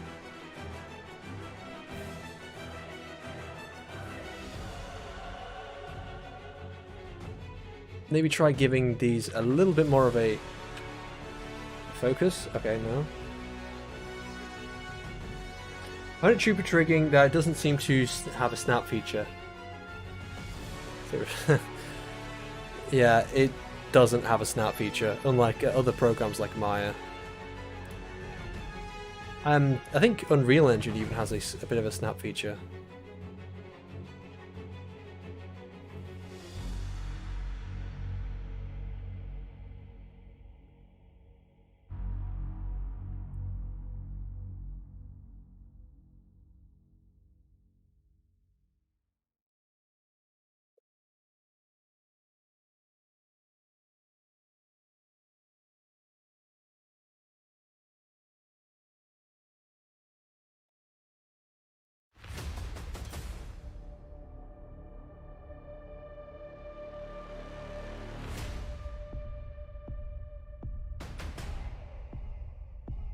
Oh, it's the Bad Batch thing.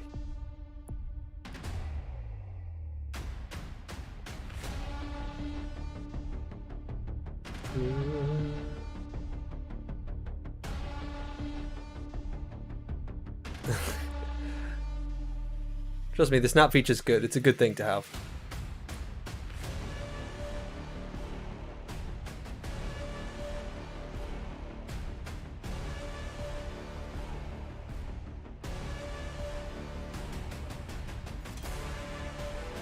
Okay, just trying to get a good perspective here.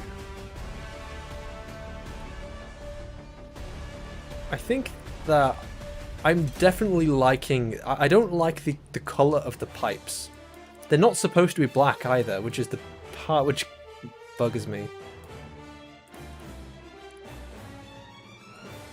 No, I'll delete all these extra shaders, I don't need them.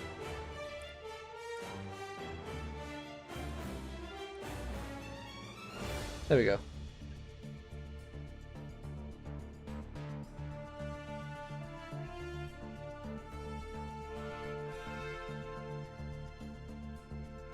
Okay, so the roof is... Here we are. It's not... It's definitely metal. The metal is making it black. I guess it's because of the reflections. I have no... If it's because of that, then I have no idea how that's going to react inside places like Unreal Engine, because Unreal Engine really doesn't like metallic.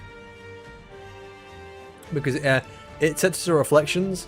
Unless you mess around with your reflections, it's gonna be a bit pissy.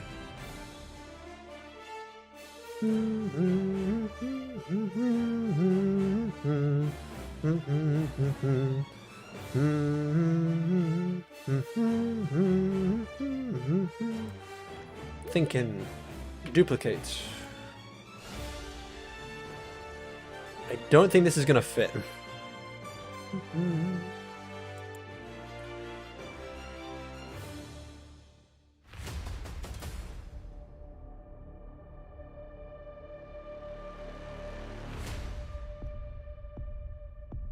Can I... Because usually I'll just mirror over.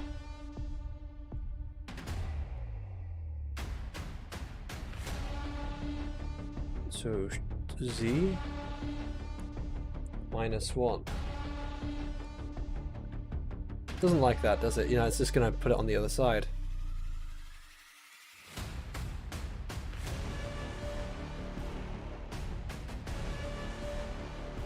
Can I still flip it inside out again? No, because then that's gonna just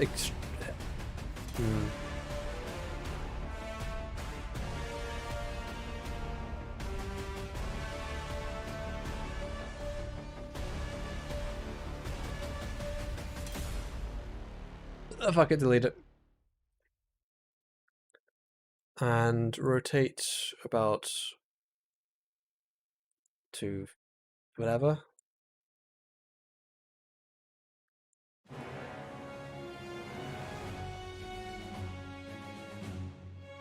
Yeah, that's not going to work. I'm just going to have to mirror over.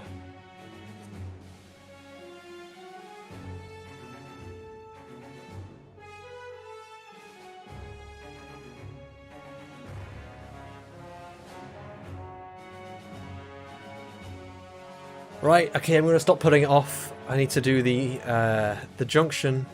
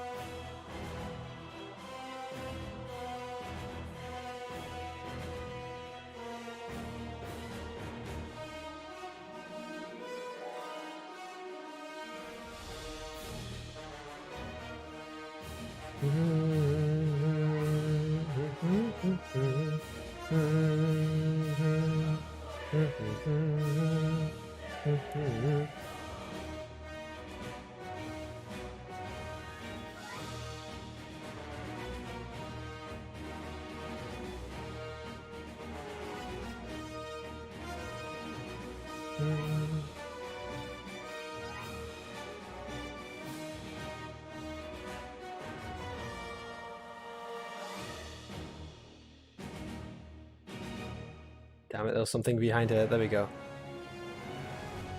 Anyone got any other questions for me?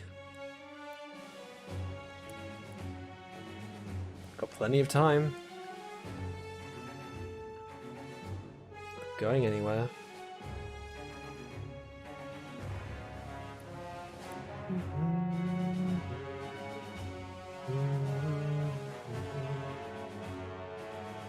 cut on. Right. Make sure it's not merging anything it shouldn't.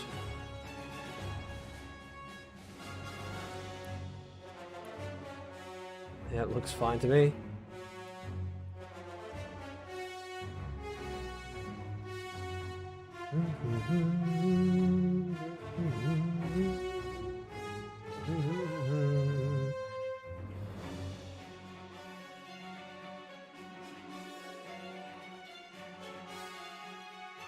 Did I mention my favorite KOTOR 2 soundtrack? I just kind of lumped my favorite from KOTOR 1 and KOTOR 2. They share some music, so it's fine. I can't name all of the soundtracks, I just remember them.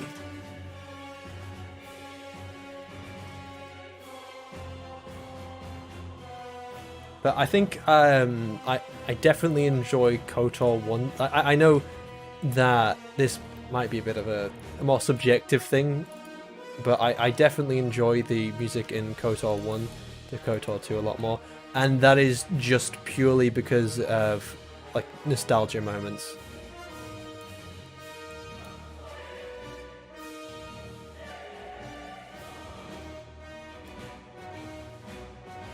And why is this... there you go. Just sew these together and I can start cutting it. I liked your Anna, that Star Wars Girl interview. I'm here for the first time. I know you via the Smudcast. I visited your YouTube channel because you've been absent from recent Smudcasts. I know it's a British guy, but I don't think it's you. No, that's... what's his name again? Oh, there's multiple British. There's too many of us. There's Voice, and the people who... the person who people keep getting me mixed up with is Hawk. People kept sending him messages for me, like Star Wars related ones, addressed to me, and that was funny that he kept getting mistaken. Yeah, I haven't really been on a lot of the most recent Smudcasts. There's just a couple reasons, but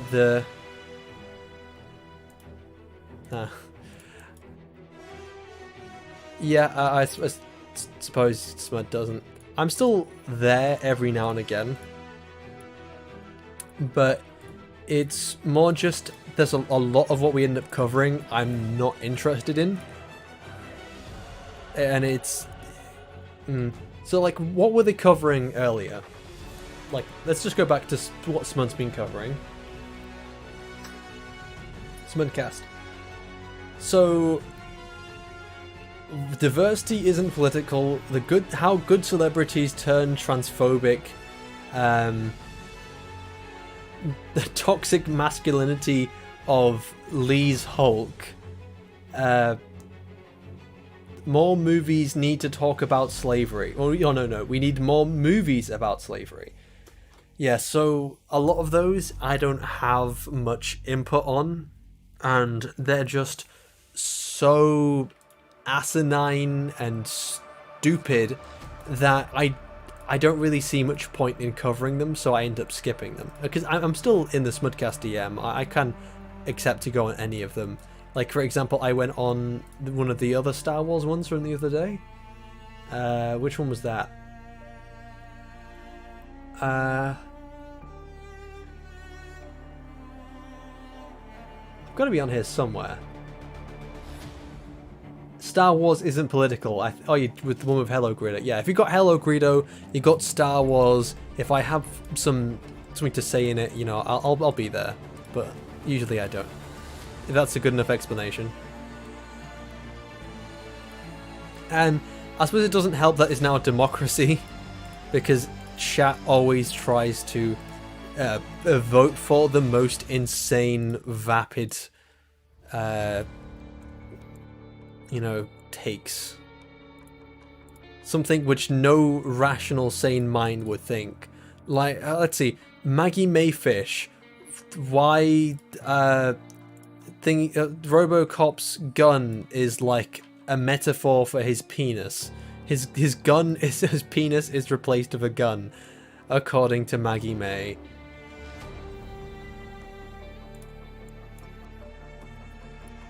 So yes, I do not want to cover Maggie Mayfish's takes on anything.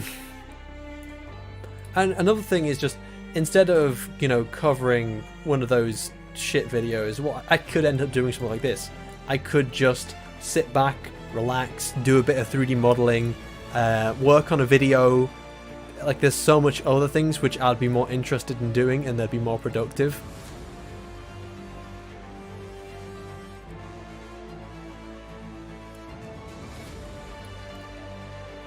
Yeah, but Smud's great, and so is the new people.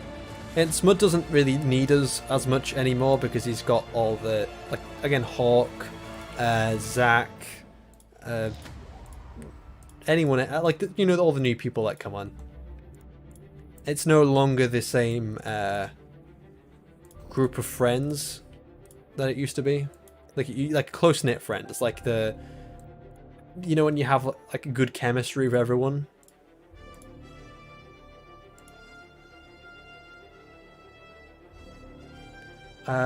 Yeah, I did. That was. I keep having to bring it up. Or no, sorry, I keep having to talk about it for multiple reasons. Because people don't know about it, or they ask questions about it, or something comes up. It all comes up in conversation. So, yeah, I did some work for Geeks and Gamers about 3 years ago now. I want to say 3. The first commission might have been longer than that.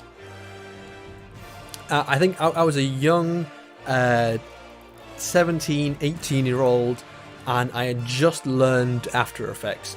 And there was a YouTube channel I came across, and I quite enjoyed. It was Geeks and Gamers. I reached out to Jeremy, and he was more than thrilled. He only had like 5k subs or 8k subs at the time, and you know, he's a small channel, and I like the idea of helping out a small channel. So yeah, I did. I thought I was late 20s. No, I am 21 in April, so I'm 20. I'm still in education, in university, studying visual effects. A lot of people think I'm older than I am, probably because I hang out with a lot of older people. Fucking boomers. A lot of them.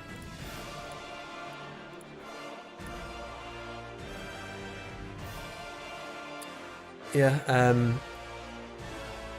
but things happened with Geeks and Gamers, and I think without, you know, I don't want to cause any, not cause, I suppose it doesn't really matter anymore, like, what happened, because, like, again, nobody knows what happened to me, but not even Jeremy, but for whatever reason, I left, or I was removed from Geeks and Gamers, and after that, I just started doing my own stuff, so, and it wasn't really part of it anymore. And I think I'm fine with it, because I moved on to other things. I did work for Shadowversity, Awesome Crunch, all sorts. And no, I actually got paid. I never got paid for Geeks and Gamers, because it was always like again, originally it was a charity thing, helping out a small channel. As Jeremy's channel kept growing, it was no longer charity.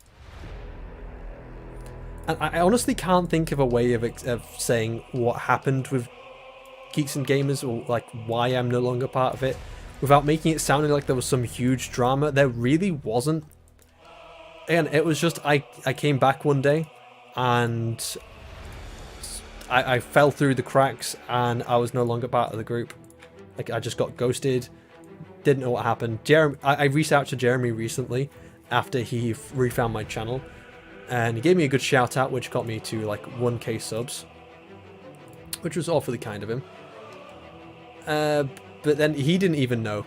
He didn't remember like what happened and why I was removed from the group. Why, like, yeah, he couldn't contact me. So no one knows, but history is history,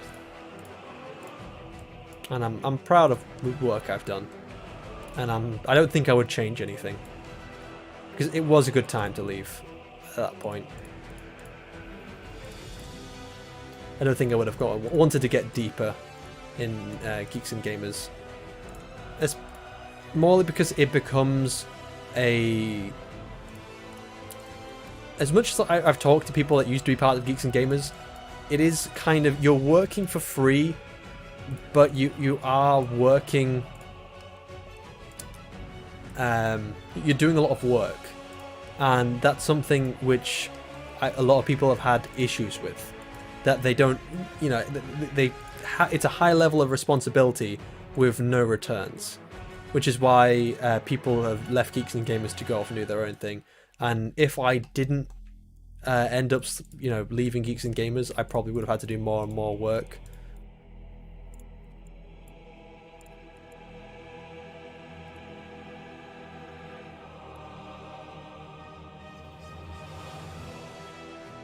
But now Jeremy couldn't afford me.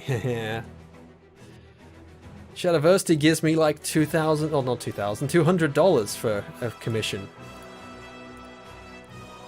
Because it is very much like you do have to go where the money is as well, especially in my line of work, and you do have to charge your services for something which you've worked very hard on and put a lot of hard work into.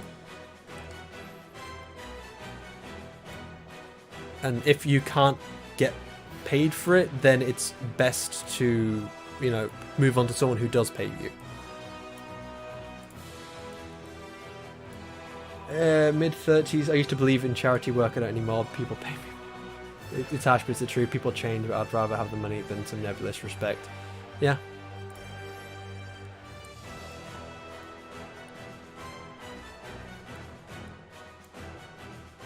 I got into another kind of charity situation, which did coming like a big thing with the Imperials of VR chat. Just more and more responsibilities end up getting layered on. And it wasn't that fun.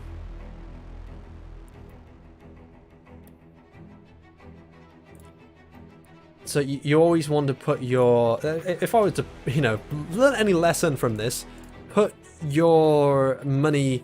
put your work where you're going to get money. Make sure you get something out of it.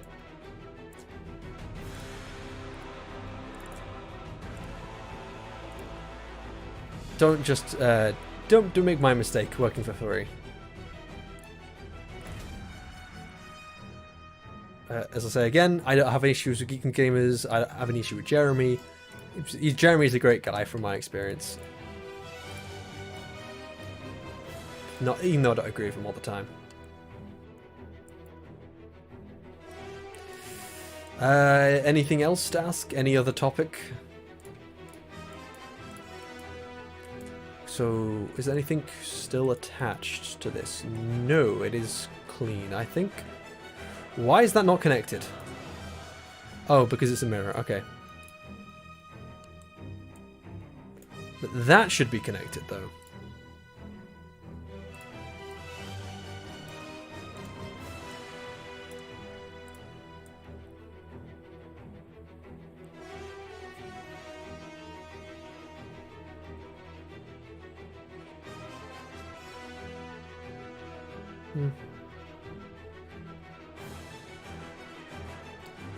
Yeah,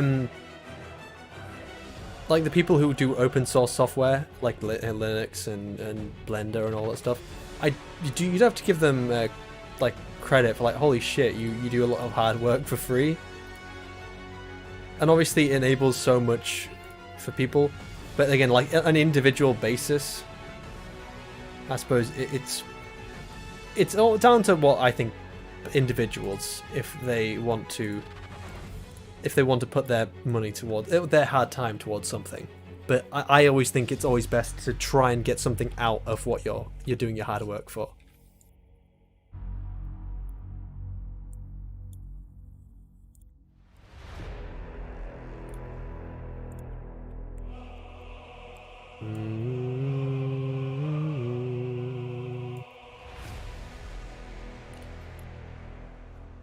Because you do have to think, what could you do with that time if you weren't spending it working, doing something for free for someone else?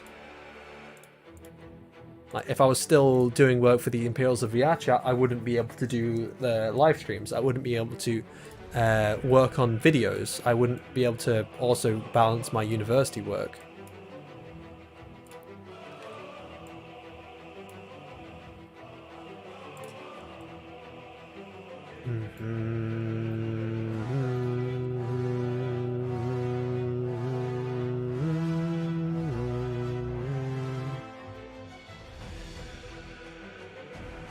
Anyway, another topic.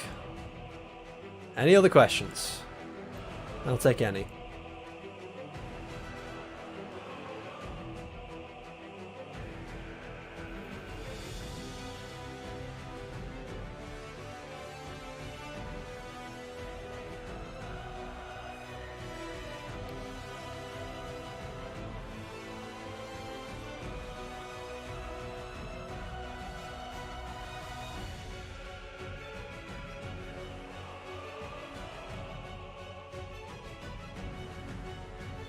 I just prefer to change the topic because I don't want anyone getting the wrong idea about my history of Geeks and Gamers.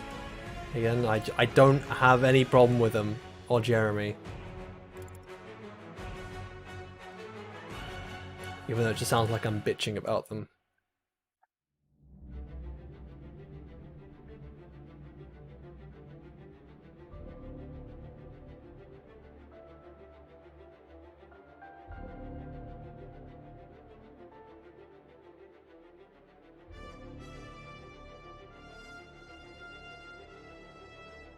What's my favourite Star Wars ship? The Venator. Well, if you're going by Starship, I would say the Venator Star Destroyer is definitely my favourite.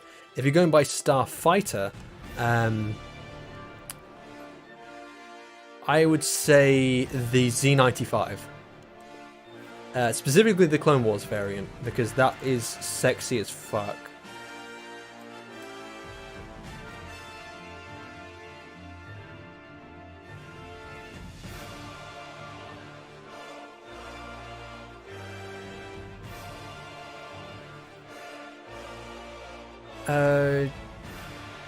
It's usually a simple YouTuber user gets a... yeah. I suppose it's different in different places with the machinery. If it is a group, it's, yeah, like Geeks and Gamers. It's certainly different than just an individual.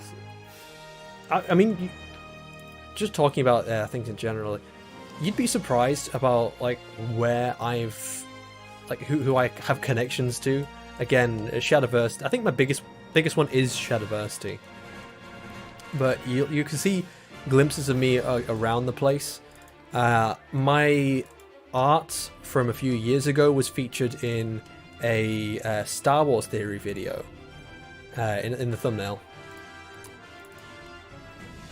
Yeah, it was a really shit vector art that I drew for Redbubble on Redbubble, and I just went, wait a minute, I remember that shit art from a few years ago. You're fucking using my art. I've been on a Cast video because I accidentally joined their server. The video is called No Pants Motorbiking. 1 second, if I can just quickly grab it. I probably repeating myself now, but everyone who hasn't heard it.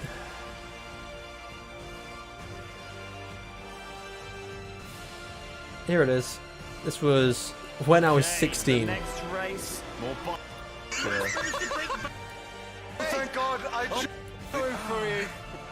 You're Where is it? fucking dead. There's got to be explosion. Happen, son of a. You finished too. Oh, well done. Is it here? Shiny trooper. Who's shiny There it is. trooper? Fuck me. How did shiny trooper end up joining? Oh, did you open it up to auto invite? There you go. That was me in a Cast video. Yeah, I've done commissions for a few people. See if I can pull up some of my past work.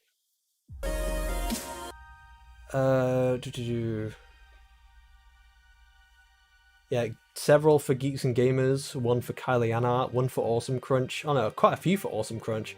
I have a Mauler coin spin that I did for him a while ago. There. This was actually featured in one of Wolf's videos, but I can't find which one it is, because it's when Wolf is talking about Mauler and EFAP, or at least I think just Mauler in general. He uses this, and I never knew that anyone used it until later, and it was quite a nice surprise. Let's see. Lunch bites.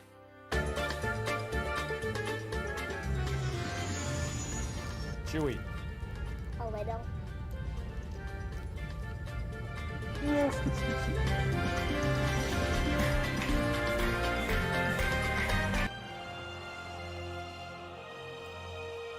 Boofire.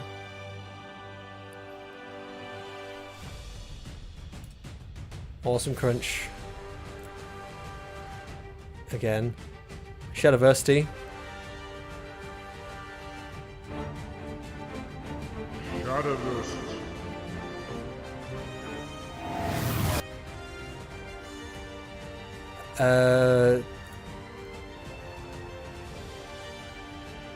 Yeah, and then our interview with Rags, and then that's for my interview with Smudboy. I met LitDev, I joined the Smudcast. A lot of it is still history. There's probably still things I'm forgetting.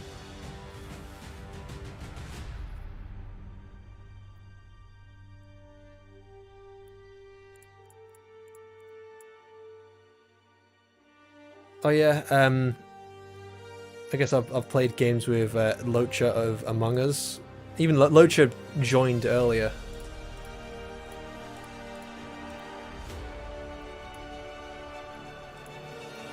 I get around.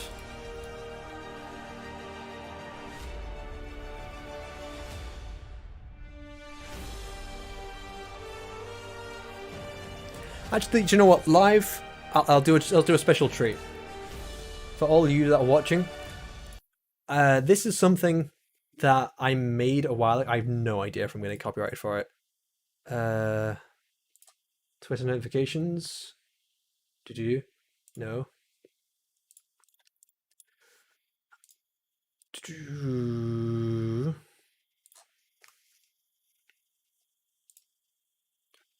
So this is something I made quite a while ago.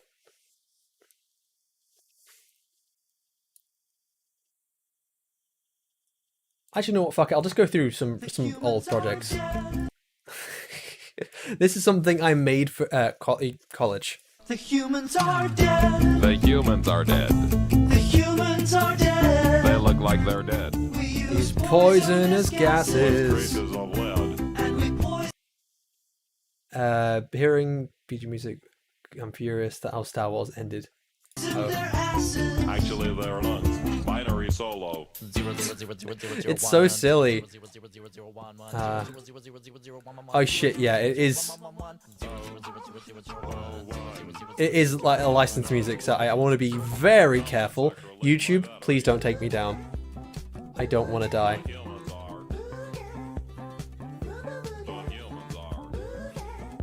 This is just incredibly silly. And it's using like the standard thing, like Mixamo model, like Ybot. Let's see. There's the. Is this going to get copyrighted? Probably fine.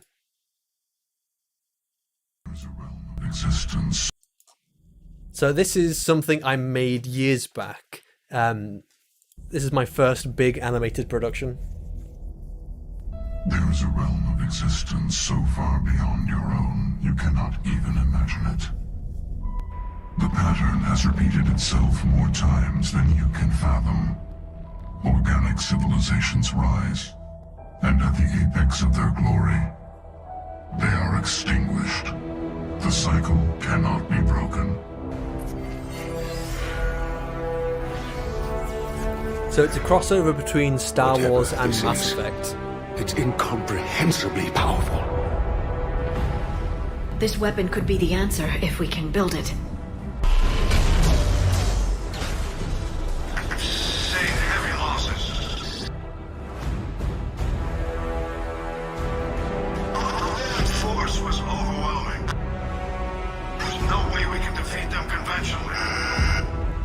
adapt our strategy accordingly. Confidence born of ignorance. The Reapers are more advanced than we are, more powerful, more intelligent. They don't fear us. And they'll never take pity on us.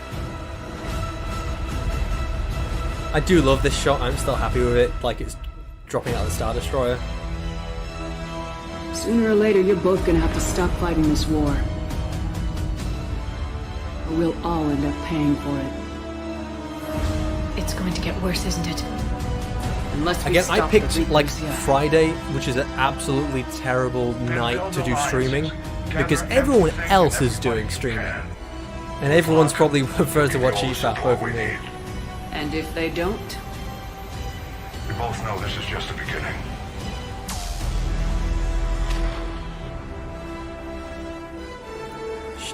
Using the Avengers music. I think my next animated production is probably my like last one. This is using complete all original assets. So everything in this I modeled a few years back. Oh, by the way, if you're using a mobile phone as your speaker, there may be some issues with this. I've noticed it weirdly with the audio.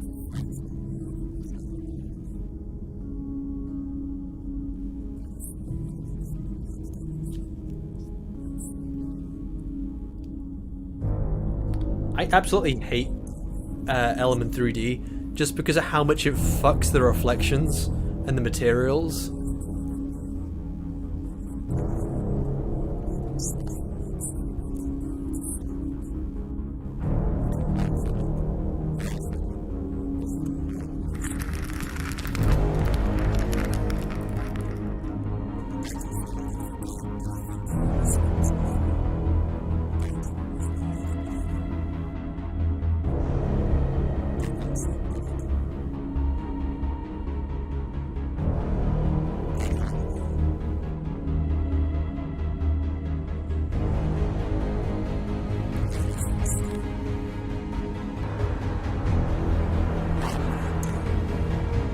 Just for instance, that is supposed to be a black window up there. That is supposed to be black, and yet it's white and stained.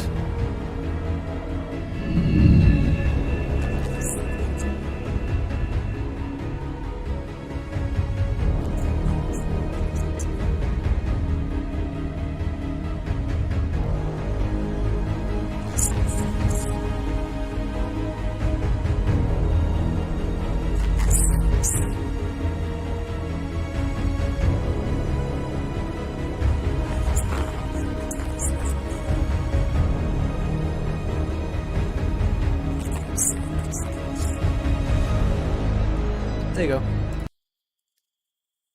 That was something. I worked really hard on it. This was a lot of stress because there are so many assets. But now looking at it, I was like, okay, I would change that. I would do this, that, and the other, and it all had to be original. Like I couldn't make a Star Wars trailer or do this, that, and the other. Anywho. Okay, so back to this. So you edit texture this, get it done, and then I think I'm going to have a break. Because I have spent a long time doing this.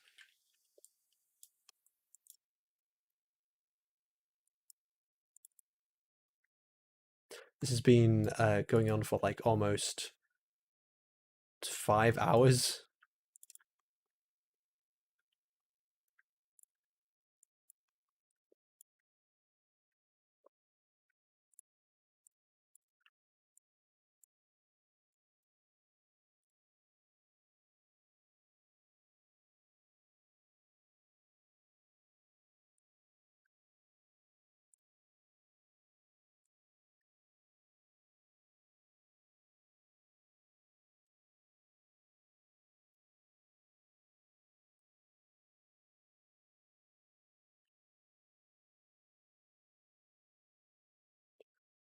There we go. Cleaned it up. Unfold. Clean it up. Straighten it out a little bit. Unfold. Move to the side. Okay, all this is you unfolded? Nope, you weren't. There you go. You're all fine. Move you up there. So a lot of these. Just throw it up there. Unfold. Optimize. Up. Okay, so that needs doing. Those need doing.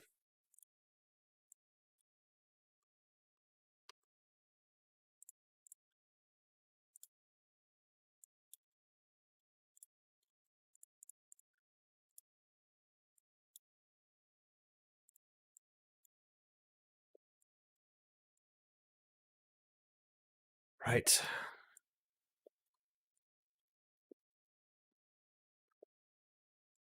Probably make the box deeper. There we go.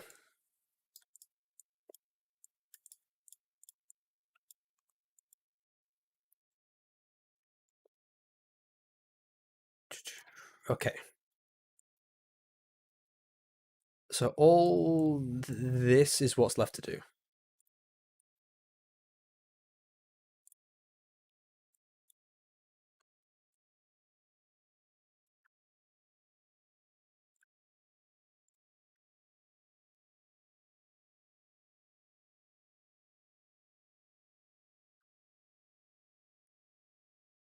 Any other questions? Anyone got any lingering ideas? Oh, probably should put music back on. Give me a moment.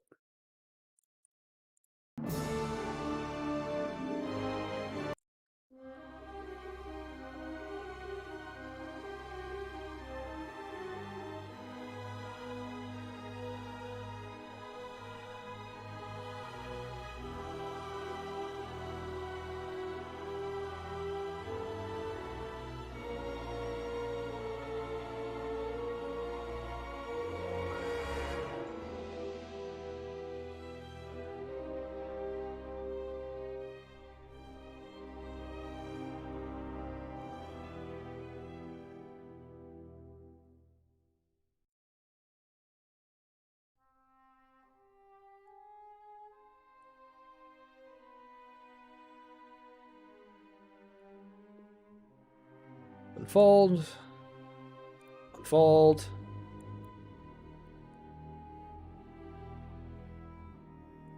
Throw them up there.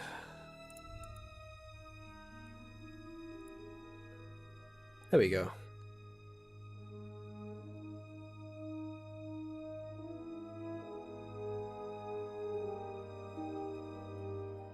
Save.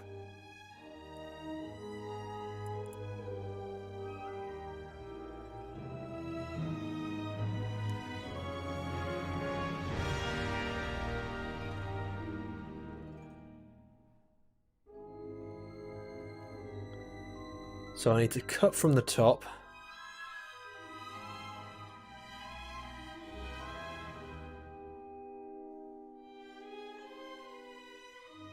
Like so. And then slice it right down the middle.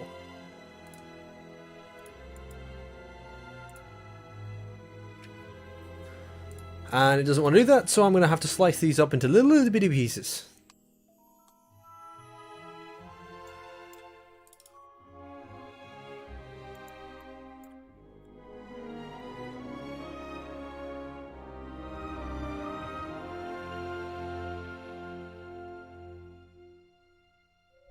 So do you want to unfold? Yes.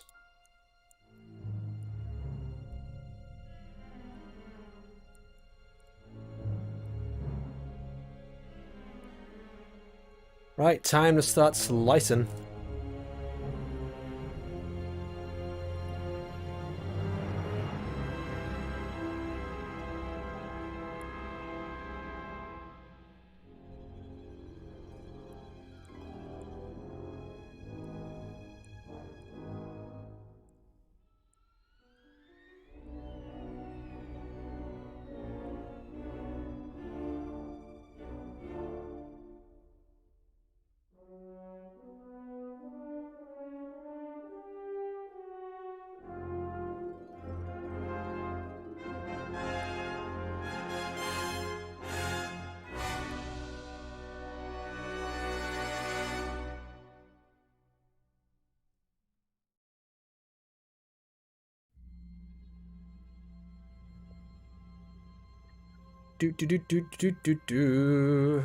Up.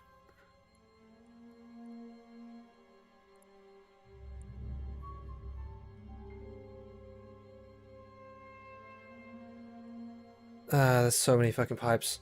Okay. Keep going. Not long left to do. Least favorite subject in school. Let me think. I possibly have to say might have been English. Maybe, actually, chemistry. Chemistry was probably my least liked subject. Maybe, I don't know, there's quite a few of them that I didn't like. Again, like religious studies, I hated that. God, watch a Christian movie about Jesus. Or we have to learn about Buddhism. And I don't care about Christianity or Buddhism. And you want me to do this as a GCSE. Ugh. It was very boring and I had no interest in it at all. Like, what even is the academic value of religious studies? I mean, you know, you have IT. Yeah, that can go into a lot of fields. Even art or drama can go into fields. Do you know what doesn't go into any fields? Religious studies. So why do you... I'm sure there is, you know, people who can, I don't know, do something with that qualification. But how many people are going to use that qualification? How necessary is that qualification for so many things? I mean, IT is applicable to so many things. Religious studies ain't. But even things like IT is optional when you go to GCSE, but religious studies isn't. The fuck kind of stupid logic is that?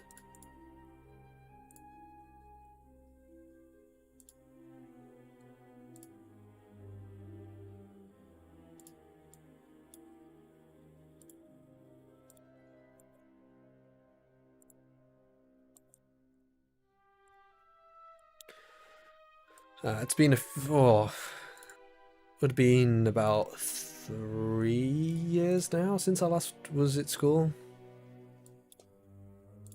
Got kicked out. It was very different times back then, at least for me anyway. Let's just say I wasn't the best student.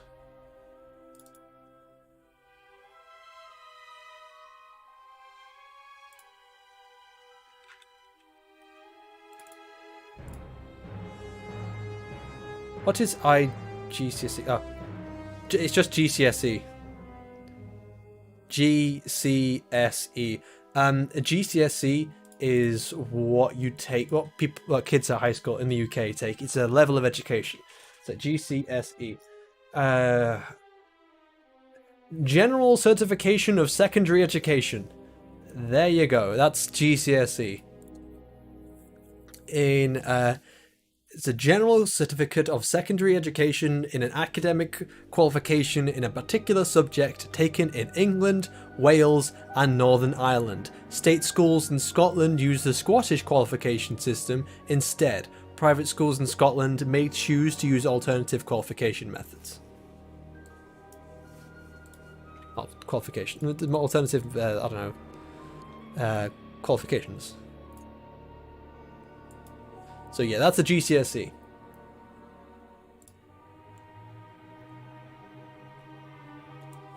The fuck?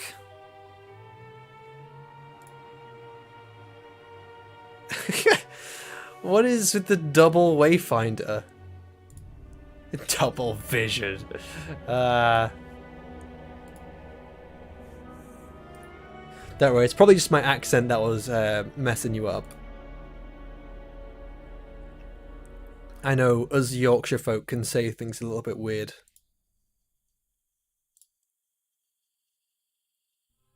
Say water. Look, water is the good. It's water to me. Water. Water sounds right. It sounds good. It sounds like the right way of saying water. Like water. Give me a glass of water. I can't think of anything off the top of my head. Or aluminium. Not aluminum. Fucking aluminum. That ticks me off. Americans saying aluminum. God, it's stupid. It is just I'm sorry. It is stupid. It's a stupid way of saying things, and you all Americans should feel bad for saying aluminum. I'm shaming you for it. Alright, there we go. T-junction.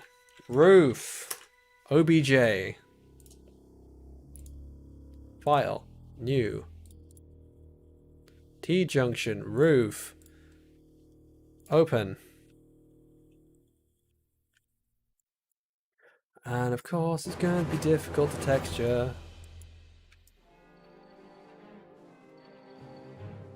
Right.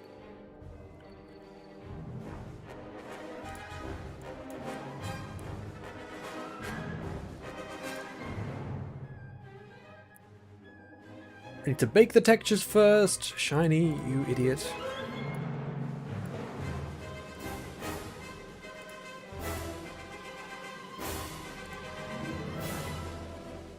There's no other objects, so I guess just bake away.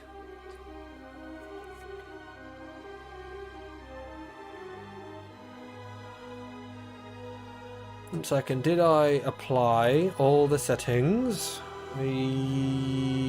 Yes. Yes, I did. Good. Bake away.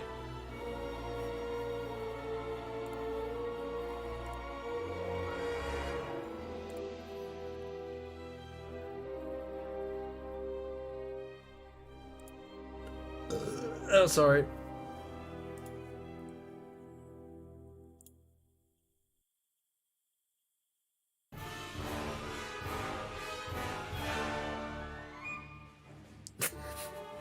What is this?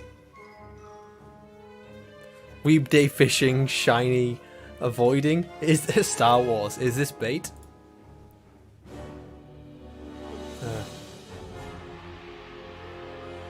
What's this about?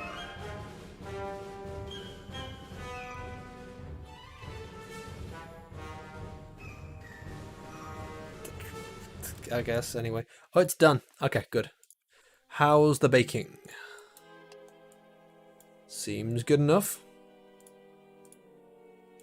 Throw on the material, and what do I need to do? Okay, there seems a bit of work that needs to be done. But I do it gladly. I don't need the Venator corridor, thank you very much.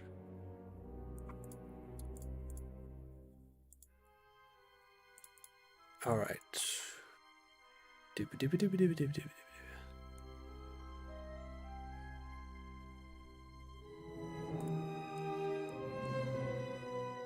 Need to turn on the emissive. Right, has this got emissive enabled? Yes, it does. Good. So remove mask, and then I want to specifically select the lights. Beep beep beep beep beep beep beep beep beep beep. Dee.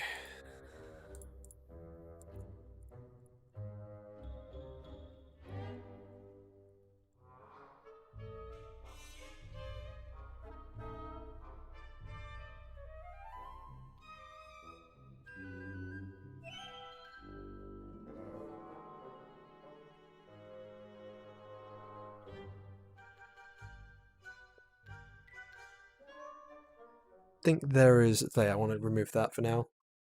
Actually, you know what? I'll clear the mask just to make sure, and then I will stick it up there just to make it nice and dark. But how's the material? It seems fine enough, I think.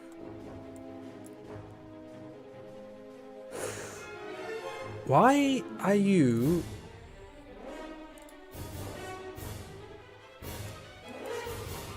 Oh, it is on, it's just not in all the places. Oh, I'm just being big dumb.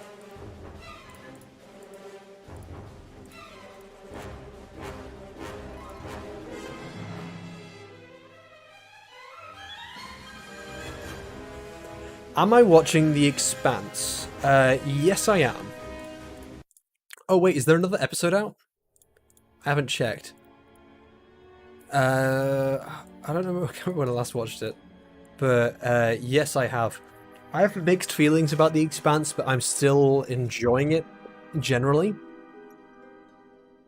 I think like the space goo I have a big criticisms of, or how they kind of drop a lot of the political elements of the show just to go for the space goo. I'm not a big fan of that. I'll be honest.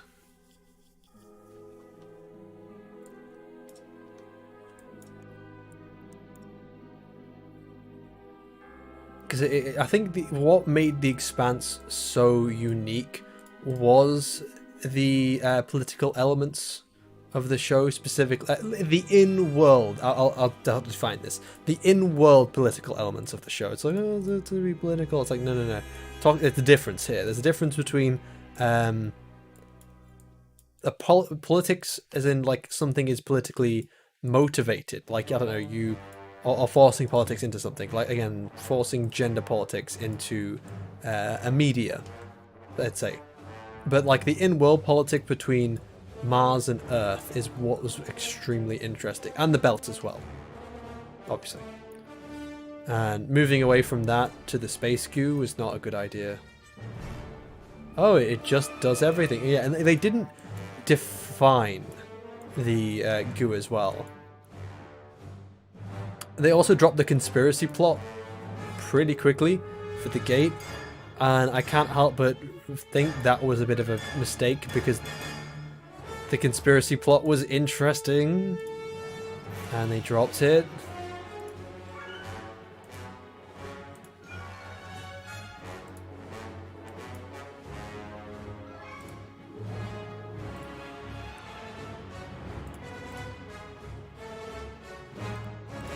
Okay, here we go. Do do do do do do do do do do do do do do.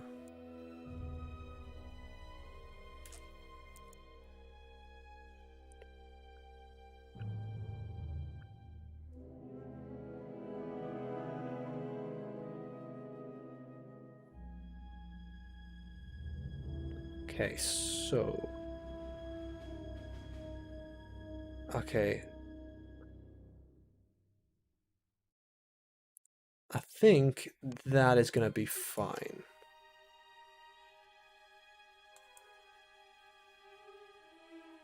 Yeah, I'll have to just see how it looks. I probably just should have done something here on the mesh, but I guess it's a bit late to redo it now. Right, let's give it a go.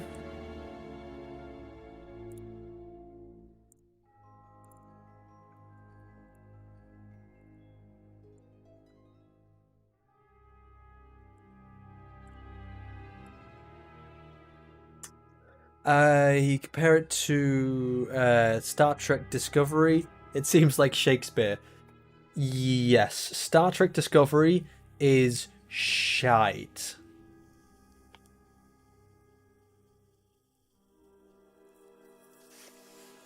Yeah, I have a passionate hatred for Star Trek Discovery, Star Trek Lower Decks, and Star Trek Picard.